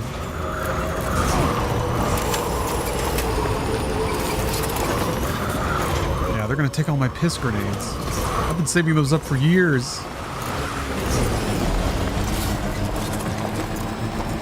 Here, if you want a tight spy thriller about paranoia through the lens of marriage and relationships, check out the Soderbergh film Black Bag.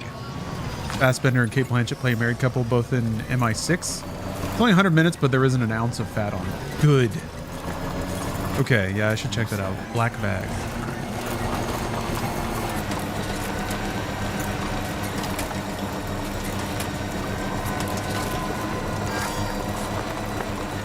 Lou? You okay?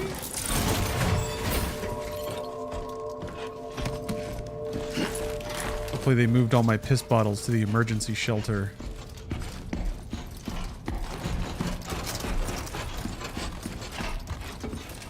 Nobody's home. Maybe outside.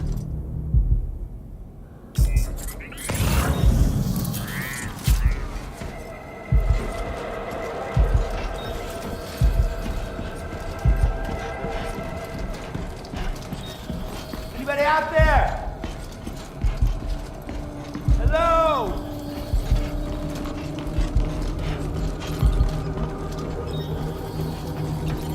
She can't have gone too far from the shelter.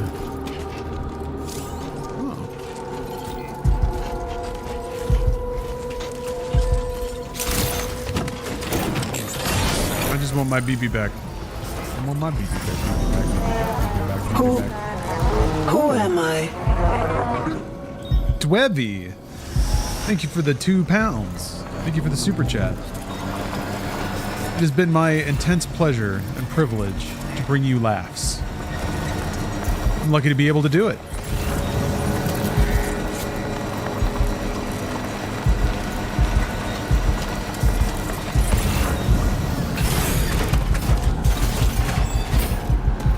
What the hell happened?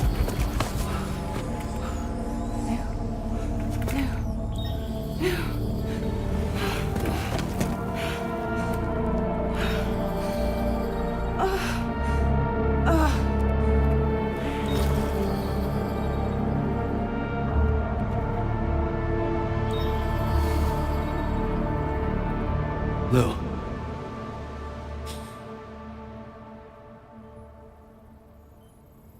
Death Stranding 2.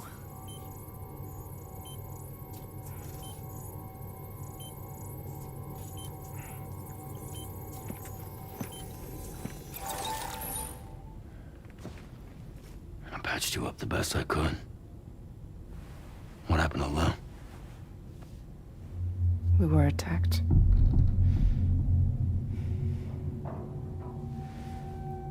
It all happened so fast.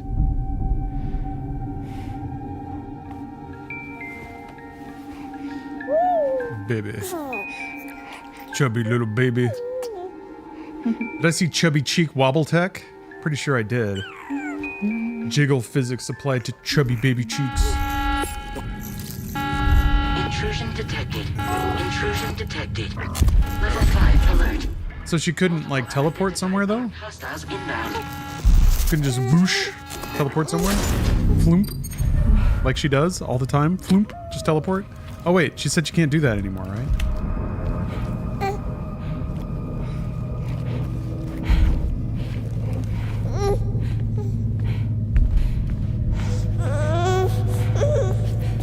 Jump shock. Oh, can't do it with Lou? Okay. Sure. Something something chiral capacity, blah blah blah.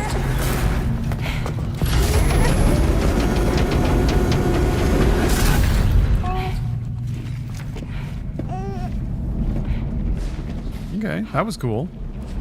You actually get to ride in one of those containers? Yeah.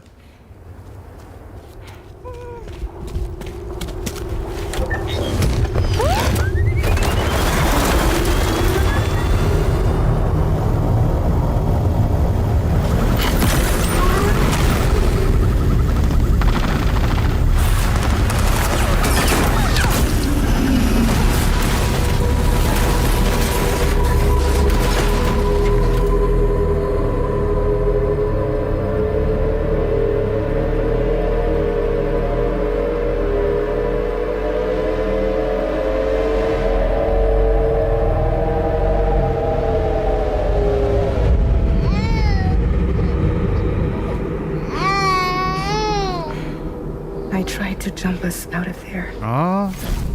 Oh no! Bubba. But I could only take my equipment with me. Be thumped. Possibly think of Lou like that. There was no way for the two of us to escape together. The best I could hope for was to jump Lou out. Just Lou.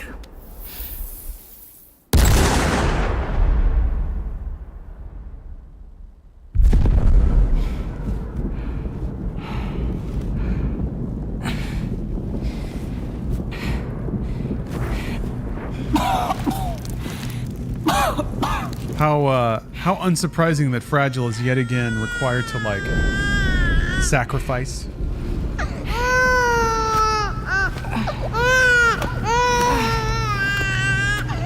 I guess that's what Sam's doing the whole game. It's just that's the gameplay part. If you tromping all over the place, falling down mountains, getting grabbed by BTs.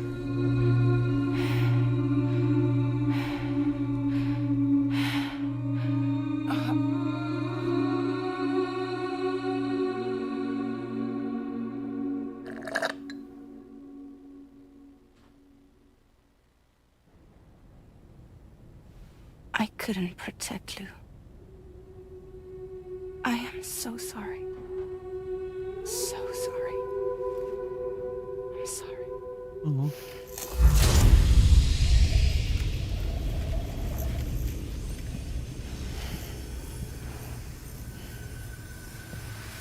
Lou can't be dead. That was just like representative, right? No, no way.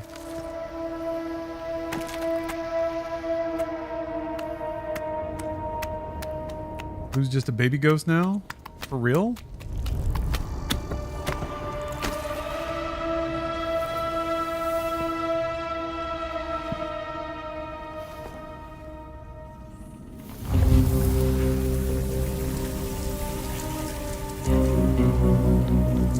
Huh. Huh. Yeah, I'm appreciative that nobody spoiled this. That sucks. I was looking forward to a whole game of like there being a cute baby. I'm like, that's why you're playing the game, is to try to create a good world for Lou. You can't. Because you're dead.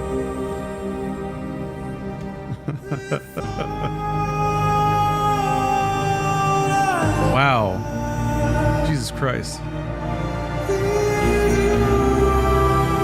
Lost another kid, huh? Sam is reacting about as emotive as he usually is.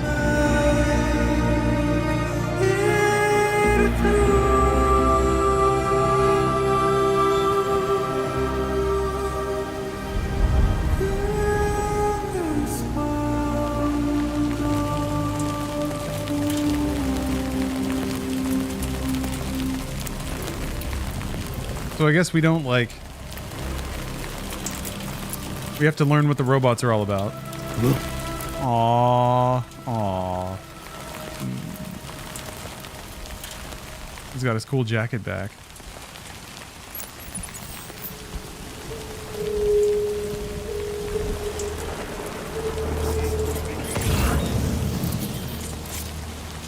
Am I going down there?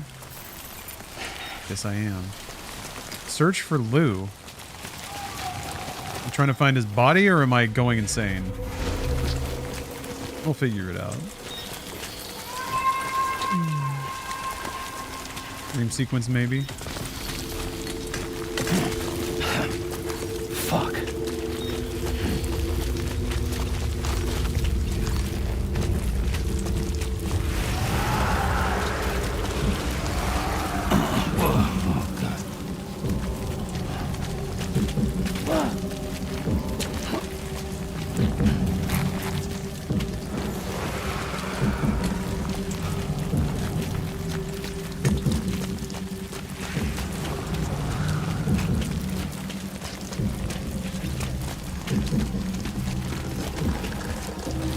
It's raining because you're sad.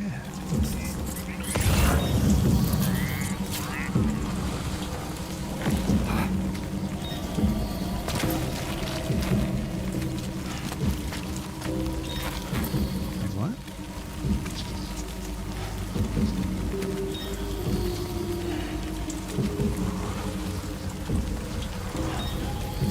Wait, hear about Norman Reedus' car accident.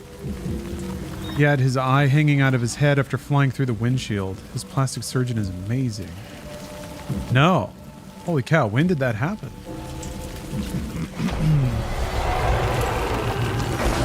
That sounds terrible. I mean, that sounds like,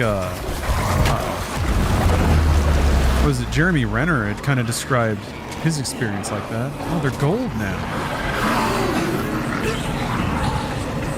2005 or 2013. Okay.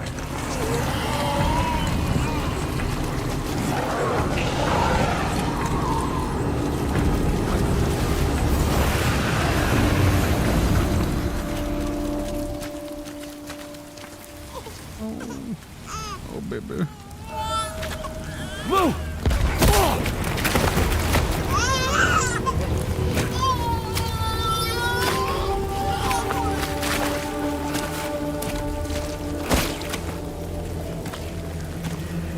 There was no way for the two of us to escape together.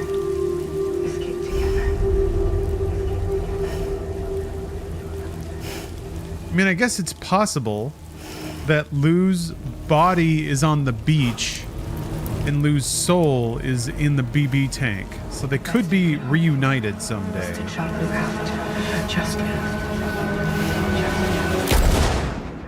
The world of Death Stranding is pretty fuzzy. Oh, wow. He actually did kill himself. Or tried to.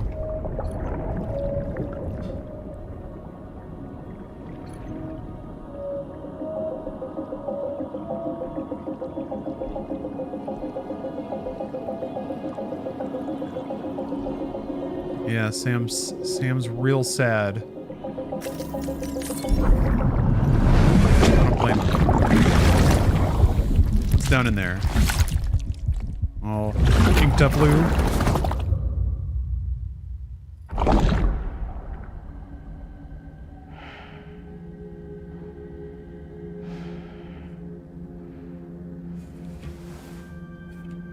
Oh, jeez.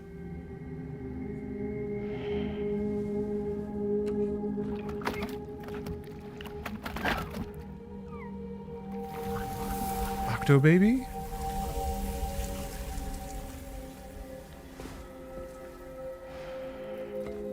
So the grief of losing Lou is what made his hair turn silver?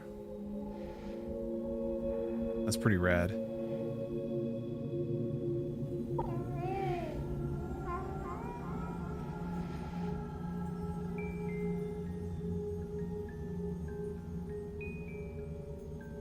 Oh, you think it's just because he killed himself a lot? Just kept doing it until his hair went gray? Sam, I know there's nothing I can do to make it right. I know.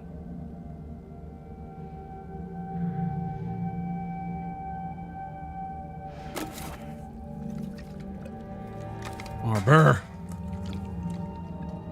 Ugh.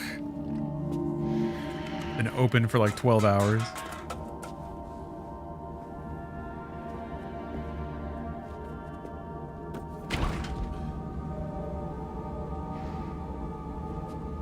Also, again, a whole lot of non-communication from Sam. Like, it's all just body language, pantomime, and demonstrated action. Hurting yourself. Please. It is a welcome change of pace from most games where characters are like, I'm sad. Just gonna fucking blast your brains out right in front of her. Damn, that's hardcore.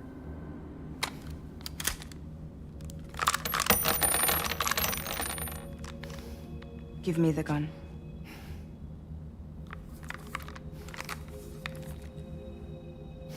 There is nothing left for you here. Nothing but sadness and regret.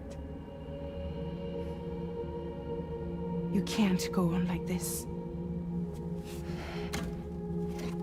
Come take a walk with me. Again, no words. I really like the dedication to keeping Sam as like mute as possible. I think it works the best for a video game protagonist.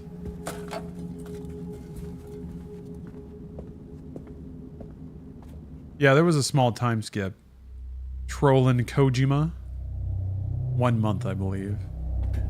Of Sam living hard in depression.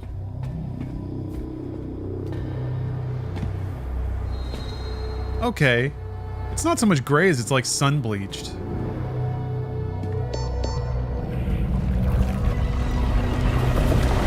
It's got that Australian surfer hair.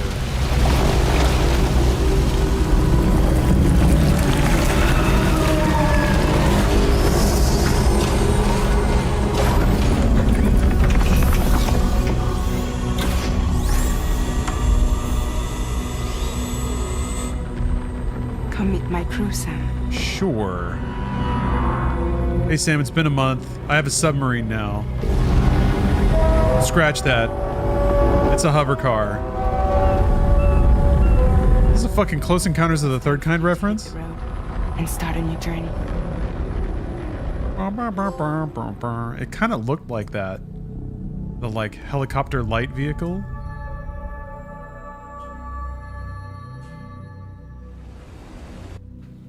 Yeah, Dead Depression Space RV. Time to hit the road and find the meaning of life on the American interstate. Australian interstate.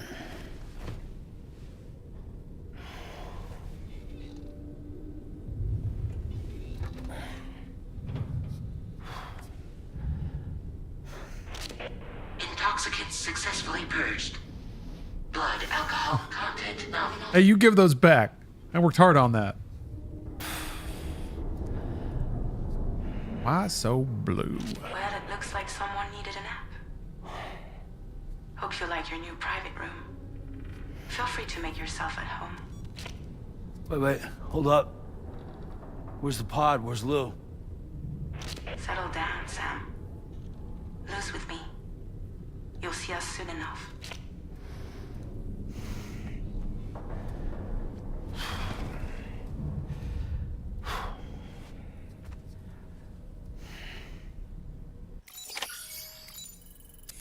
All right. All right then.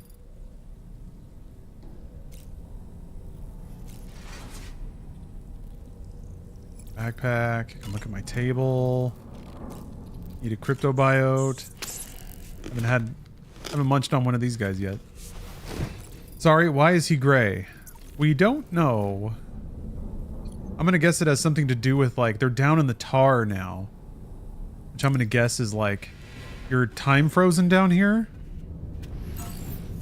People in Death Stranding 1 were grayscale sometimes when they were on the beach. And I think it was to kind of represent that they were removed from time.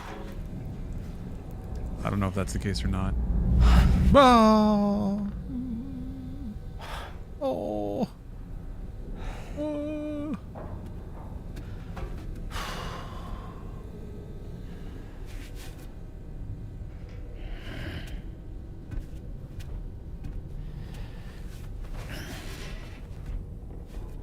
Yeah. Kojima twisting the knife. I gotta admit, I'm kind of surprised. But I guess that's a really dramatic way to get Sam back to, like, Death Stranding 1 status. Welcome to Drawbridge, Sam. And to the GHV Magellan, our mobile base of operations. Come on. I like her hat. Your bearings. Actually, that coat is great. Armory. Here you can check your weapons and put them through their paces. Nautical Fragile is actually a pretty good look. These rooms over here belong to other members of the crew. They're pretty much the same as yours. I mean, it looks a little military. Again, getting back to Kojima's love of, like, bases and hats, ship you got salutes. Courtesy of the UCA, I'm guessing. No. As I told you, Drawbridge is a civilian outfit. But we do have a generous patron with access to plenty of capital and tech. Sounds like a UCA big shot. Don't ask me. We've never met face to face. Pigs.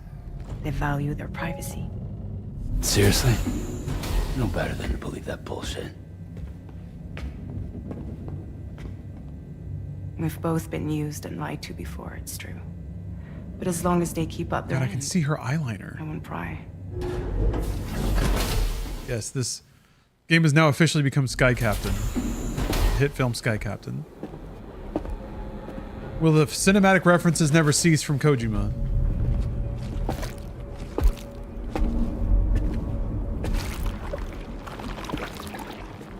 This is the headquarters of our humble operation. The bridge of the DHV Magellan. It's always like this when the DHV Magellan's on the move. Meet Tarman, our resident doctor and geophysicist. There's a tar man. He's also the captain and pilot. Oh, that's in case right. You hadn't noticed. George Miller. And a fellow doom sufferer. The nav console offers a direct connection to the tar currents. Tar The man. downside being that we all have to Come together with your tar. Sticky. You'll have to excuse me if I don't shake your hand. You steer this ship solo? Yeah, though the computer does most of the work. So this is a submarine? Spot on. We dive into the tar and use it to travel underground. Just beneath the surface of the Earth. There are currents we can ride. So there's a portal to Australia that they went out of their way to talk about. Me? I make sure Drawbridge's grand plan. But instead they're like, actually, no, we're going to take the Tar River to Australia. That's right. These days I'm fragile in name only. Nice. And she smokes.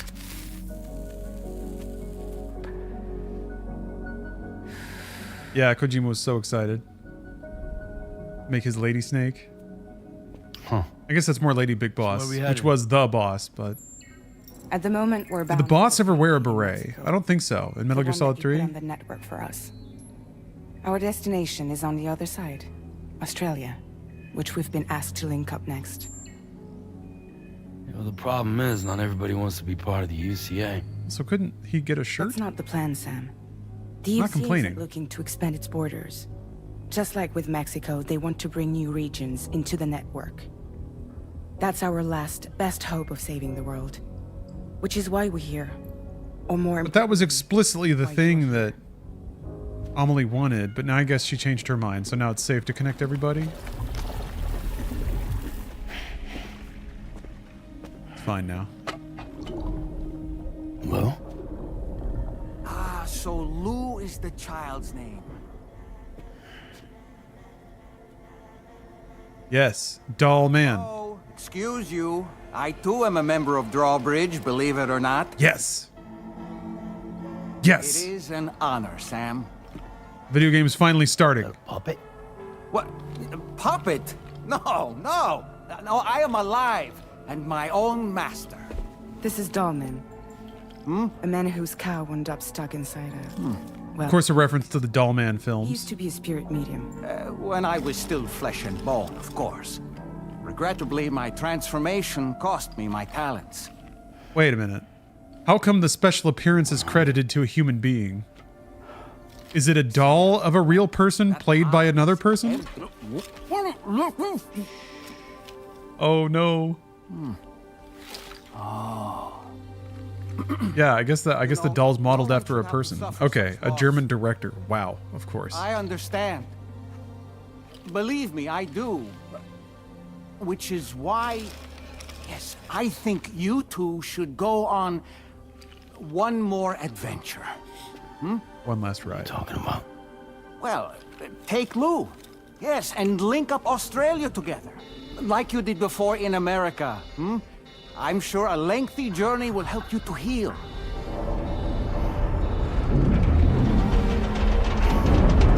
So it's all a pretense to like give Sam time to accept Lou's loss? I mean, it's not the first time he's been tricked into like... We've arrived. He's been tricked into emotional catharsis. In case you're wondering, my hand is traveling through the tar currents, which is lucky because that's what allows me to keep this ship on course. Sure.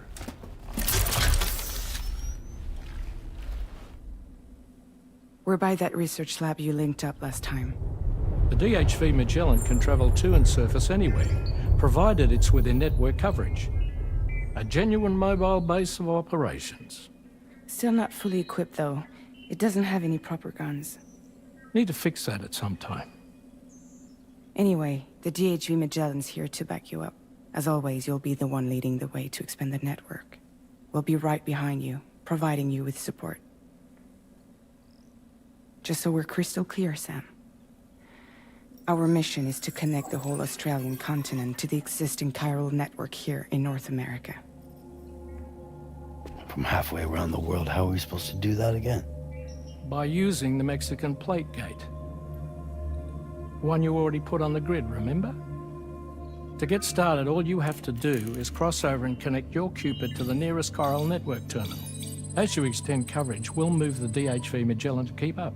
And you'll of course be traveling with your child. I mean, that's what Lou would want, right? A grand new adventure with Daddy. I'm excited for you. Aww. Go and get your gear sorted. I like the bittersweet conceit at the center of this, which is almost like you as the player want to go on another adventure with Lou, so they're gonna let you believe that that's what you're doing, both you and Sam. It's like, no, it's fine, you can go have an adventure again. Oh, do I get to thunk the glass? You ready for another trip with Daddy? Okay, kiddo, let's go.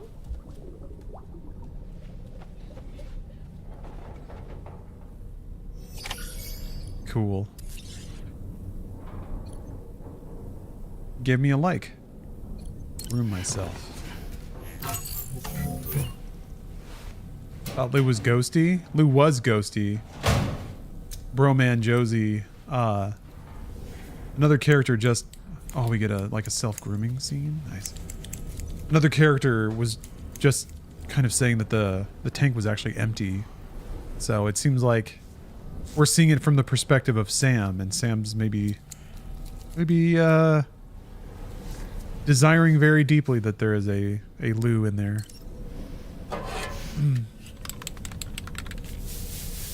Oh, he's gonna spray his hair back? Did you change the color?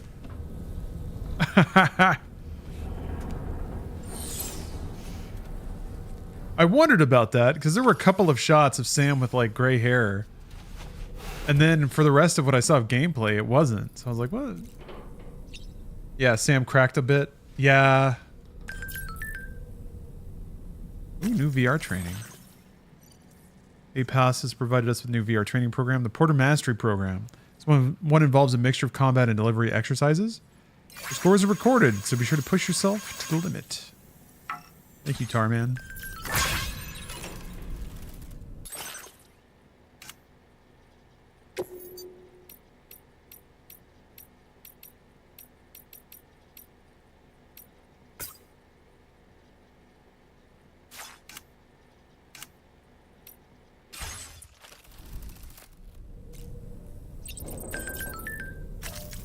Just sending me pictures of his cat. Yes, he is. This is good social media. This is what social media is supposed to be for.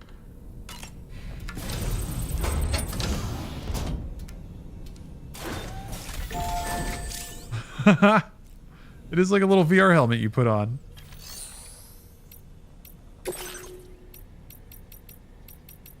Let's try it.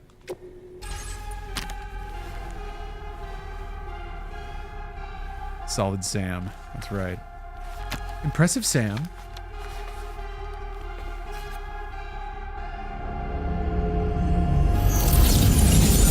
Cool. This is PlayStation VR 3, huh? The power of PlayStation 9. Oh, that's cute. Oh my gosh.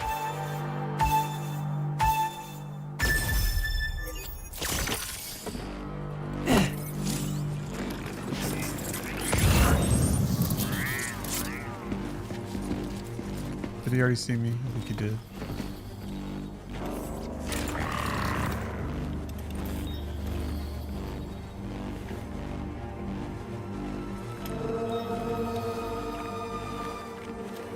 Little chant sound effect.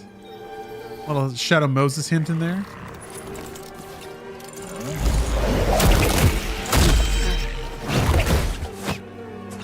Dun, dun, dun, dun.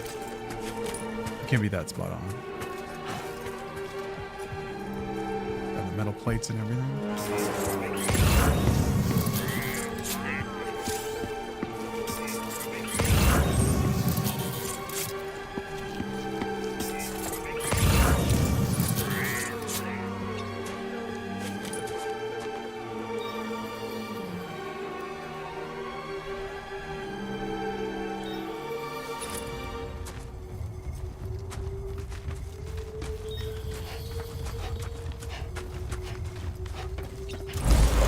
You didn't have to take out your strand to do that in this game? Yeah, Nuggle, I probably wouldn't have learned that either, but luckily the always helpful, always informative Twitch chat is here to hit me to such tips. Yeah, you just get a prompt now if you crawl behind somebody. Super, super useful. They kind of did that in a number of places in this game, kind of making it, giving you a contextual button, like reorganizing your cargo and stuff like that, putting it right there.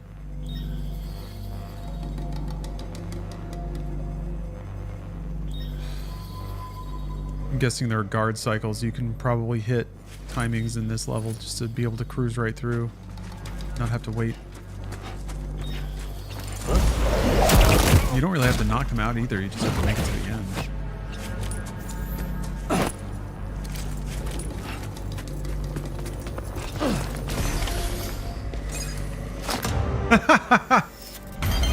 Oh man, the spiking camera at the end is really nice. Long. I like it. Hey, what's up, Lil Bruce? What's goings down Wednesday night? How you doings? I'm doings good. Actually, I need to take a... Well, I'll try and push it towards the next ad break, but I do need to step away from the stream for a minute to give notes on the next Brought You This Thing video. And then I'll have to take a break for dinner here in a minute too, but sure am enjoying Death Stranding too. Oh yeah, they're basically the same thing as VR missions for sure.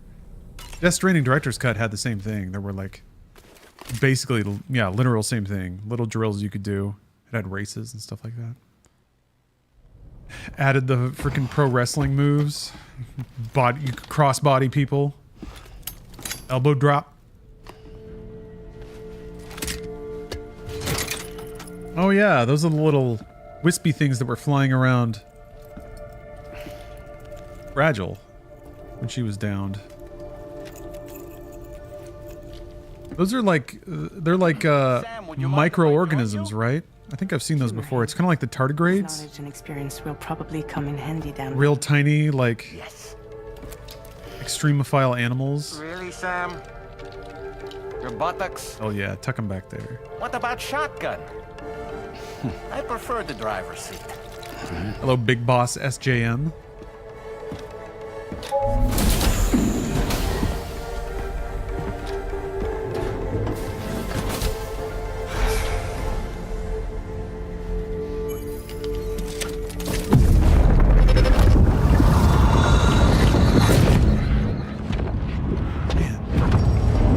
You have a choice!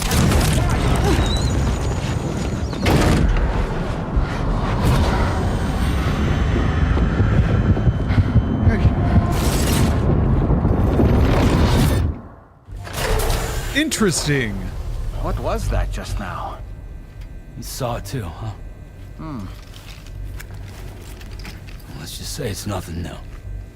Isn't it? I always got these flashes when I hooked up the pod. Yeah, sure, but those are... Ah, the bleed through effect. Ah, whatever. Wherein the BB's memories are conflated with one's own. I'm sure someone explained it to you before. Though this is a little different, of course. Yeah, there's no BB this time. I really gotta deal with this shit again. Sam, do you read me? You'll first need to access... Oh, look at that, I got a patch already. Mushroom? After we've confirmed network coverage... The dead man? No. Dead man waded into the beach. He I guess went into the seam of his own accord and has crossed over to the great beyond. That is Doll Man, whose existence has yet to be explained in any capacity. All right, I guess let's get to it. Oh, somebody wants to just put that right there, and there you go. Do they still have bridge links and stuff in this game? I'm gonna guess that. Oh, Kenny V. Gardner. Thanks for gifting a sub to Trollin Kojima. Bring a new ladder. Cover book. Oh, those are all. Wait, I'm still in Australia. Or sorry, still in Mexico. Oh no, it's like a list that has definite check marks next to things. Let's get going. Although this is reminding me, I haven't played Final Fantasy VII Rebirth. Give you a chance to mourn. Okay. Damn, man. This whole game is him basically coming to terms with the loss. I would expect that there's like a pathway that they can get you to a happy ending. Where you basically reunite Lou's body with Lou's soul. But I don't know if Kojima is all depressed now because of COVID. He doesn't want people to like his games. He probably wouldn't give them a clean, happy ending. Yeah, Nick Cage. Seemingly Lou has bit the dust due to a freak robot attack. But it's kind of like it was, the way it was visualized was a bit bizarre. I meant it when I said I understand how you feel.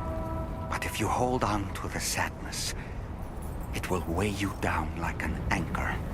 However much it hurts, you must carry on and do what only you can do. Grieve, of course. But keep moving, Sam. Then, when all is said and done, you can take stock and decide what's next.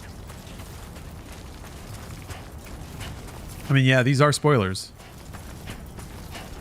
Spoiling is spoiling. What's going on this weekend or Friday? Friday, I'm going to a baseball game. And then Steph and I are going to go out for some food, maybe some drinks. Did you have a trike? Not here. I did. I wonder if I could summon it from the Magellan. My name's Sam.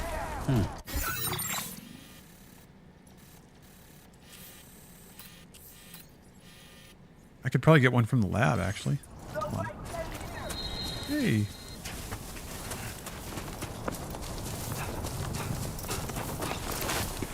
Apart from that, let me think. I don't think there's something going on Saturday. Oh, yeah. There's an event planned with some members of Stephanie's family. Another meal, except they live kind of far out. So it's just going to be hours spent in a car. But that's okay. It's a happy occasion. Welcome, Sam. Oh, rest. What are you doing? There we go.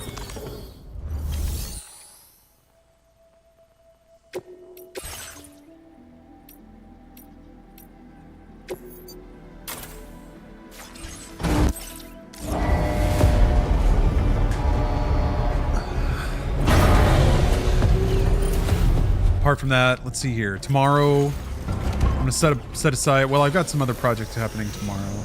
We're recording a very special Brought You This Thing. That's exciting. A special guest. A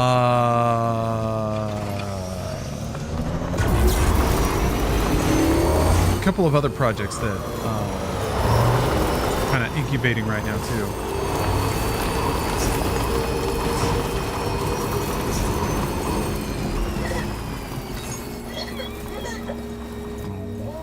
Who's giving me likes?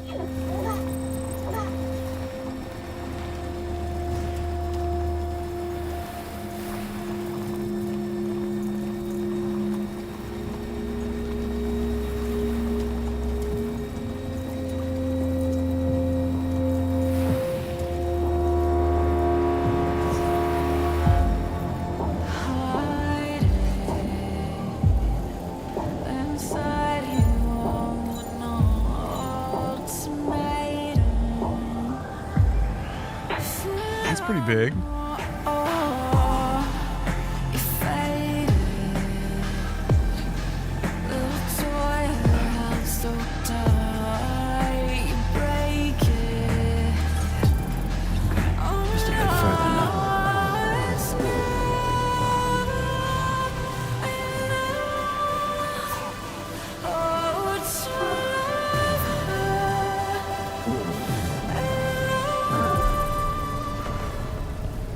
Should have waited a little longer. Sounded like it was just about to drop. Okay.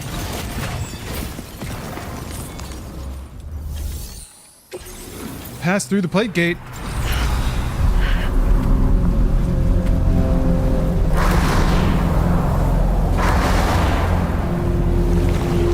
Oh, geez. The techno priests have arrived.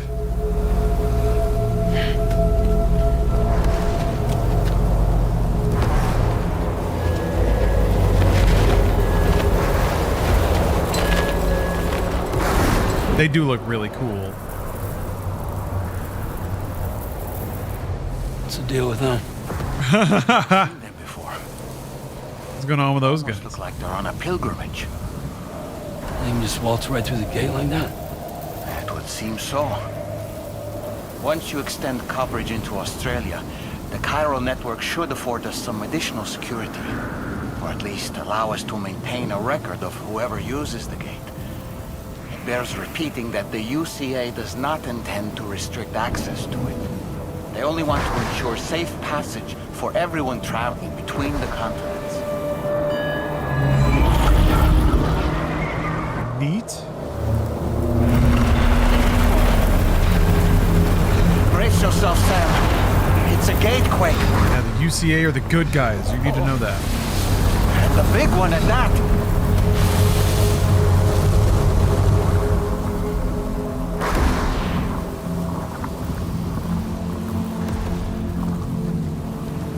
Let's make our way through the plate gate.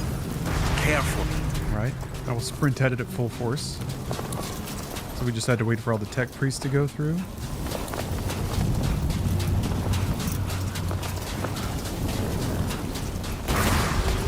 Neat.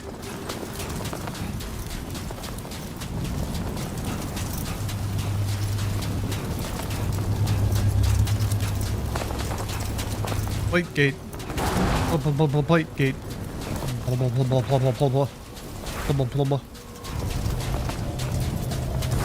Somebody near here is smoking a cigarette. I don't know why, that smells nostalgic. It smells like the 80s.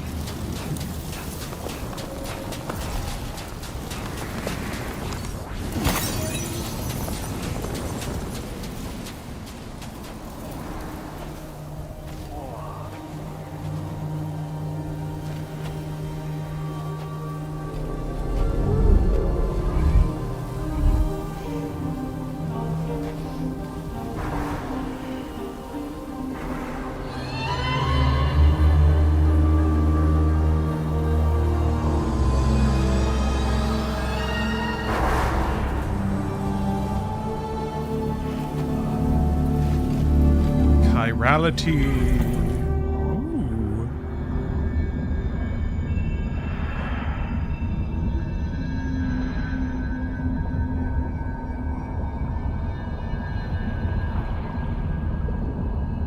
I was hoping the visualization of a teleport would be pretty cool looking, and yes, it is.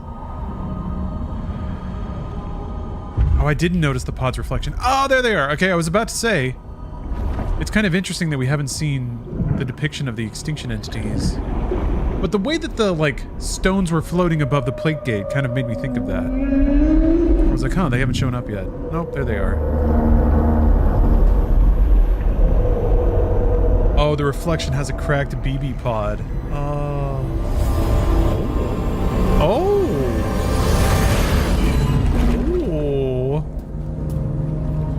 There's loot. Yeah, I can see it now. Here, let me get out of the way. Yeah, nice. A strange place if ever I've seen one.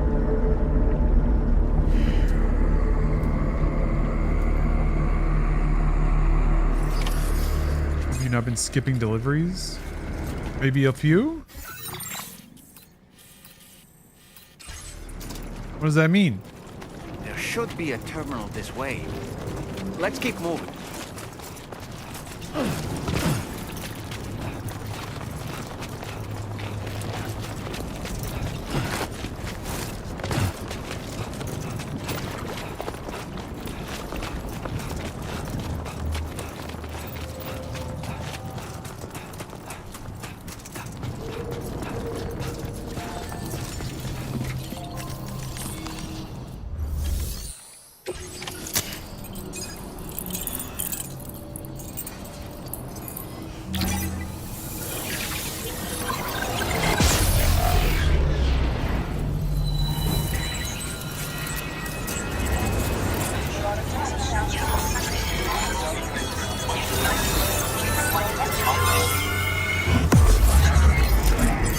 Seems ominous.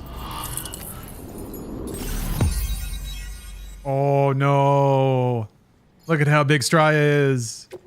It's so big though. Plate gate. Twink.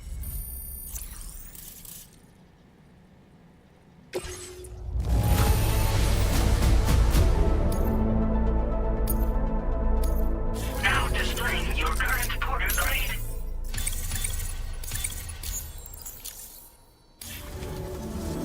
Thanks again, Sam. The chiral network connection to Australia is holding steady. And you'll be happy to hear we made it here in one piece. Just to let you know, when you come back to the DHV Magellan, our patron would like to talk to you. Oh.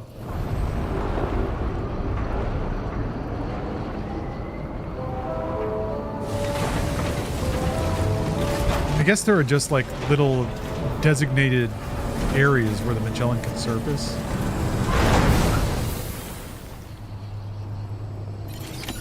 Order completed. Well done.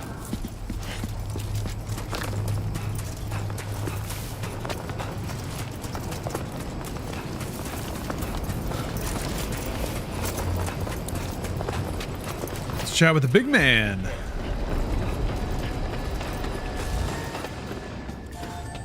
Gotta be Die Hardman, right?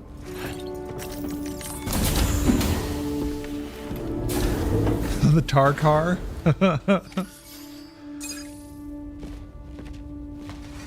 The gunk truck. Thank you, Sam.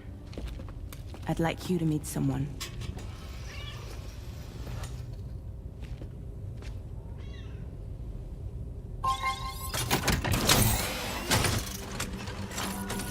Wow. Hello, Sam. My name is Charlie. Oh my god. Charlie's Drawbridge's patron. Hear me out, Sam. Kojima's done it again. I want you to help us bring Australia into the network. Drawbridge has been selected to oversee this critical operation. People saw what you did in Mexico and wanted more of the same.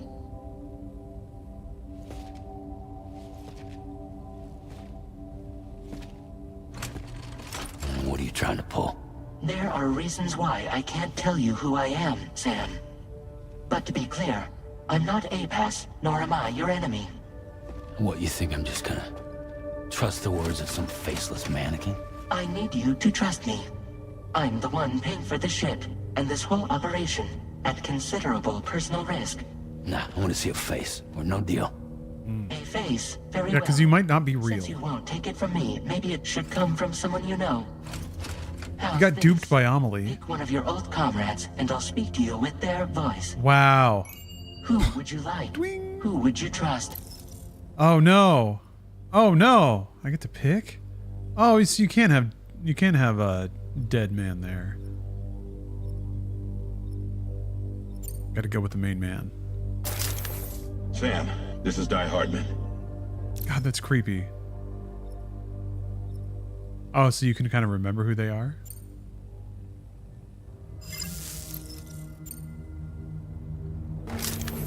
It's been a while, but not really. Mulligan, Lochno, we're the same. We'll try them all out.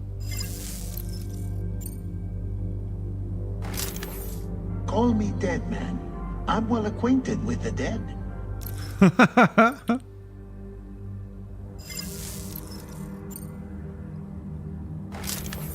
Sam, it's Hartman. Sam. All right. Yeah, the briefing guy does fit with Die Hardman. Sam, this is Die Hardman. Choose the others before Die Hardman. Oh, does it not let you?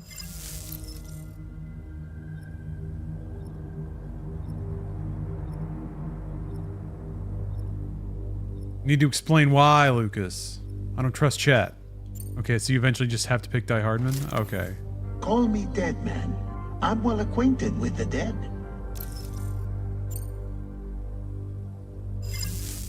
Last I heard, he took a one-way trip to the beach. Seems a little soon, don't you think? Ding! Oh, God. Sam, it's Hartman. No point. The man himself will be joining you on site in Australia. He's already in the game.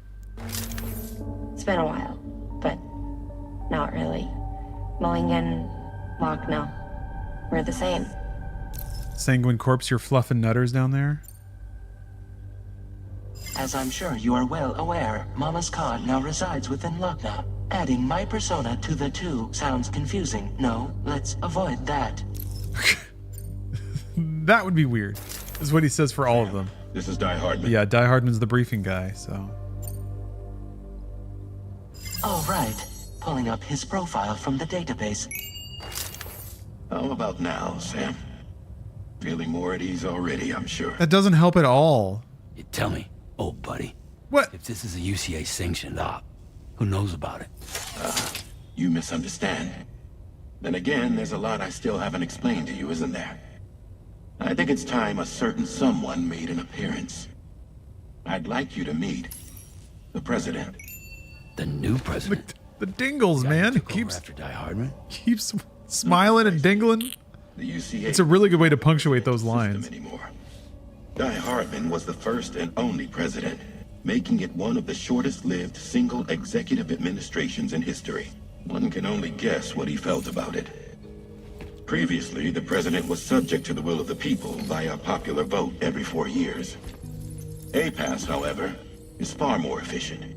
It can ascertain public opinion in real time and thereby determine the appropriate course of action. This led to the adoption of a new model. President guy? You just told me he isn't really the president. He is not the president of the UCA. Rather, he serves as the president of APAC. APAC is a privately owned corporation responsible for the operation and oversight of APAS, a service provider to which we may delegate day-to-day governance.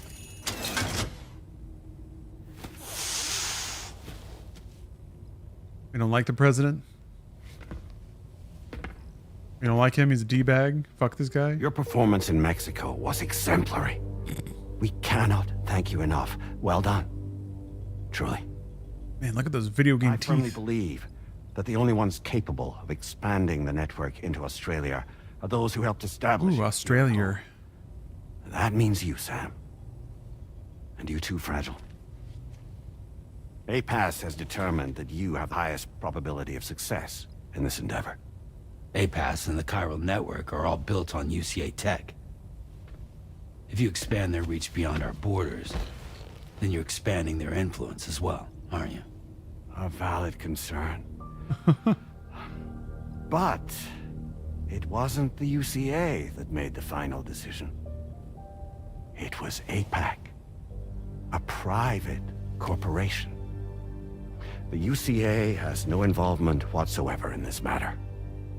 Sam, it may interest you to know that linking up Australia will also serve Yeah, is that a greater better? goal. You like that? You see, the plate gate that connects North America and Australia only matured after you united America with the chiral network.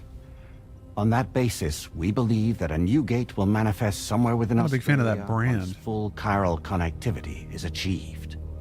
At that time, APAS should have sufficient data to calculate the location of other points of connection between continents.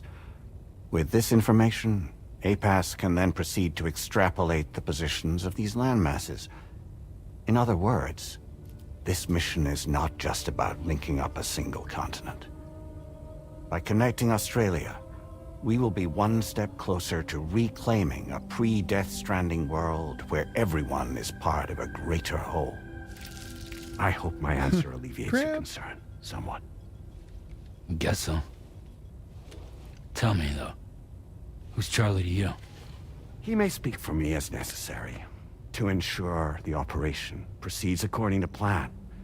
Our corporation, however, will calculate what factors are essential for your success and will provide you with direct... Gorf writes, I'm not sure I trust certain betrayal, man. Welcome aboard, Sam. Charlie, we'll take it from here. Ah, everything's gonna be fine.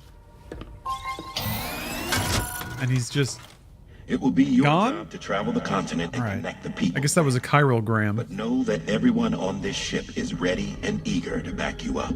Oh boy. You won't be on your own this time. So, you're gonna do it?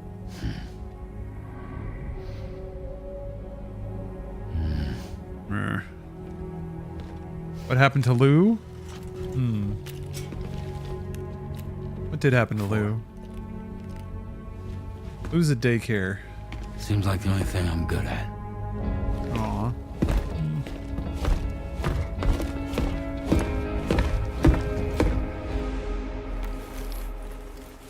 Yeah, Lou's on another farm, running and playing and having a great time.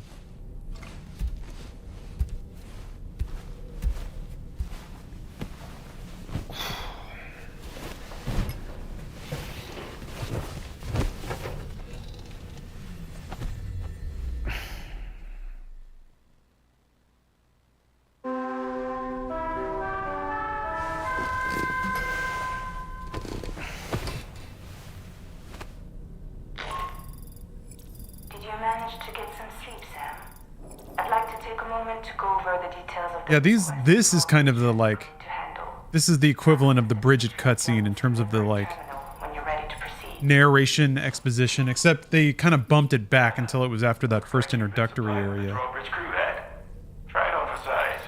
I have a feeling it'll suit your style. Drawbridge hat.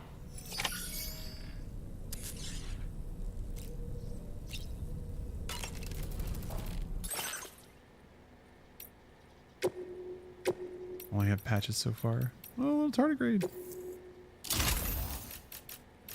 American crypto biota. Are they different in Australia? Yeah, they even have merch.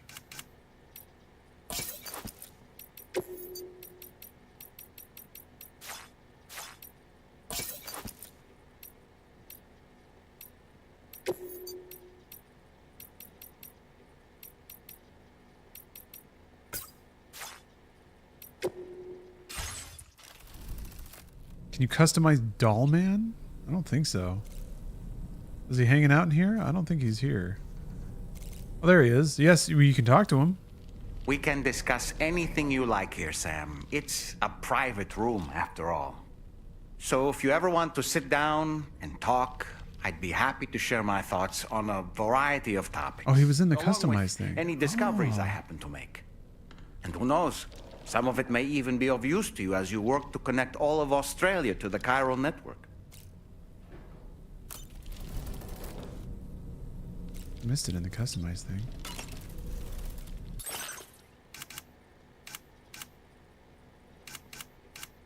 Oh, yeah. Oh, you can dress him up in a different little suit.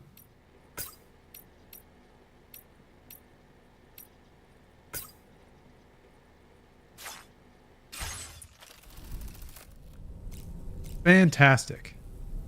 Absolutely fantastic. Oh.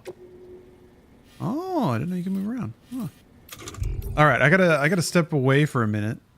I need to do notes on brought you this thing and tuck away a tidy little snack.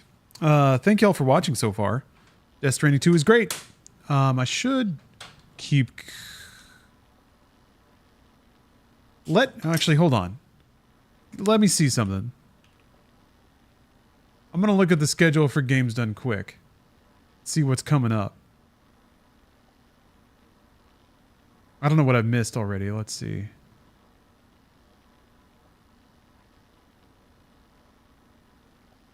Titanfall 2?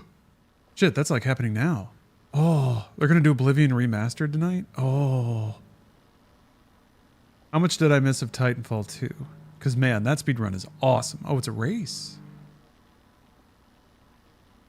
I can't tell if it already happened or if it's about to happen. I think it may have just ended. Oh, yeah, shucks. I just missed it. Okay, well. Super Mario Odyssey. That looks cool. Co-op? When is Doom? Let me look this up. 7 p.m. What day is that? Thursday. 7 p.m. tomorrow. Ooh, okay. 80% is only 55 minutes.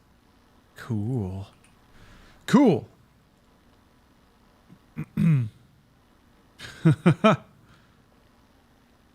Raider MediaTek? Yeah, I was thinking about that. Nah. I'll just throw to MediaTek for a while. And then I'll do my notes and then hopefully come back later. Should come back later. More Death Stranding 2 after a bit. See y'all soon.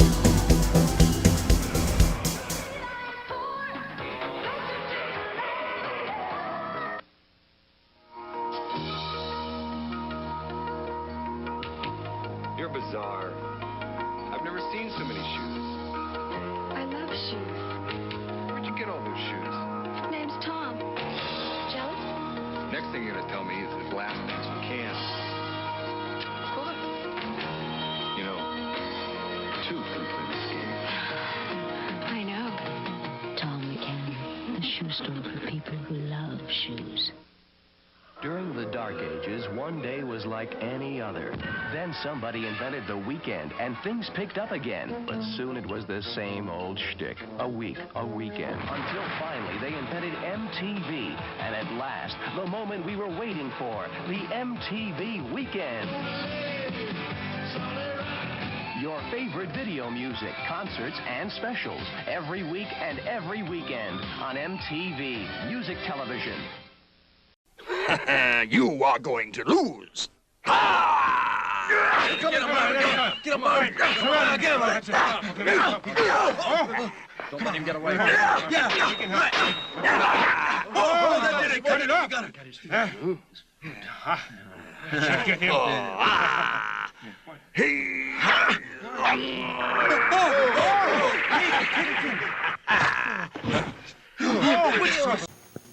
Probably got tired of hearing him sing. Colin Quinn, a man and his special. His own special. I'm going back to Brooklyn. 30 minutes of Colin Quinn as you've never seen him before. And hopefully never will again. Watch the premiere of MTV's finest half hour. Colin Quinn's Back to Brooklyn special. Music, comedy, Colin. Wednesday at 9, 8 Central. Special? The only thing special about Colin was he owes me $300. You know, baseball cards are real popular these days. For one Ron Say, I can get a whole case of my favorite beer, Miller Lite. I don't want some watered-down minor league version of a regular beer. I want the less filling beer that tastes great. Hey, Ace! Give me 2 cases, you can have this baby. Dream on. 1 case. Nope. A 6-pack.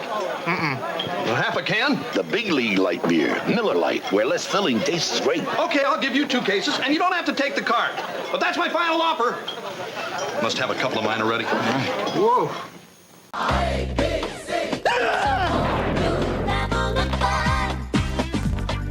Tales from the Crypt Keeper today, right here on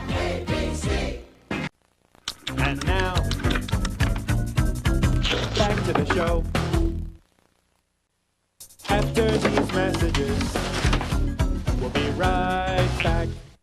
Bunny and I were mixing up some quick when magically we were in the spaceship of the terrible Chartomatron. He's taking Earth's chocolate. Oh. Quick will change his program. Big chocolatey quick. Hit the scrambler. Pull harder. He's toast. Nestle Quick. It's magic in the making. I love new Twizzlers pull and peel. Pull and peel. I make toys. We play games. He loves me. I get an A. I got an A+. He loves me not. Uh-oh. No batteries needed. New Twizzlers Pull and Peel. Chewy, delicious cherry-flavored candy with nothing to pick up. Cause I ate it all! New Twizzlers Pull and Peel. And now, back to the show. After these messages, we'll be right back. Things aren't always what they seem. Take Hidden Treasure cereal. Every square looks the same. Sweet. Crunchy, right? But certain ones have the taste of fierce, fruity frosty inside. Some got it, some don't. Some blast ya, some won't. How do you know which is which? Research. Part of this balanced breakfast. Hidden Treasures. The cereal that's more than it seems. Tomorrow, guest star Emma Sands uses an evil Lois lookalike to terrorize Metropolis. Don't miss the exciting season premiere of Lois and Clark, The New Adventures of Superman.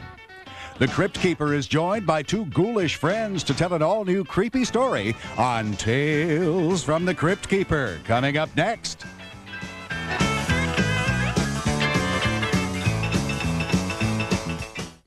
This is AB's...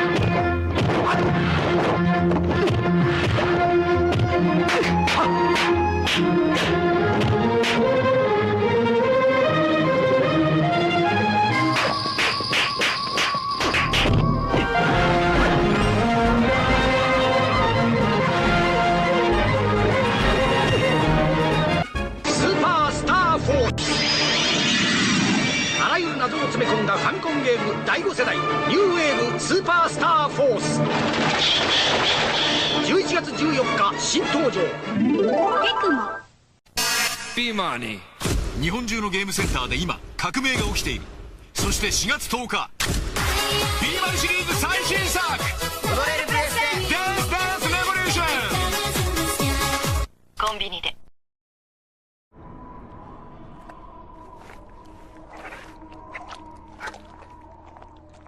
There have been many powerful warriors throughout the millennia.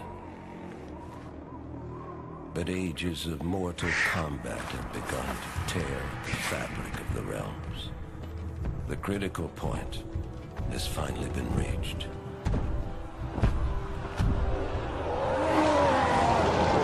It was foreseen that combatants would one day grow too powerful and too numerous. If left unchecked, their intensifying combat would weaken and shatter the realms and bring about the apocalypse.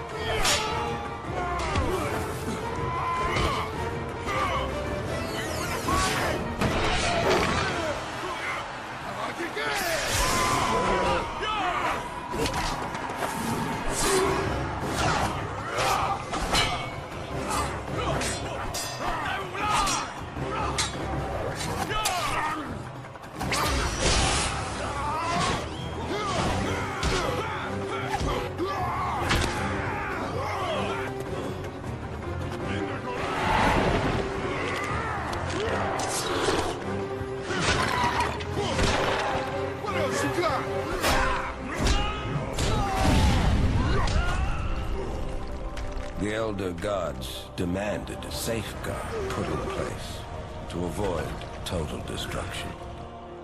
One that would make use of the combatants' insatiable bloodlust. Like moths to flame, they would be drawn to battle.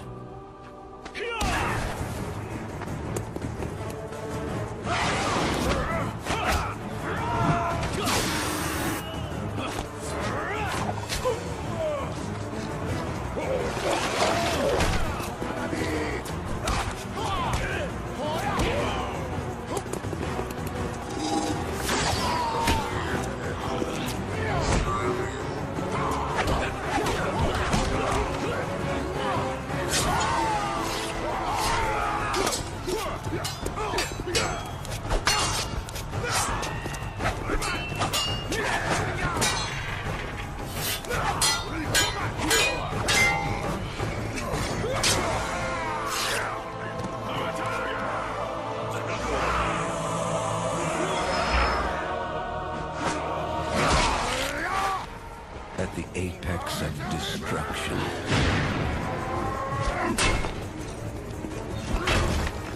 alliances will be broken.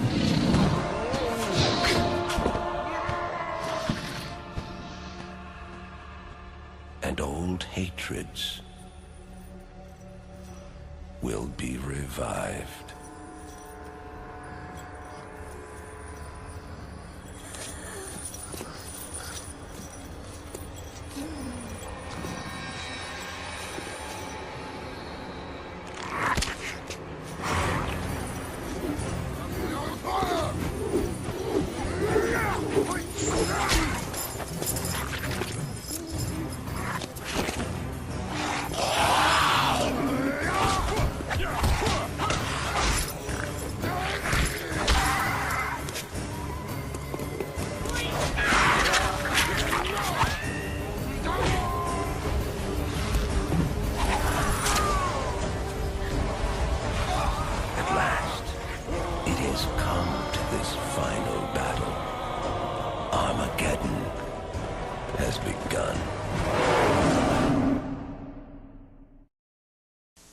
This presentation of Cybermania is brought to you by IBM.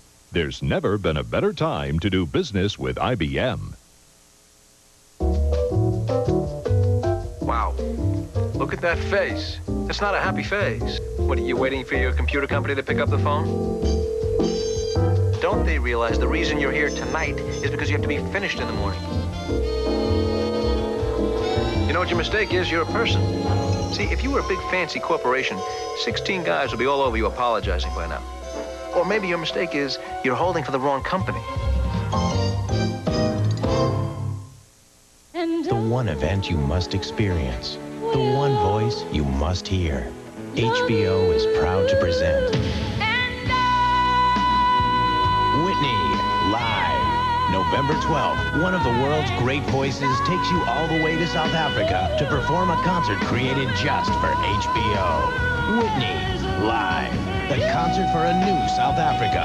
Saturday, November 12th, only on HBO. Simply the best. What's the most important thing you put on? Is it red? No. Is it green? I'll bet it's green. It's clear. Introducing Soft and Dry Clear Gel Antiperspirant. Odor and wetness protection with no white, no messy, no chalky residue. Clear enough? Hey, wait a minute. So the most important thing you put on Leaves no messy white stuff behind. New Soft and Dry Clear Gel.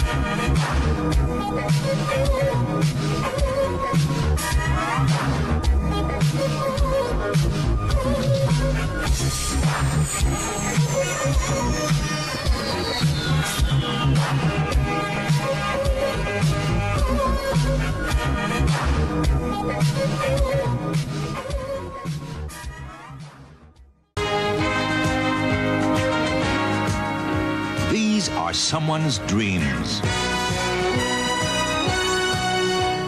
Dreams that happened. Flight was a vision, and it had to wait until the 20th century to happen. Space was a bold vision, shared by many.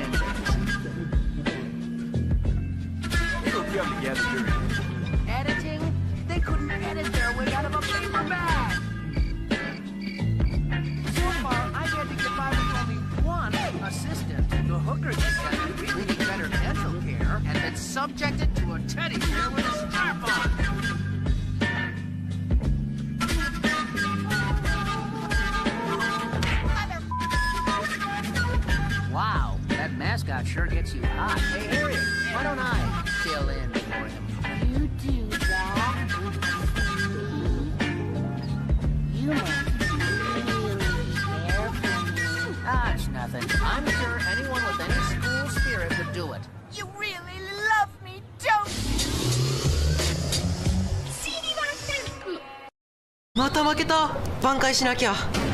一緒にしましょう。死神？挽回。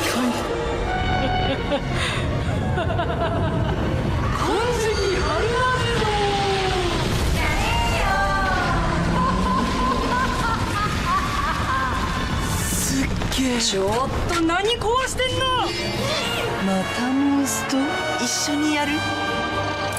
モンストブリーチ漏れなくプレゼント中。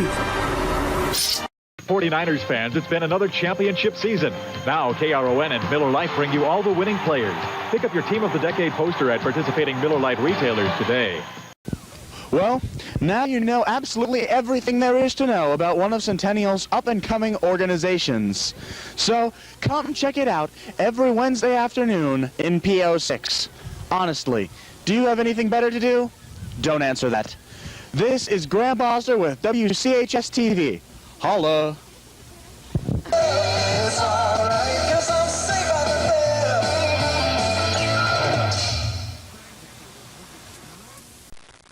Hey, kids! It's from Kaiser Foil, a Maverick built with a secret money pocket. Yes, sir, kids. We'll send you a real Maverick belt with a secret money pocket made of genuine top-grain cowhide. And the buckle says Maverick. And behind it is your secret money pocket for coins, pictures, secret stuff. And look, Brett and Bart's pictures right in the leather. To get your Maverick belt, send only $1 and this seal from the tuck-in flap of any box of Kaiser Foil. It's quilted. It's quilted to wrap stronger and seal tighter. So get Kaiser Foil. And send for your Maverick belt. Comes in sizes 20 to 30 inches. Please specify. Send $1 and this seal from the tuck-in flap of any box of Kaiser Foil. Address Maverick Belt, Box 7, San Francisco 1, California. That's Maverick Belt, Box 7, San Francisco 1, California. I love sushi. I love Japan, period. The tea ceremonies. J-Rock! Yeah. Garugamesh! Oh, yeah. I love anime! Yeah. And manga! And gaming! Yeah. DDR! Smiley K! Hey! Sakura-kan ikimasu! Don't just talk about it. Check out Sakura-kan, April 10 through 12. Check sakura-kan.org for all the details.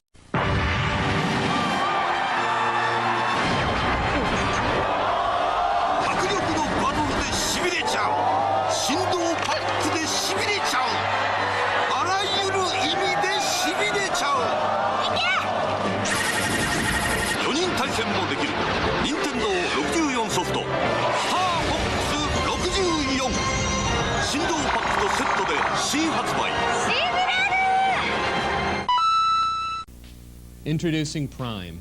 He's big, powerful, strong, able to smash buildings or absorb artillery blasts, and he's only 13 years old. He's the superhero of his dreams. Unfortunately, they're dreams that he can't control. His powers don't always work perfectly, and sometimes he acts irresponsibly, and he's really not quite in control of things. But he does do one of the things that a 13-year-old can do when he has that kind of powers. He wants to save the world, he can beat up on crack dealers, fight terrorists, and have a lot of fun.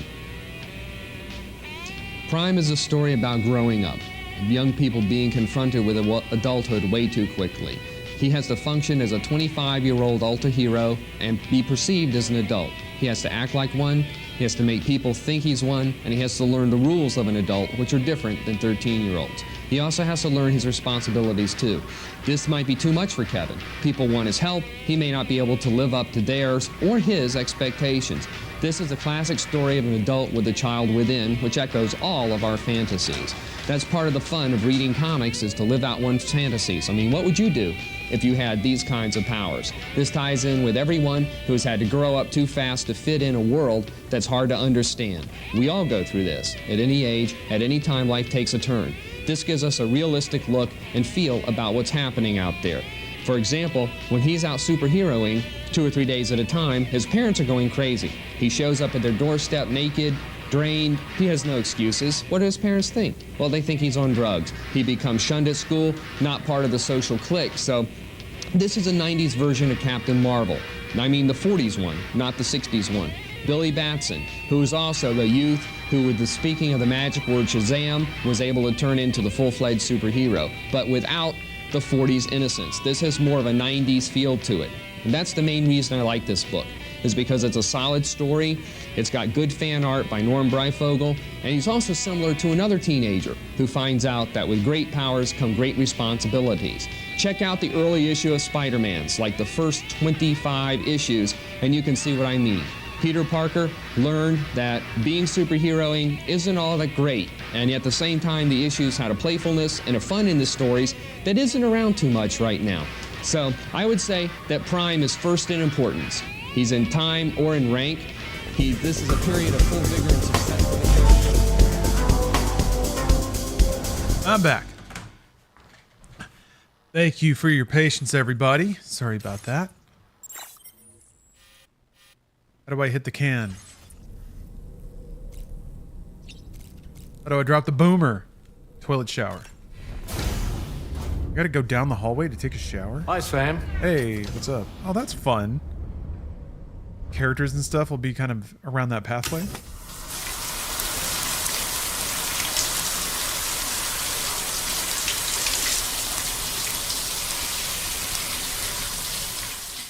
Yeah, incidental meetings.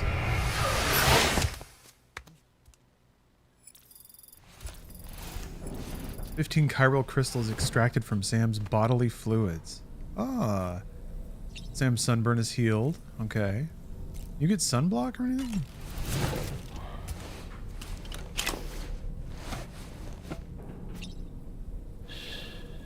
That's right. Just sleep. Oh. Calming now.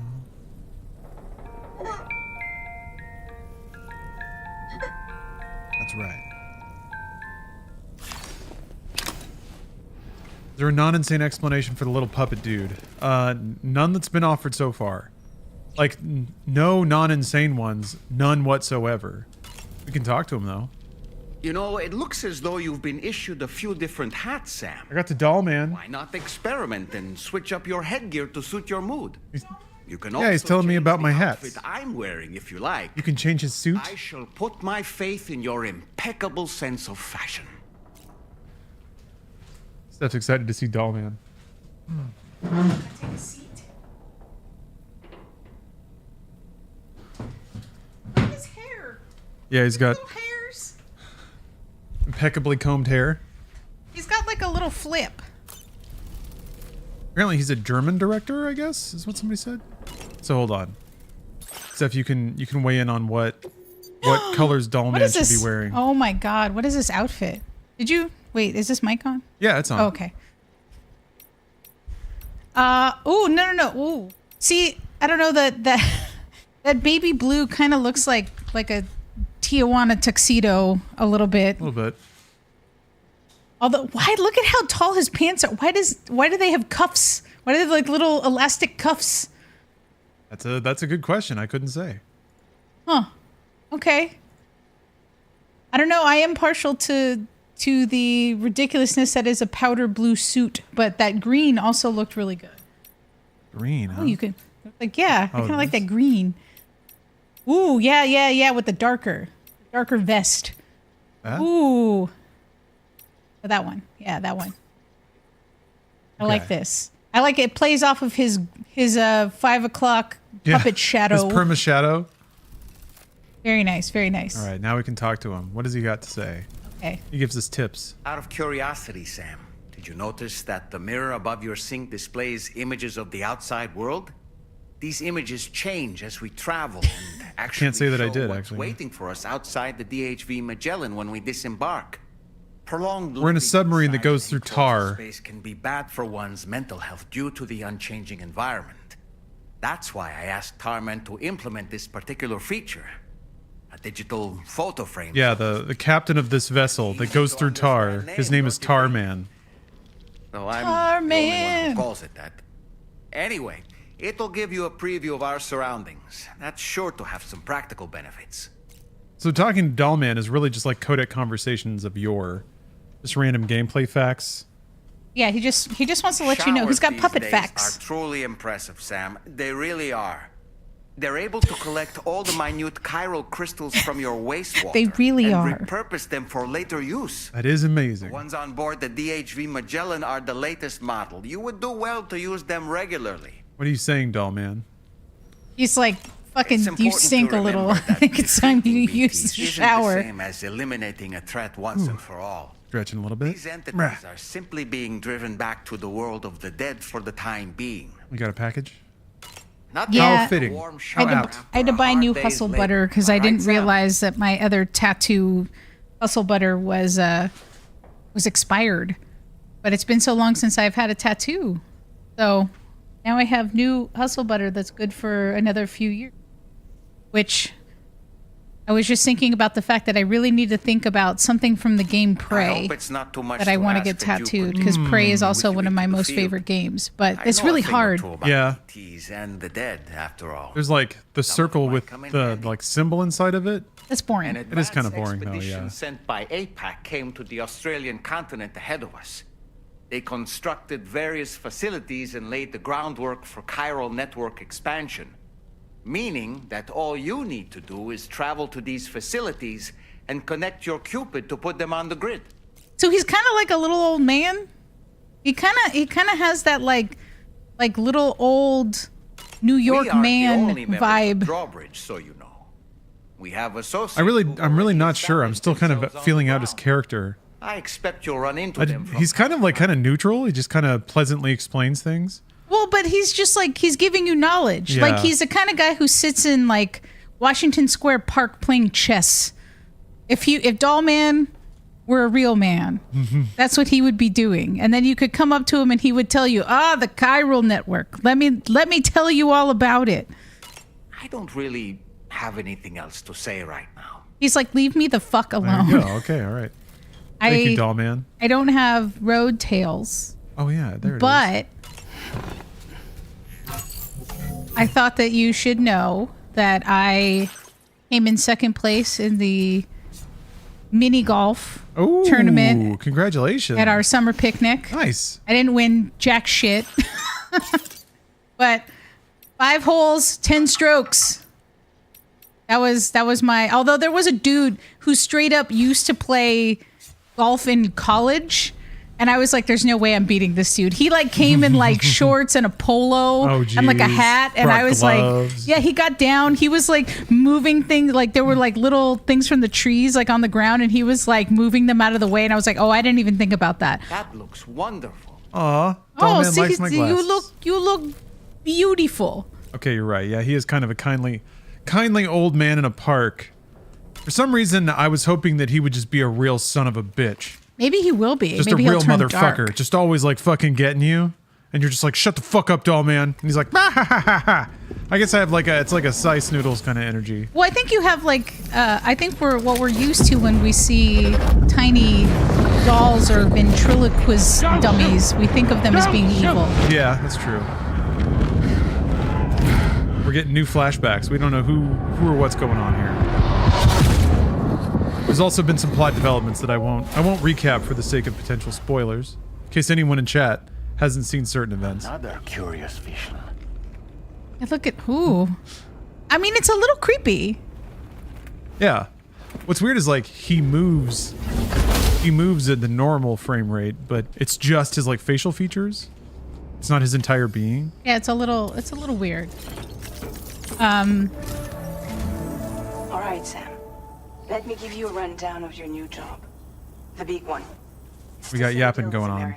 I know, I don't want to tell you about new trivia that I learned. I should be off to a delivery in a minute. To bring all of Australia into the chiral network. Yeah, we're in Australia I now. want you to cross the continent and link up key locations. Oh my using gosh. Cupid. To begin with, you'll connect several facilities in sequence on your way to the closest city to here, West Fort Knott. Charlie will brief you on the order that will take you to the first facility. Oh yeah, Charlie. You like Charlie stuff. Your first destination That Charlie? That's Charlie. Charlie was first a projection onto like a mannequin bust, like a mouth and eyes. by Australia's collapse. And Charlie was like, As the concept of formal governance, it'll probably make you more comfortable if you hear a familiar voice or whatever. simple name. And then they gave you a choice of voices, but if you picked anything other than this one, they just basically be like, no, I don't think you should do that. That was too much money to have that many voice actors do all of the parts for this. So, JK, lol. If we can deliver it, Again, who knows what's going on? Little Kojima head coming through, and then going right through the wall. Again, he has to laugh like Animal Crossing sounds. A weird little like chuckly sound. Seeing anomalous chiralium readings throughout Australia. There's even a BT area Yeah, it just fades away. where we are now. Or like, I think somebody in chat had suggested it, but a little like slide out Mortal Kombat 2 toasty of Kojima just in the bottom corner of the screen. Proceed with the utmost caution. Gotcha. Charlie may be our patron, but he likes to get his Kojima is at his best when you can describe him as being a little stinker. advisor to us as well. He's the new Rickroll. I say this to assure you that the instructions Charlie gives have been discussed with and Oh, approved. you thought it was this? Just kidding. No. Review the details of the main order on the delivery terminal. Okay. We're about to play a video game. Okay. Where Cairo contaminated the government's base. Updating with new data supplied by Drawbridge from outside chiral network coverage. What? Oh yeah, they're just telling me I'm going out. I guess, do I have any gear? I guess not. Oh no, they're giving me stuff. Boots. Alright, Steph, lay it on us. What, Well, I heard about multiple things because I was finishing up episode about The Exorcist, which there are some things that I learned that I didn't know about the production. That, of course, William Friedkin is also kind of like a little bit of a madman, right? I mean, yeah. he was... Friedkin's also French Connection, Okay. right? Yeah. And that's fucking wild. Like, there's some scenes that you're just like, people are gonna die. Yeah, that like was John Landis. unsafe. Yeah, unsafe shit. Well, William Friedkin did a lot of shit, like, you know, the ending when like Father Karras dies, and he then like goes down those. It's 92 steps. That staircase. They actually sent a stuntman head first to record that. Even though there's multiple cuts, they didn't even use one solid take of that, but he did it multiple times. And apparently students at Georgetown were selling tickets on the nearby rooftop so that they could watch them film this scene of a man going headfirst out of like a second-story window and down 92 steps. They were like, oh, they put, you know, padding on the steps. No, 92 steps. That's a lot of fucking steps. Its analysis will therefore grow more comprehensive as you complete more orders. Sorry, I'm letting. No, it's yeah. I'm trying to figure out what they're telling me about something new. I guess you can level up your and see what you like. You can level up your man. Develop and upgrade Sam's movement and combat abilities to suit your play style. So you can like customize your man. Also, I like, for some reason, I really like Sam's expression on this screen. What? He just licked his lips a little bit. Like, he looks like a lizard. Every time I see him, his expression kind of reads different. Now he looks like a chameleon who's just kind of chilling out on a twig. Kind of hot rock. But it's like he's just, yeah, just existing. Hot lizard rock. Empty existence. What is this? Oh, you're reading more things. Yeah. Sorry. Let's see here. That's okay. Really changed. Whenever you have chiral network coverage. All right. Okay, so it's like stealth or combat.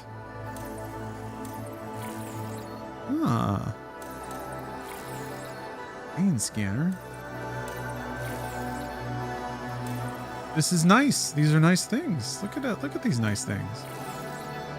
Their analysis Lawrence display. will unlock all of them. Maybe. We have to bear in mind that this is going to get released on PC at some point. And then you're gonna play the game. Yeah, exactly, right? So just like you're still playing Death Stranding 1. No, again. No, I'm not. No. Oh, did you supposedly? It's done for real. I don't believe you, honestly. It is for real. Yep. It's gone. It's gone forever, Steph.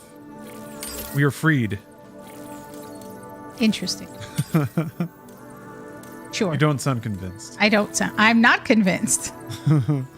You keep turning it on. Like No. I'm watching No longer. something on my TV, Nope. and then immediately Lawrence is turning on Death Stranding again. No, it's gone now. He's got a problem. Got a Death Stranding problem. The problem is that I'm enjoying Death Stranding too. Oh, I posted on Instagram your picture of you holding the crypto. That we blew up crypto. Oh yeah. That was pretty cool. Yeah. Along with also, I did post today my tattoo. Oh, nice. So that the world can see my my Mussolini tattoo. Steph, ever a beacon of class. I mean that though. Got a real awesome Inspector Mussolini tattoo. Well, this is why it's time for more video game tattoos. And I was thinking, Lawrence, would you still be romantically attracted to me if I had a Gex 64 tattoo? Because I feel like that was such a great game for me that I loved so much that maybe I should get a Gex tattoo. But specifically Gex 64. Specifically. I don't want like a smooth 3D Gex. I want like a polygonal pointy Gex. Okay, I understand. Like maybe just his head. Man, it's so evil looking. Okay. Well, because it's like now that I have the head of like Mussolini, I feel like should get like other little heads. Iconic video game characters like Gex. Yeah, like Gex. Everybody loves Gex. Nintendo 64 Gex.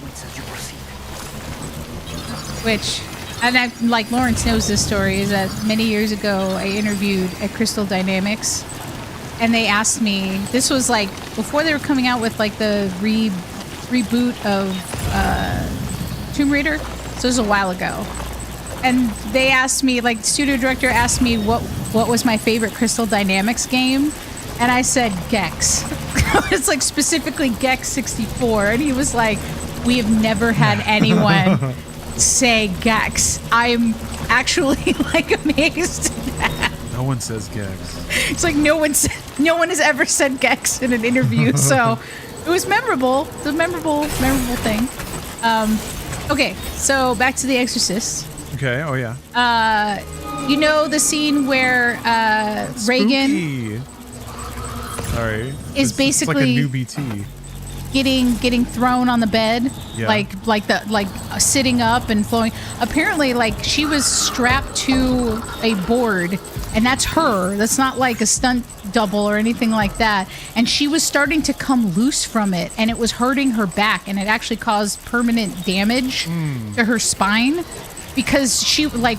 As she's in that film screaming that like stop, please stop, it's actually because she was getting loose from it and she could feel it like slamming her. Oh no. Just like the same thing with Ellen Burstyn. When like she's supposed to get pulled, she told the stunt people and like William Friedkin, please, like they did it once and they pulled her really hard. And she was like, don't do that again. Like I'm gonna get hurt. Yeah. And William Friedkin, she's like, the minute that, like, Ellen Burstyn's like, the minute that I turned, I know that, like, William Friedkin looked at the, like, the stunt man. Uh-huh. And, yeah, sure enough, like, there's an interview with, like, the stunt coordinator who was like, yeah, William, like, turned to me and said, do it. Oh. Like, go for it. And he was like, really? And he kind of, like, chuckled about it. And, like, she's pulled off her feet in the shot. They pulled her that hard. And she also did suffer some damage. There was like multiple things that people did on that film that they got hurt because he was just like, no, it has to be more real. Like when Father Karras is in his study and he's listening, you know, to the tapes of Reagan and the like of backwards, like basically the devil talking, and how he gets really freaked out by the telephone ringing. Yeah. He was so freaked out because William Friedkin fired a shotgun next to his head to cause him to jump like that. Man, come on. And you're like, what the fuck? Like, holy shit. So, William Friedkin, pretty fucking wild. I feel like that's when a director has some kind of like kink. They like fucking with people. Yeah, right? Like messing with people to a level of like, he had to get the performance. Even though, like, Linda Blair had said that she does credit her performance in the film to William Friedkin. Yeah. Because, like, he would make them do all these takes, they had that refrigerated room where they used for the set, where there was snow one morning when they went into film, that they had to actually clear snow because that's how cold the room was. And apparently, like, you know, the actor who played Father Karras and was so, like, was pissed off after getting, like, the shotgun next to his head. You know who they were originally thinking of casting in that role? Jack Nicholson.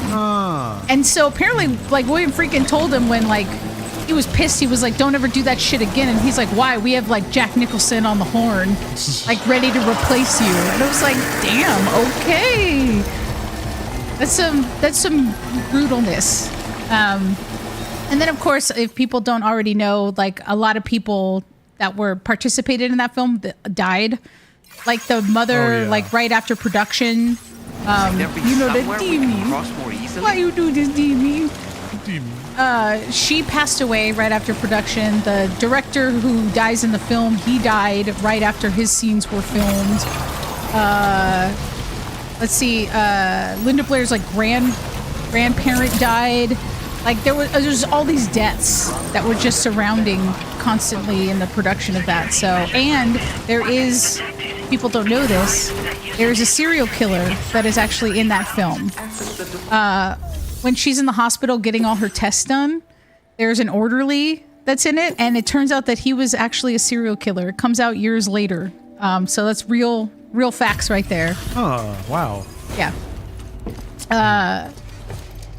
So those were the Exorcist facts. Cool. Now I'm going to get into Apocalypse Now facts, which were things that I didn't know about Apocalypse Now. And I've never watched Hearts of Darkness. I feel like I should. The documentary that... Oh, yeah, that would be interesting. That Francis Ford Coppola's wife made. That's quite a feat. Been waiting a long time for someone like you. I don't want to talk over story beats when people want to hear the story. We don't have as much actor abuse in modern cinema? Doesn't seem like it, no. Looks absolutely flawless. I think that, like, now they'll be a lot more vocal about it. And, like, they don't allow. You're a saint. Yeah, sets are not allowed to be toxic anymore. I guess the worst it gets is, like, actors go really hard method and end up just being a pill to work with. Like everyone says, you're a man people can count on. Already put that decontamination unit to good use. The chiralium levels had really I do feel like I need to watch Heart of Darkness. And I've never actually read Heart of Darkness. Go ahead and connect us with that. Like, I think I did. I think it was one of the high school books that I read. Really? Yeah. I'm surprised about that. Well, like, they talk about the fact that, you know, Apocalypse Now is just very loosely based off of the book, because apparently the script that originally came out was very pro-military, and Francis Ford Coppola's like, abso-fucking-lutely not. Like, Vietnam was going on when he decided that he wanted to make this film. And so he was like, no, we're going to make this, like, a lot of the things that happened in the film that you think are just wild apparently were from stories from soldiers that actually were like, no, that shit happened. And, like, everybody was on drugs, and apparently, like, the crew had to keep giving what's his name? Well, first of all, Francis Ford Coppola lost like 50 pounds because he was doing speed like the whole time. Cool. So that's one thing. When I'm trying to think of what else. Oh, Marlon Brando, when he got offered the role, they really wanted him to be on it, and he had very specific desires. That were, he said he wanted $1 million up front. Cool. $1 million every week that he films. Very cool. And then 10% of the back end. Fuck yeah. And at that point, he was had also gained a lot of weight, and like, you know, Francis Ford Coppola's like, absolutely, like, they had just come off of working together from, like, you know, The Godfathers. So he was like, yeah, like, I want to work with you, Marlon. I want you to be there. But he was like, you're going to have to lose weight when it's time to film because you're supposed to be a Green Beret. Like, you're supposed to be, like, a buff-ass dude. He came and he was 96 pounds. He was like 360 pounds when he went to film that. And they were like, I don't know what the fuck we're going to do. They were like, so they had to like work around it. Yeah. And figure it out.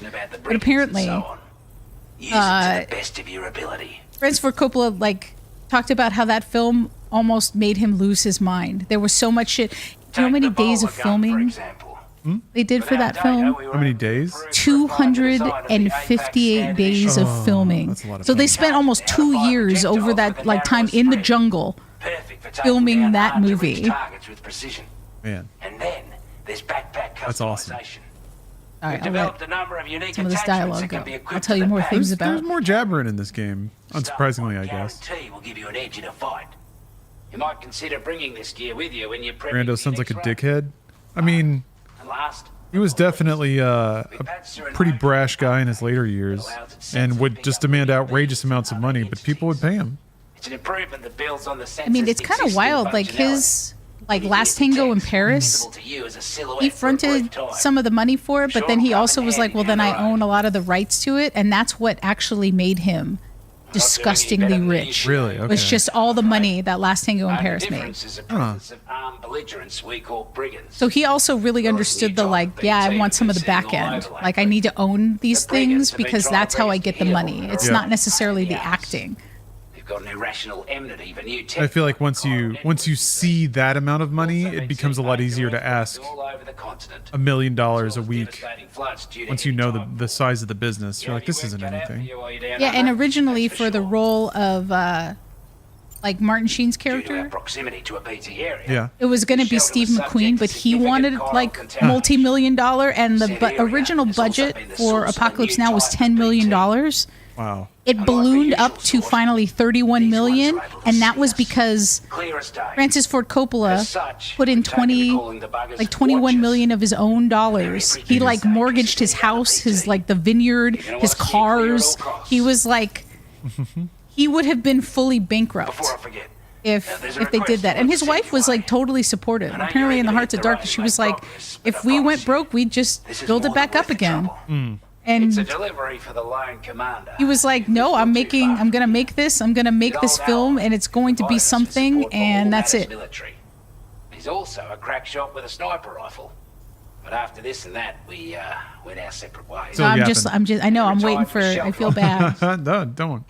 There's a lot of talking to go. If we could enlist his I don't know, a lot of this stuff is like they're restating some of the world rules, but I'm already familiar with that. data and schematics that Yes, which does explain Megalopolis. I mean, the man he owns a hotel in Atlanta that is now can be used for movie production and edit. It has a full editing suite, but you can also stay there because that's how long he spent editing Megalopolis.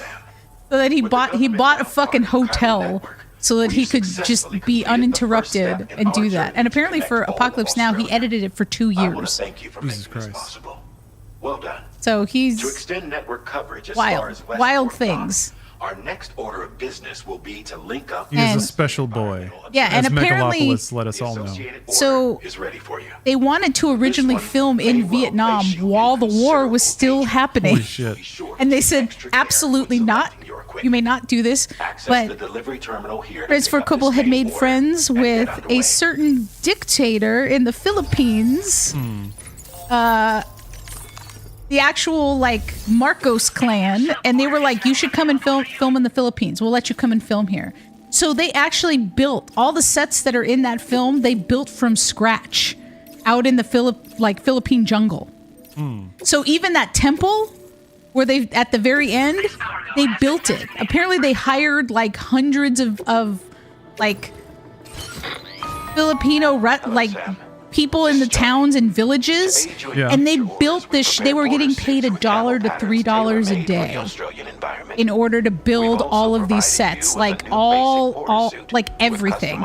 And then after being able to film for like a couple months, a hurricane came through and destroyed everything, and they had to rebuild almost all the sets because they all got destroyed in the hurricane. And like it was like hundreds of people died. It was pretty wild. Ugh. And they were like, well, we were hoping that we weren't like taking advantage of the people, but you're like $1 to $3 a day. Like, that's not union labor. You're like, that's crazy.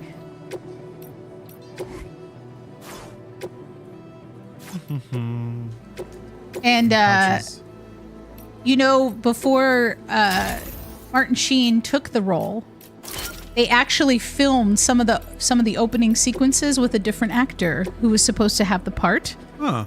Harvey Keitel. What? Yeah. That's weird. And then apparently, like, Francis Ford Coppola was watching the dailies, like, of the first, like, month of them filming, and he really was like, he's the wrong person. He's like, we have to start over. We need a new actor, and we're just gonna have to film everything all over. There's apparently only one scene that Harvey Keitel was in that is still in the film, but it's the back of him, and you think it's the back of Martin Sheen, but it's actually the back of Harvey Keitel, because they really liked just the look of the sequence of them leaving in the boat, and that's him. Okay, huh. But apparently Martin Sheen, he was 36 years old when he did this film. Yeah. He was a raging alcoholic at the time, like bad, was having a bad time. The film production was already, you know, wild. People were all in, like I said, doing drugs, being pretty crazy, smoking a lot of weed. Like everybody, they said that was just a very drug-fueled set. And you know the whole like opening sequence with Martin Sheen where he's like on the bed and he's like, and he cuts himself and everything? He actually did that. He was hammered on set. Like, wow. Very, very drunk, was apparently having some sort of crazy midlife crisis of conscience, like just moment. And Francis Ford Coppola's like, we're going to film it. Like, all right, let's just do it. We're just going to do it. And so, you know, there's Martin Sheen getting up on the bed and he's starting to do the like jujitsu moves, right? Like, you know, when he's in his underwear and he's just like freaking out because he really was having a mental breakdown at this point, and then went to the mirror, was like looking at himself, and then he just smashed it and like cut his hand open. And there's audio, I guess, in the Hearts of Darkness film that like, or they played it in the podcast where he is just moaning. Like he is in pain, moaning in front of the camera. And they did not use that, of course, but I was like, what the fuck? Like, okay.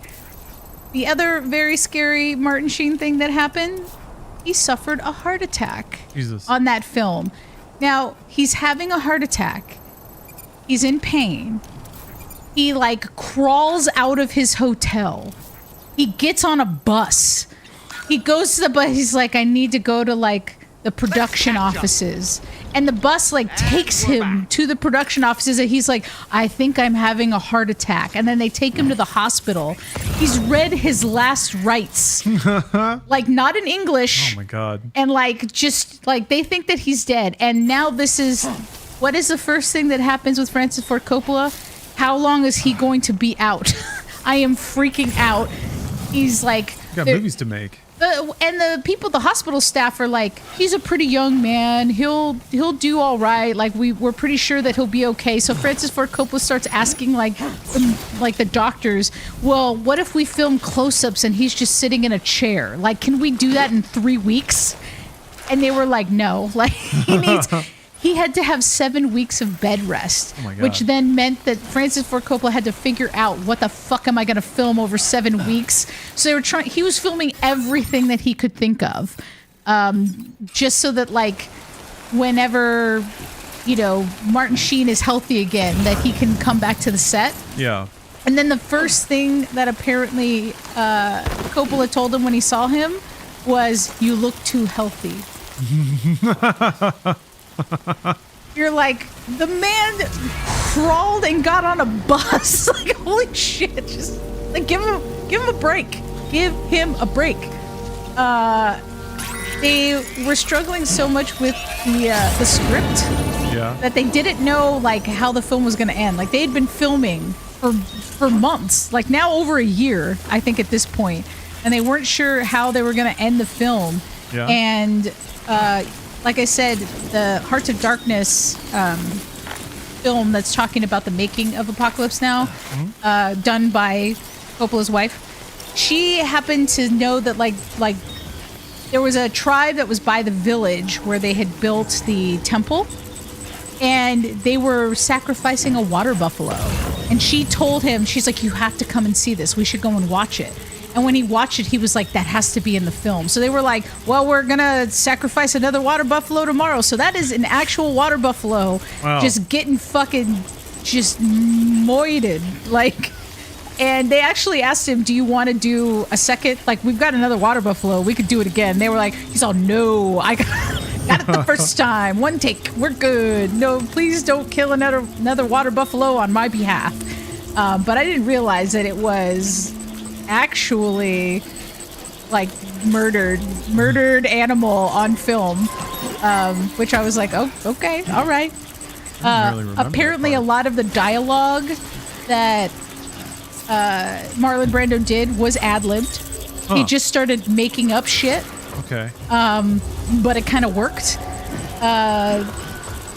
There was a particular quote that Martin Sheen talked about, like working with Marlon Brando as an actor, that he was just so in it that it was really hard. Like, he could take your breath away because you would be like, who is this person? This person that I thought I knew is now a different person, but it's the same person. Yeah. And he said that, like, the first time that they went to do the scene where, you know, basically the murder scene, where he's coming to kill him, you know, with the farm implement, and he's going into the temple. I know, spoilers if you've never seen Apocalypse Now, but also you should watch Apocalypse Now. It's pretty intense. He went up and, like, right as he, you know, was getting ready to murder him, and he's holding, like, the implement for the shot, Marlon Brando had turned around and looked at him and said, "Pray for your father." And Martin Sheen didn't know what to do. Like, he stopped. He was like, what the fuck? Like, it felt so brutal that he didn't know how to react to it appropriately. I don't even know what that means. Yeah, right? He was like, what? And he, like, dropped it. He's like, is this what? And I was like, okay. I was like, you know, Marlon Brando, a unique character. Yeah. A unique actor. And then also in his younger days, let's be real, hot as fuck. Holy shit. He could let himself go as much as he wanted, because when you're that hot and that young, you can't stay that way. Like, it's got to fade. It's got to fade after a while.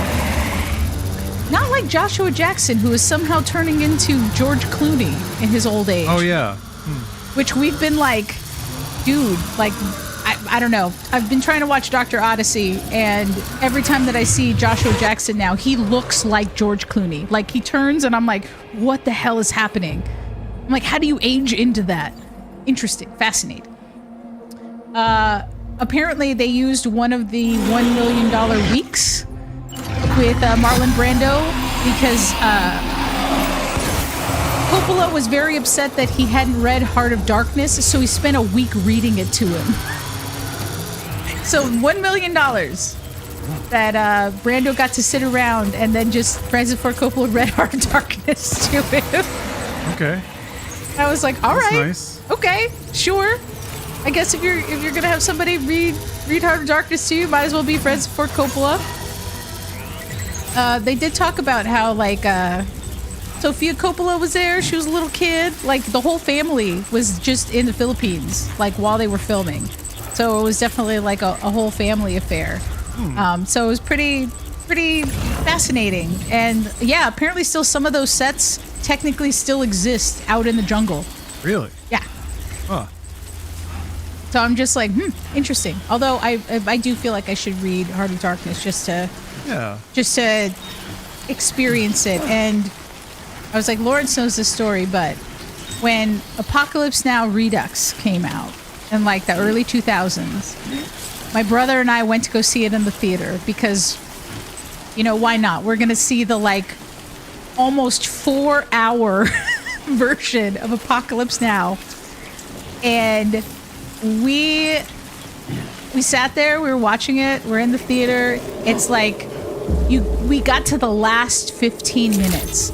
Like here's Martin Sheen creeping up to the temple. The doors, it's all like moody. You're like, fuck, man, we've been through a ride. Like, so much shit has happened.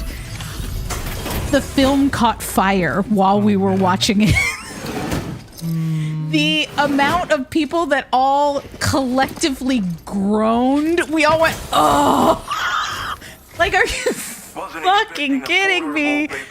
We've been here almost 4 hours and we don't get the climax of the film. The last, like, just crazy 15 minutes, water buffalo murder, all of it, nothing. There were people rushed out of the theater and were like screaming at the teenage staff at the movie theater, and they looked terrified. And I thought, like, my brother got up and he's like, you wait here, because he wanted to go see the action. Yeah. So he went out and he was like, hey, we got to get out of here. He's like, some people are super fucking pissed right now. And apparently the way that they handled it was they just ended up giving us all free tickets. They were like, here, free movie ticket. You get this and go see whatever movie you want. Like, we're so sorry. And I believe I used that free ticket to see Jay and Silent Bob Strike Back, yeah, which nice. I feel like I'm glad that I didn't pay for that. I got it for free. But that is my memory of Apocalypse Now Redux, sitting through that whole fucking movie and then just catching fire. Never expected it. I was like, what the fuck? It was pretty wild. And then I just started listening to right now the episode where they're going to talk about, well, I started a little bit of Showgirls, and then I realized that I was like, I feel like I know more about Showgirls than I should already. Just like Paul Verhoeven and kind of like his wild and wacky ways, that I was like, oh, maybe I won't listen to this episode. So I'm going to start a new episode. Oh, okay. I would be curious about that. I feel like I don't know much about it. Well, because, like, I think that's the thing. I'm glad that Showgirls has come back in a way that people are now, like, people are actually being really nice. People give it a chance now. Yeah, to like, Elizabeth Berkley. I think that she got a real shit shake with that. I mean, kind of like Pamela Anderson with Barbed Wire. I mean, Barbed Wire is not, like, a super great film, but it really isn't male gazy in the way that it not as could much as have you would been. think. And there's effort put into things that effort wouldn't be put into if it was just meant to be like an exploitative piece. It's a weird movie. I loved Jennifer's Body when it came out. I saw that shit in the theater. I was excited. I was like, what is this Diablo Cody crazy wacky film? And then I was like, yes, I'm into all of it. I'm glad that it has now gotten a lot more love. Because there weren't a lot of like female centric horror that was like happening, and it's great. I do enjoy Jennifer's Body a lot.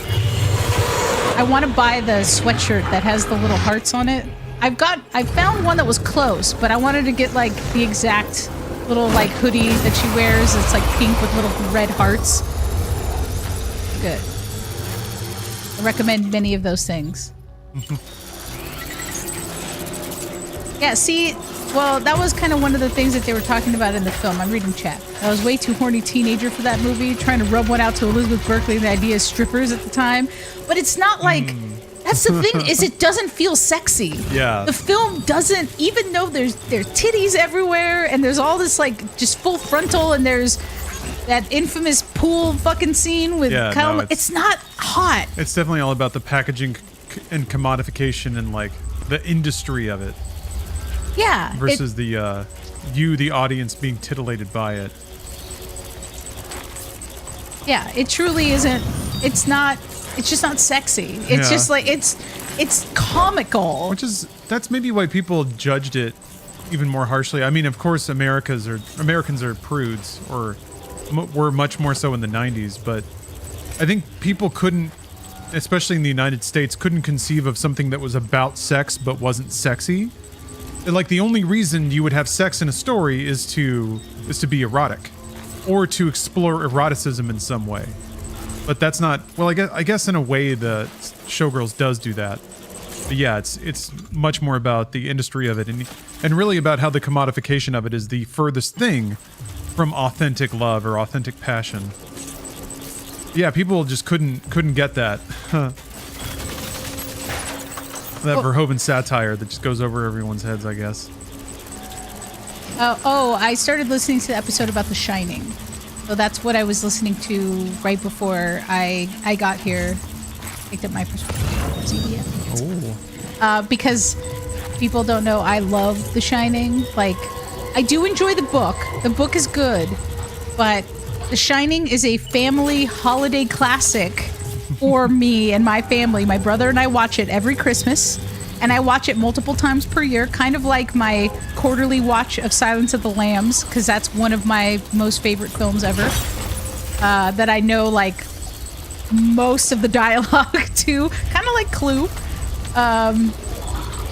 But it's interesting that I had never really thought about the fact that, like, Stephen King wrote so much and had such very distinct phases of his writing, where it's like he was an alcoholic for a phase, and then he was doing like so much like cocaine and speed that he was writing so much that his editors thought he was plagiarizing, that they didn't think that he could write that fast all of these like unique stories.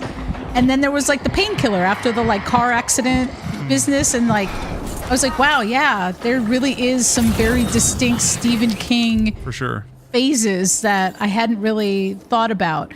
And apparently Stanley Kubrick, who I didn't know this about his early years,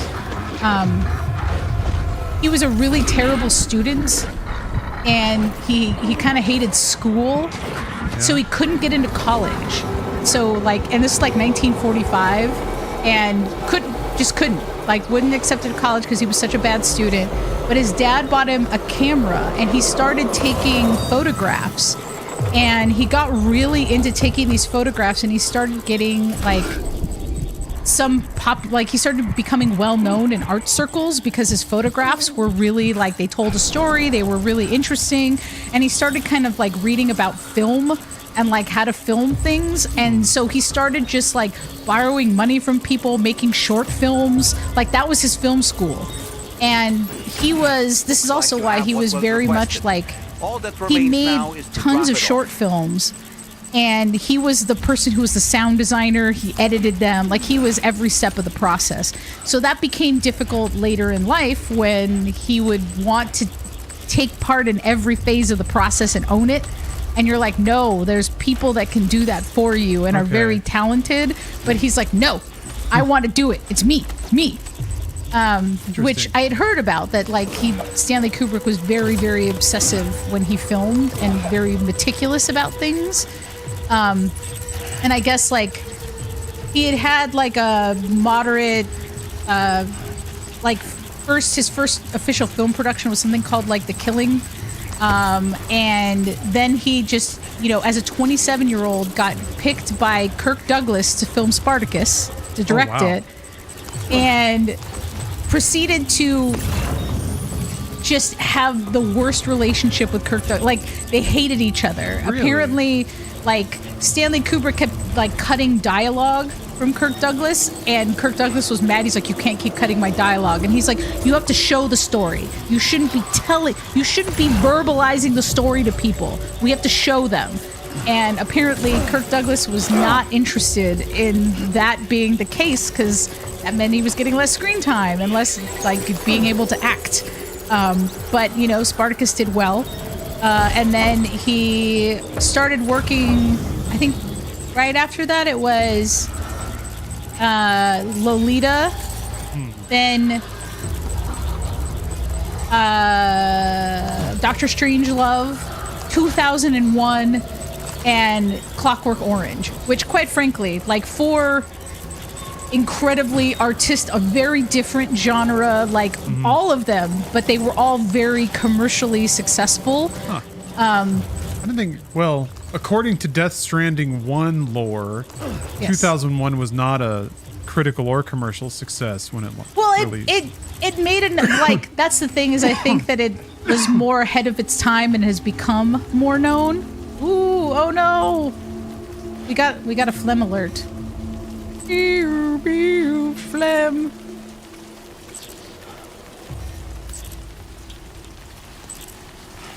I like how it all comes back to video games, and Kojima is the one who's telling us about it was Kubrick lore and Death Stranding.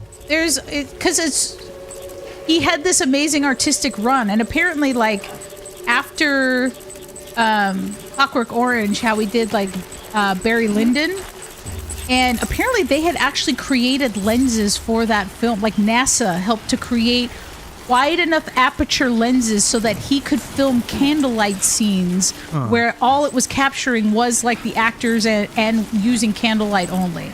But that was not a commercial success. That one kind of like, it was critically hailed. It got like nominated for Oscars. Hey, Verbose. Thanks for the sub. Today's your birthday. Turns out that the other player structures wish you a happy birthday. Oh! Wow, that's cute. That is really cute. That's also, actually adorable. Verbose loves when Steph is on. Steph is here, sharing her wisdom. Just the things that I learned via different ways. But happy birthday, by the way. That's important. Birthdays are important. They are. Happy birthday. Hopefully you're having a good one. I guess after the commercial failure that was Barry Lyndon, despite the getting nominated for Oscars and all that, Kubrick decided he wanted to make horror. He was like, I'm going to make a horror film. And this is like the 70s is truly when the horror film came into its own. Yeah. Like, let's be real. So much good horror started in the 70s. I mean, the slasher genre was basically created. Yeah. You know, and it was a good way for writers to put themes in, like covertly, like specific themes, but having it like be horror where they might not have been able to do it as easily with a dramatic film. So I guess the way that Stanley Kubrick decided he was going to make The Shining was he had asked his secretary to bring him as many horror books as possible. They just brought him a bunch, and he would read the first few pages, and then she would hear the noise of him chucking it against a wall. Because he's like, no, didn't like that one. And she kept hearing it, like every day. Like he'd start to read a book, and then he'd throw it against the wall. Read some of the book, throw it against the wall. And then she noticed one day she didn't hear him throw something against the wall. Oh. And she went in there and he was reading The Shining. Okay. And so he contacted Stephen King, and he was like, apparently used to call him at like various times in the night. Wait. Yeah, like Kubrick would call Stephen King? Yeah. Okay. And he'd ask him questions about like character motivations, like what does he think about this? And as they had these conversations, Stephen King started to really realize he is making a completely different film than what this book was. Interesting. Okay. And Kubrick co-wrote it with this female writer whose name I'm now forgetting, but she won a Pulitzer later. Like, she's a very talented writer, but he's like, I need a co-author for the script. We need to figure it out. And I didn't know that one of the original endings for The Shining was supposed to be like Wendy kills. An ideal choice for those who prefer to get the job done without. Now, why am I keep thinking of Torrance. I just think Jack. Wendy kills Jack. She hears the snowcat coming up, and it's Scatman Crothers, right? Yeah. He's coming up. Except Danny has a vision where he sees like Dick Halloran talking to Delbert Grady, like as in he's a part of the hotel, like haunting. And so shooting at extreme ranges. Wendy ends up killing like Dick Halloran, and then they escape in the snowcat. And I was like, that would have been terrible. Like I would not have liked that. Although it is, the ending is different because Dick Halloran in the book lived, but in the film did not. Very clearly was moided by Jack Torrance. Yeah. But I guess the thing that disturbed Stephen King a lot was that he felt that Jack Torrance was still a sympathetic character because he was like clearly very damaged, but was not like he wasn't supposed to be entirely evil. Like, let's be real. Jack Nicholson is fucking creepy from the beginning of the film to the unhinged, end. Yeah, he's definitely already broken and just trying to cover it up. Yeah, he's just got that look about. Even when he's in the interview, he's like, like he's got that smug Jack Nicholson, like, I'm gonna fuck some shit up. Like, we're just waiting for the right time for it. Yeah, he was. I mean, he was the Joker. He was Jokerized. Jack Nicholson was Jokerized later in his career. We live in a society, Lawrence. He knows that better than anyone. Yes. Once you've learned how to use those little beauties to their full potential, you'll have a heap of new tactics I at your didn't want to talk disposal. over. I realized I was talking over some of this. I'm reading the subtitles. It may sound like But a bit of a yarn. there were some interesting conversations that Stanley Kubrick and Stephen King had, which again, fly on the wall. I would have fucking loved to hear some of that shit. And apparently, again, part of the entire thought process of Stephen King is like, oh great, like Stanley Kubrick. I don't know what fucking film Stanley Kubrick's gonna make because this doesn't sound like my book. They'd had a conversation about ghosts, and Kubrick believed that if something featured ghosts, it was happier because then that meant that there was an afterlife. That like life goes on in some sort of way. And Stephen King asked him, "Well, do you believe in hell?" Was that the only way And for us to come together? there was a long pause. And then Stanley Kubrick's like, I don't believe in hell. Like, I don't believe. And he's like, that's the difference. He's like, this is the difference here. He was like, how do you know that being a ghost isn't hell?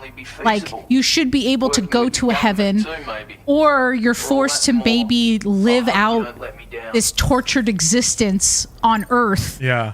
And you don't get to rest. You never get to rest. Like, that's just it.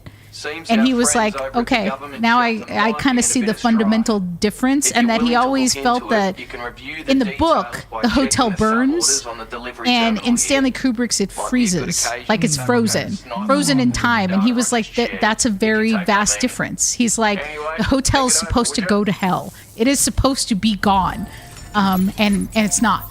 So I found that to be very, very fascinating, and I was like, oh, okay, Yeah, that is interesting. Neat. Appreciate it. I see. But yeah, so I'm still listening to the episode. I will hear more about it, but I do very much love The Shining, so very much. I hope there can't be people that haven't seen it yet, right? Like, I'm sure that there are people in the world, that haven't. But they should. Yeah, it's quite good. And I mean, I was also into Dr. Sleep. I think Dr. Sleep was a good like companion film to it.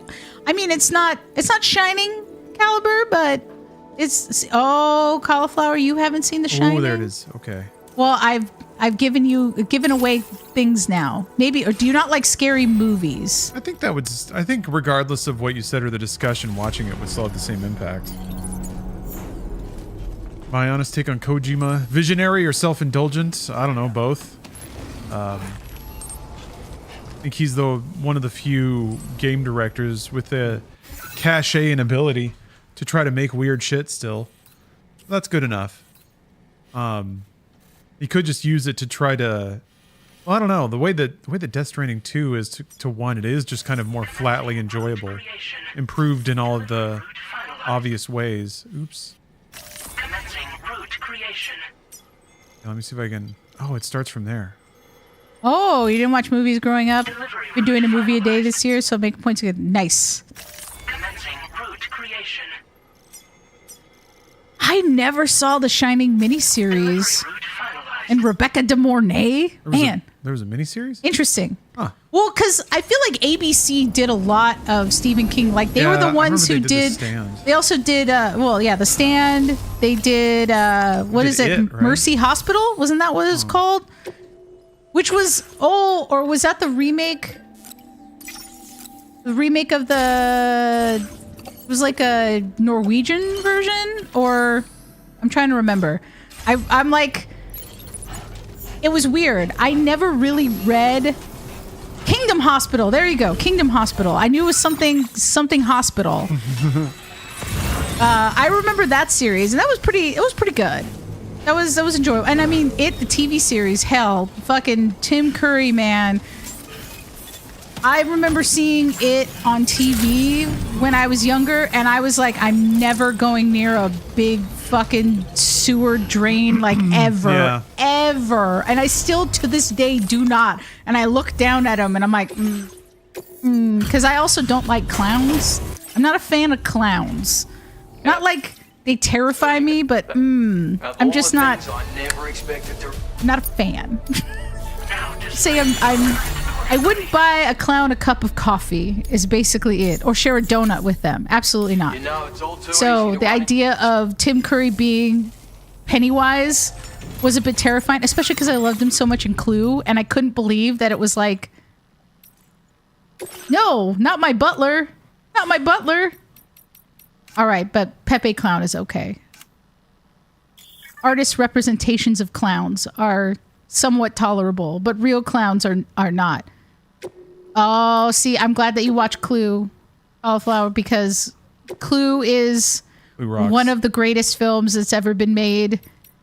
I have a tattoo from Clue. It's just Mrs. White, and she's got flames around her because, you know, flames on the side of my face. Breathing, heaving breaths. Still one of the greatest. Yes, I love it. Love it so much. I have seen Clue performed multiple times because that's another film that I have completely memorized, like the entire script, and all the endings. And every once in a while, I will tell Lawrence, I'm going to go home and sleep with my wife. One of the best ending lines in a movie ever. You want to know who shot Mr. Body? It was me. In the hall. With the revolver. Yeah, sure thing. Man. Yeah, adaptations. How do adaptations get better than that? I don't think they do. Yeah, how does a board game give us one of the greatest comedies that has ever existed? And it took me many years to realize that Professor Plum, when he's sitting at the table and he says, I work for a branch of WHO, the World Health Organization, it's fucking you-know-who. The acronym is you-know-who. And I was like, what the fuck? It took me until I was an adult to actually capture that. And I was like, holy shit, I don't know how many times I watched this movie as a child, as a teen, and I never caught that that's what he was, like, you-know-who. Like, it's good. It's still so good. Oh, no. I broke the camera. Okay, you broke the camera? Yeah, I guess cargo takes damage when you're on a vehicle now. Yeah, Battleship was cool. They drifted a boat. No. Absolutely not. See, this is what happens. Like, one film does... I hope that they really... Like, there's been rumors that they're going to try to redo Clue, and I'm like, please don't. Just leave it alone. Leave it as is. It still holds up. It's still funny. Yeah, I don't think any modern movie can be written that well. I don't think modern writers are good enough to do that. And if they are, I don't know where they're hiding.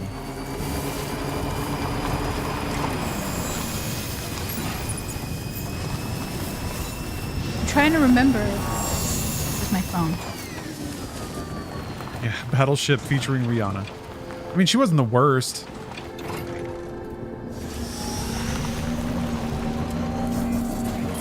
Or even movies like A Princess Bride. Some movies it's just like the dialogue is too smart and too sharp. It's just like, I don't know that writers like that exist anymore. Well, you know, it's hard because like there's some places where it pops up, like the new Fletch. Yeah, there were some exchanges in that were fun. Were some clever. I mean, I like had a good time. It wasn't quite like the continuous funniness of Clue, but was still pretty good. We just started watching the show Sugar on Apple TV. I already kind of gushed about that a little bit. Yeah, it's pretty fun. I was telling somebody else about it today, and I was like, huh. I was like, also, again, love shows that film Los Angeles in a very kind of beautiful, like, it captures the unique landscape and how it can be unattractive, but also really pretty, just because it's cars and concrete and everything. It's different than New York. New York is different. LA is different. I appreciate it. A word of it, warning, though. Sam. That sniper rifle doesn't appear to be equipped with a suppressor, meaning it will make considerable noise when I don't want to read sadder news. Take care I don't want to think not about. to attract the Sorry, I enemy's was just reading chat. Yeah, The Nice Guys is funny, but it's like it's got that absurdist comedy. I don't know. It's oops, that's not shoot. Please shoot. Yeah, I am curious about the Naked Gun reboot. I mean, it's interesting to see the Liam Neeson's arc, his actor arc, and where he's going. Yeah. So I'm a little fascinated by it. But it's like, man, when you think about like Naked Gun and Police Squad, which still has one of my most favorite comedy bits that I've ever seen, is like at the if people don't know, in the credits they always have a guest star that's supposed to be in every episode, but it's somebody who's been like murdered, so they're not actually in the show. And there was one that was like, this actor playing Abraham Lincoln, and it shows his stovepipe hat get shot off, like he's in the balcony at the theater, and then he turns around and starts bam, bam, bam. He starts firing. Like, I don't know why. I remember as a kid seeing that and thinking that that was the funniest thing I had ever seen. And I was like, what? I was like, sure, Abraham Lincoln, okay.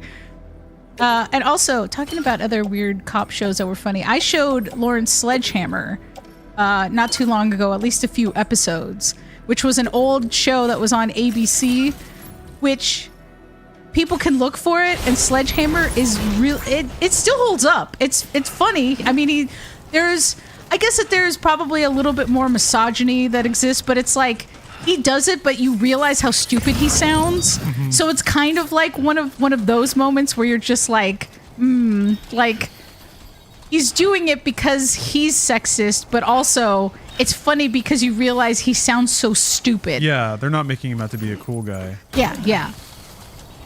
I think that's why Lawrence added it to MediaTek, was because I had shown him like episodes of Sledgehammer and how much he loves his like big gun. Yeah. He puts it on the pillow next to him. It's quality entertainment. Yes. Not Premium shirt. Just like Cop Rock. I showed Lawrence Cop Rock. Cop Rock's pretty great. It's the weirdest fucking show. So weird. Singing cops. Singing cop. What was song it? And dance, a little drama. Yeah. What's the one? It's about like buying a baby on the black market, the right? Baby merchant. Yeah. Yeah, there's a dude who does a whole song about how he'll sell you a baby. And that, like, he's singing in a public park to this prospective couple who want to buy a child. So the entire song, they're just sitting there looking pensive and worried while he's really uncorking about how prompt their service is. We can get you a baby. There's like a lot of, well, the song, I remember the song has a lot of wordplay of like, oh yeah, I'll have your baby for you. It's like he'll have the baby because he'll, give it to, yeah. It's a lot of double meanings. It's very clever. Baby Merchant's a very clever little song. Thoughts are us. Oh yeah, I watched an episode of Guts yesterday. God, I haven't watched Guts in a long time. 11-year-old girl, look like she was 37. Yes. Wait, what? Everybody aged differently in the 80s. If you gotta read the whole thing, Steph. I don't know what's going on. There was an 11-year-old girl and she looked like 37. People aged differently back then. They did. She probably had a job. She was working at the gas station. I'm up to 4 packs a day. Yeah, pretty much. Man. Everything's better now, though. Now we live forever. Well, now there's just, I don't know, Lawrence and I were talking about, or I shared with him an article from Vogue Europe that was talking about how TV is just, I think prestige TV may be on its way out. Yeah, Apple's still making good shit. They're like the only ones. But you never hear about it because it's just not marketed. Yeah, that's kind of the weird thing. I don't know why they don't get more buzz for the general quality of the shows they put out. Although, I don't know, Severance Season 2 kind of sucked. I wasn't a big fan. You still haven't, I feel like you should watch the last episode. I haven't seen the finale, that's true. But I mean, because I was just like, they went for it. Like, they went for it and I can appreciate going for it. Sure, yeah. But the previous episode that Ben Stiller directed, where it's like it goes in between digital and film grain, I was like, oh, he's showing off and he wants to show you he loves 70s cinema. Like, loved it. Loves 70s cinema. Watched The Graduate a lot. Graduate's a good movie. Ugh. Yeah, For All Mankind, is that a good one? Oh, I haven't watched that. I did watch Physical, which the first 2 seasons, great. I was into it. I was supporting it. I was like, all right, this is good, and it's about a 80s housewife who gets involved in, like, she's kind of struggling with some, not just kind of depression, mental illness stuff, but her life is kind of in a shit spiral. Like, her husband kind of sucks. Like, she just needs to find something that, like, makes her feel good because she's also has an eating disorder. And I think it's also one of the most accurate depictions I've seen of a particular binge eater and the way that, like, you know, kind of making deals with yourself. Like, I don't know. I feel like anybody who's ever experienced, like, specific mental problems has ever been like, oh, yeah. I mean, like, when I saw Midsommar and she's having the panic attack, I almost had a panic attack because I was like, holy shit, I've never seen anybody show a panic attack in the way that it feels like that you, I don't know, it's just you can't breathe, everything bad is happening, like you just like can't focus. It was pretty intense. But yes, Physical, the first 2 seasons were good, and then the 3rd season, I guess I haven't read up on it to see if they decided that they were just going to end the show, but it was definitely a series finale, and it just kind of went off the rails and was just not great. It was just kind of like, I think that they ended it just on a too happy ending.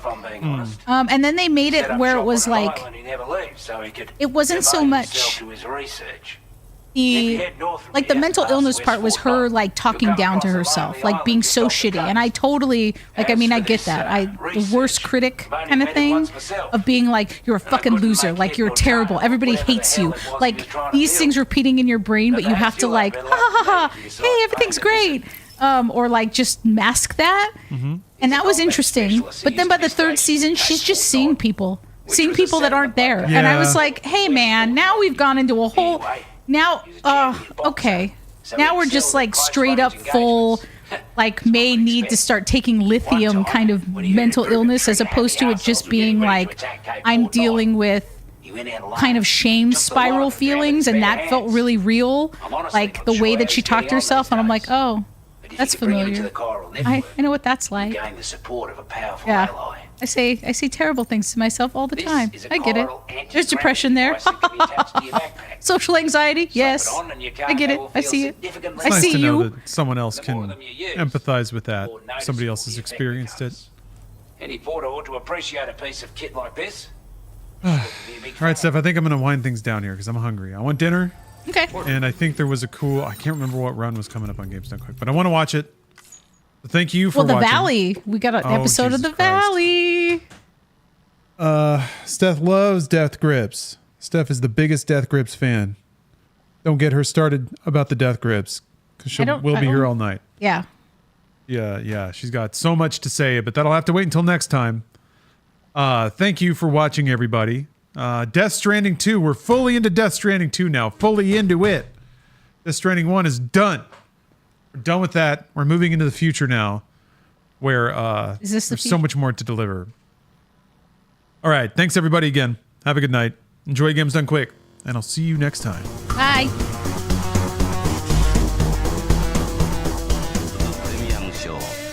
場所は有楽町の東京国際フォーラムホール A5 月23日土曜日3時開場4時開演。オープニングムービーの上映や実機によるデモンストレーション、テーマ曲の演奏など入場無料ですのでぜひお楽しみください。 D の食卓2ワールズプレミアムショー5月23日東京国際フォーラムホール A にて先着5000名をご招待です。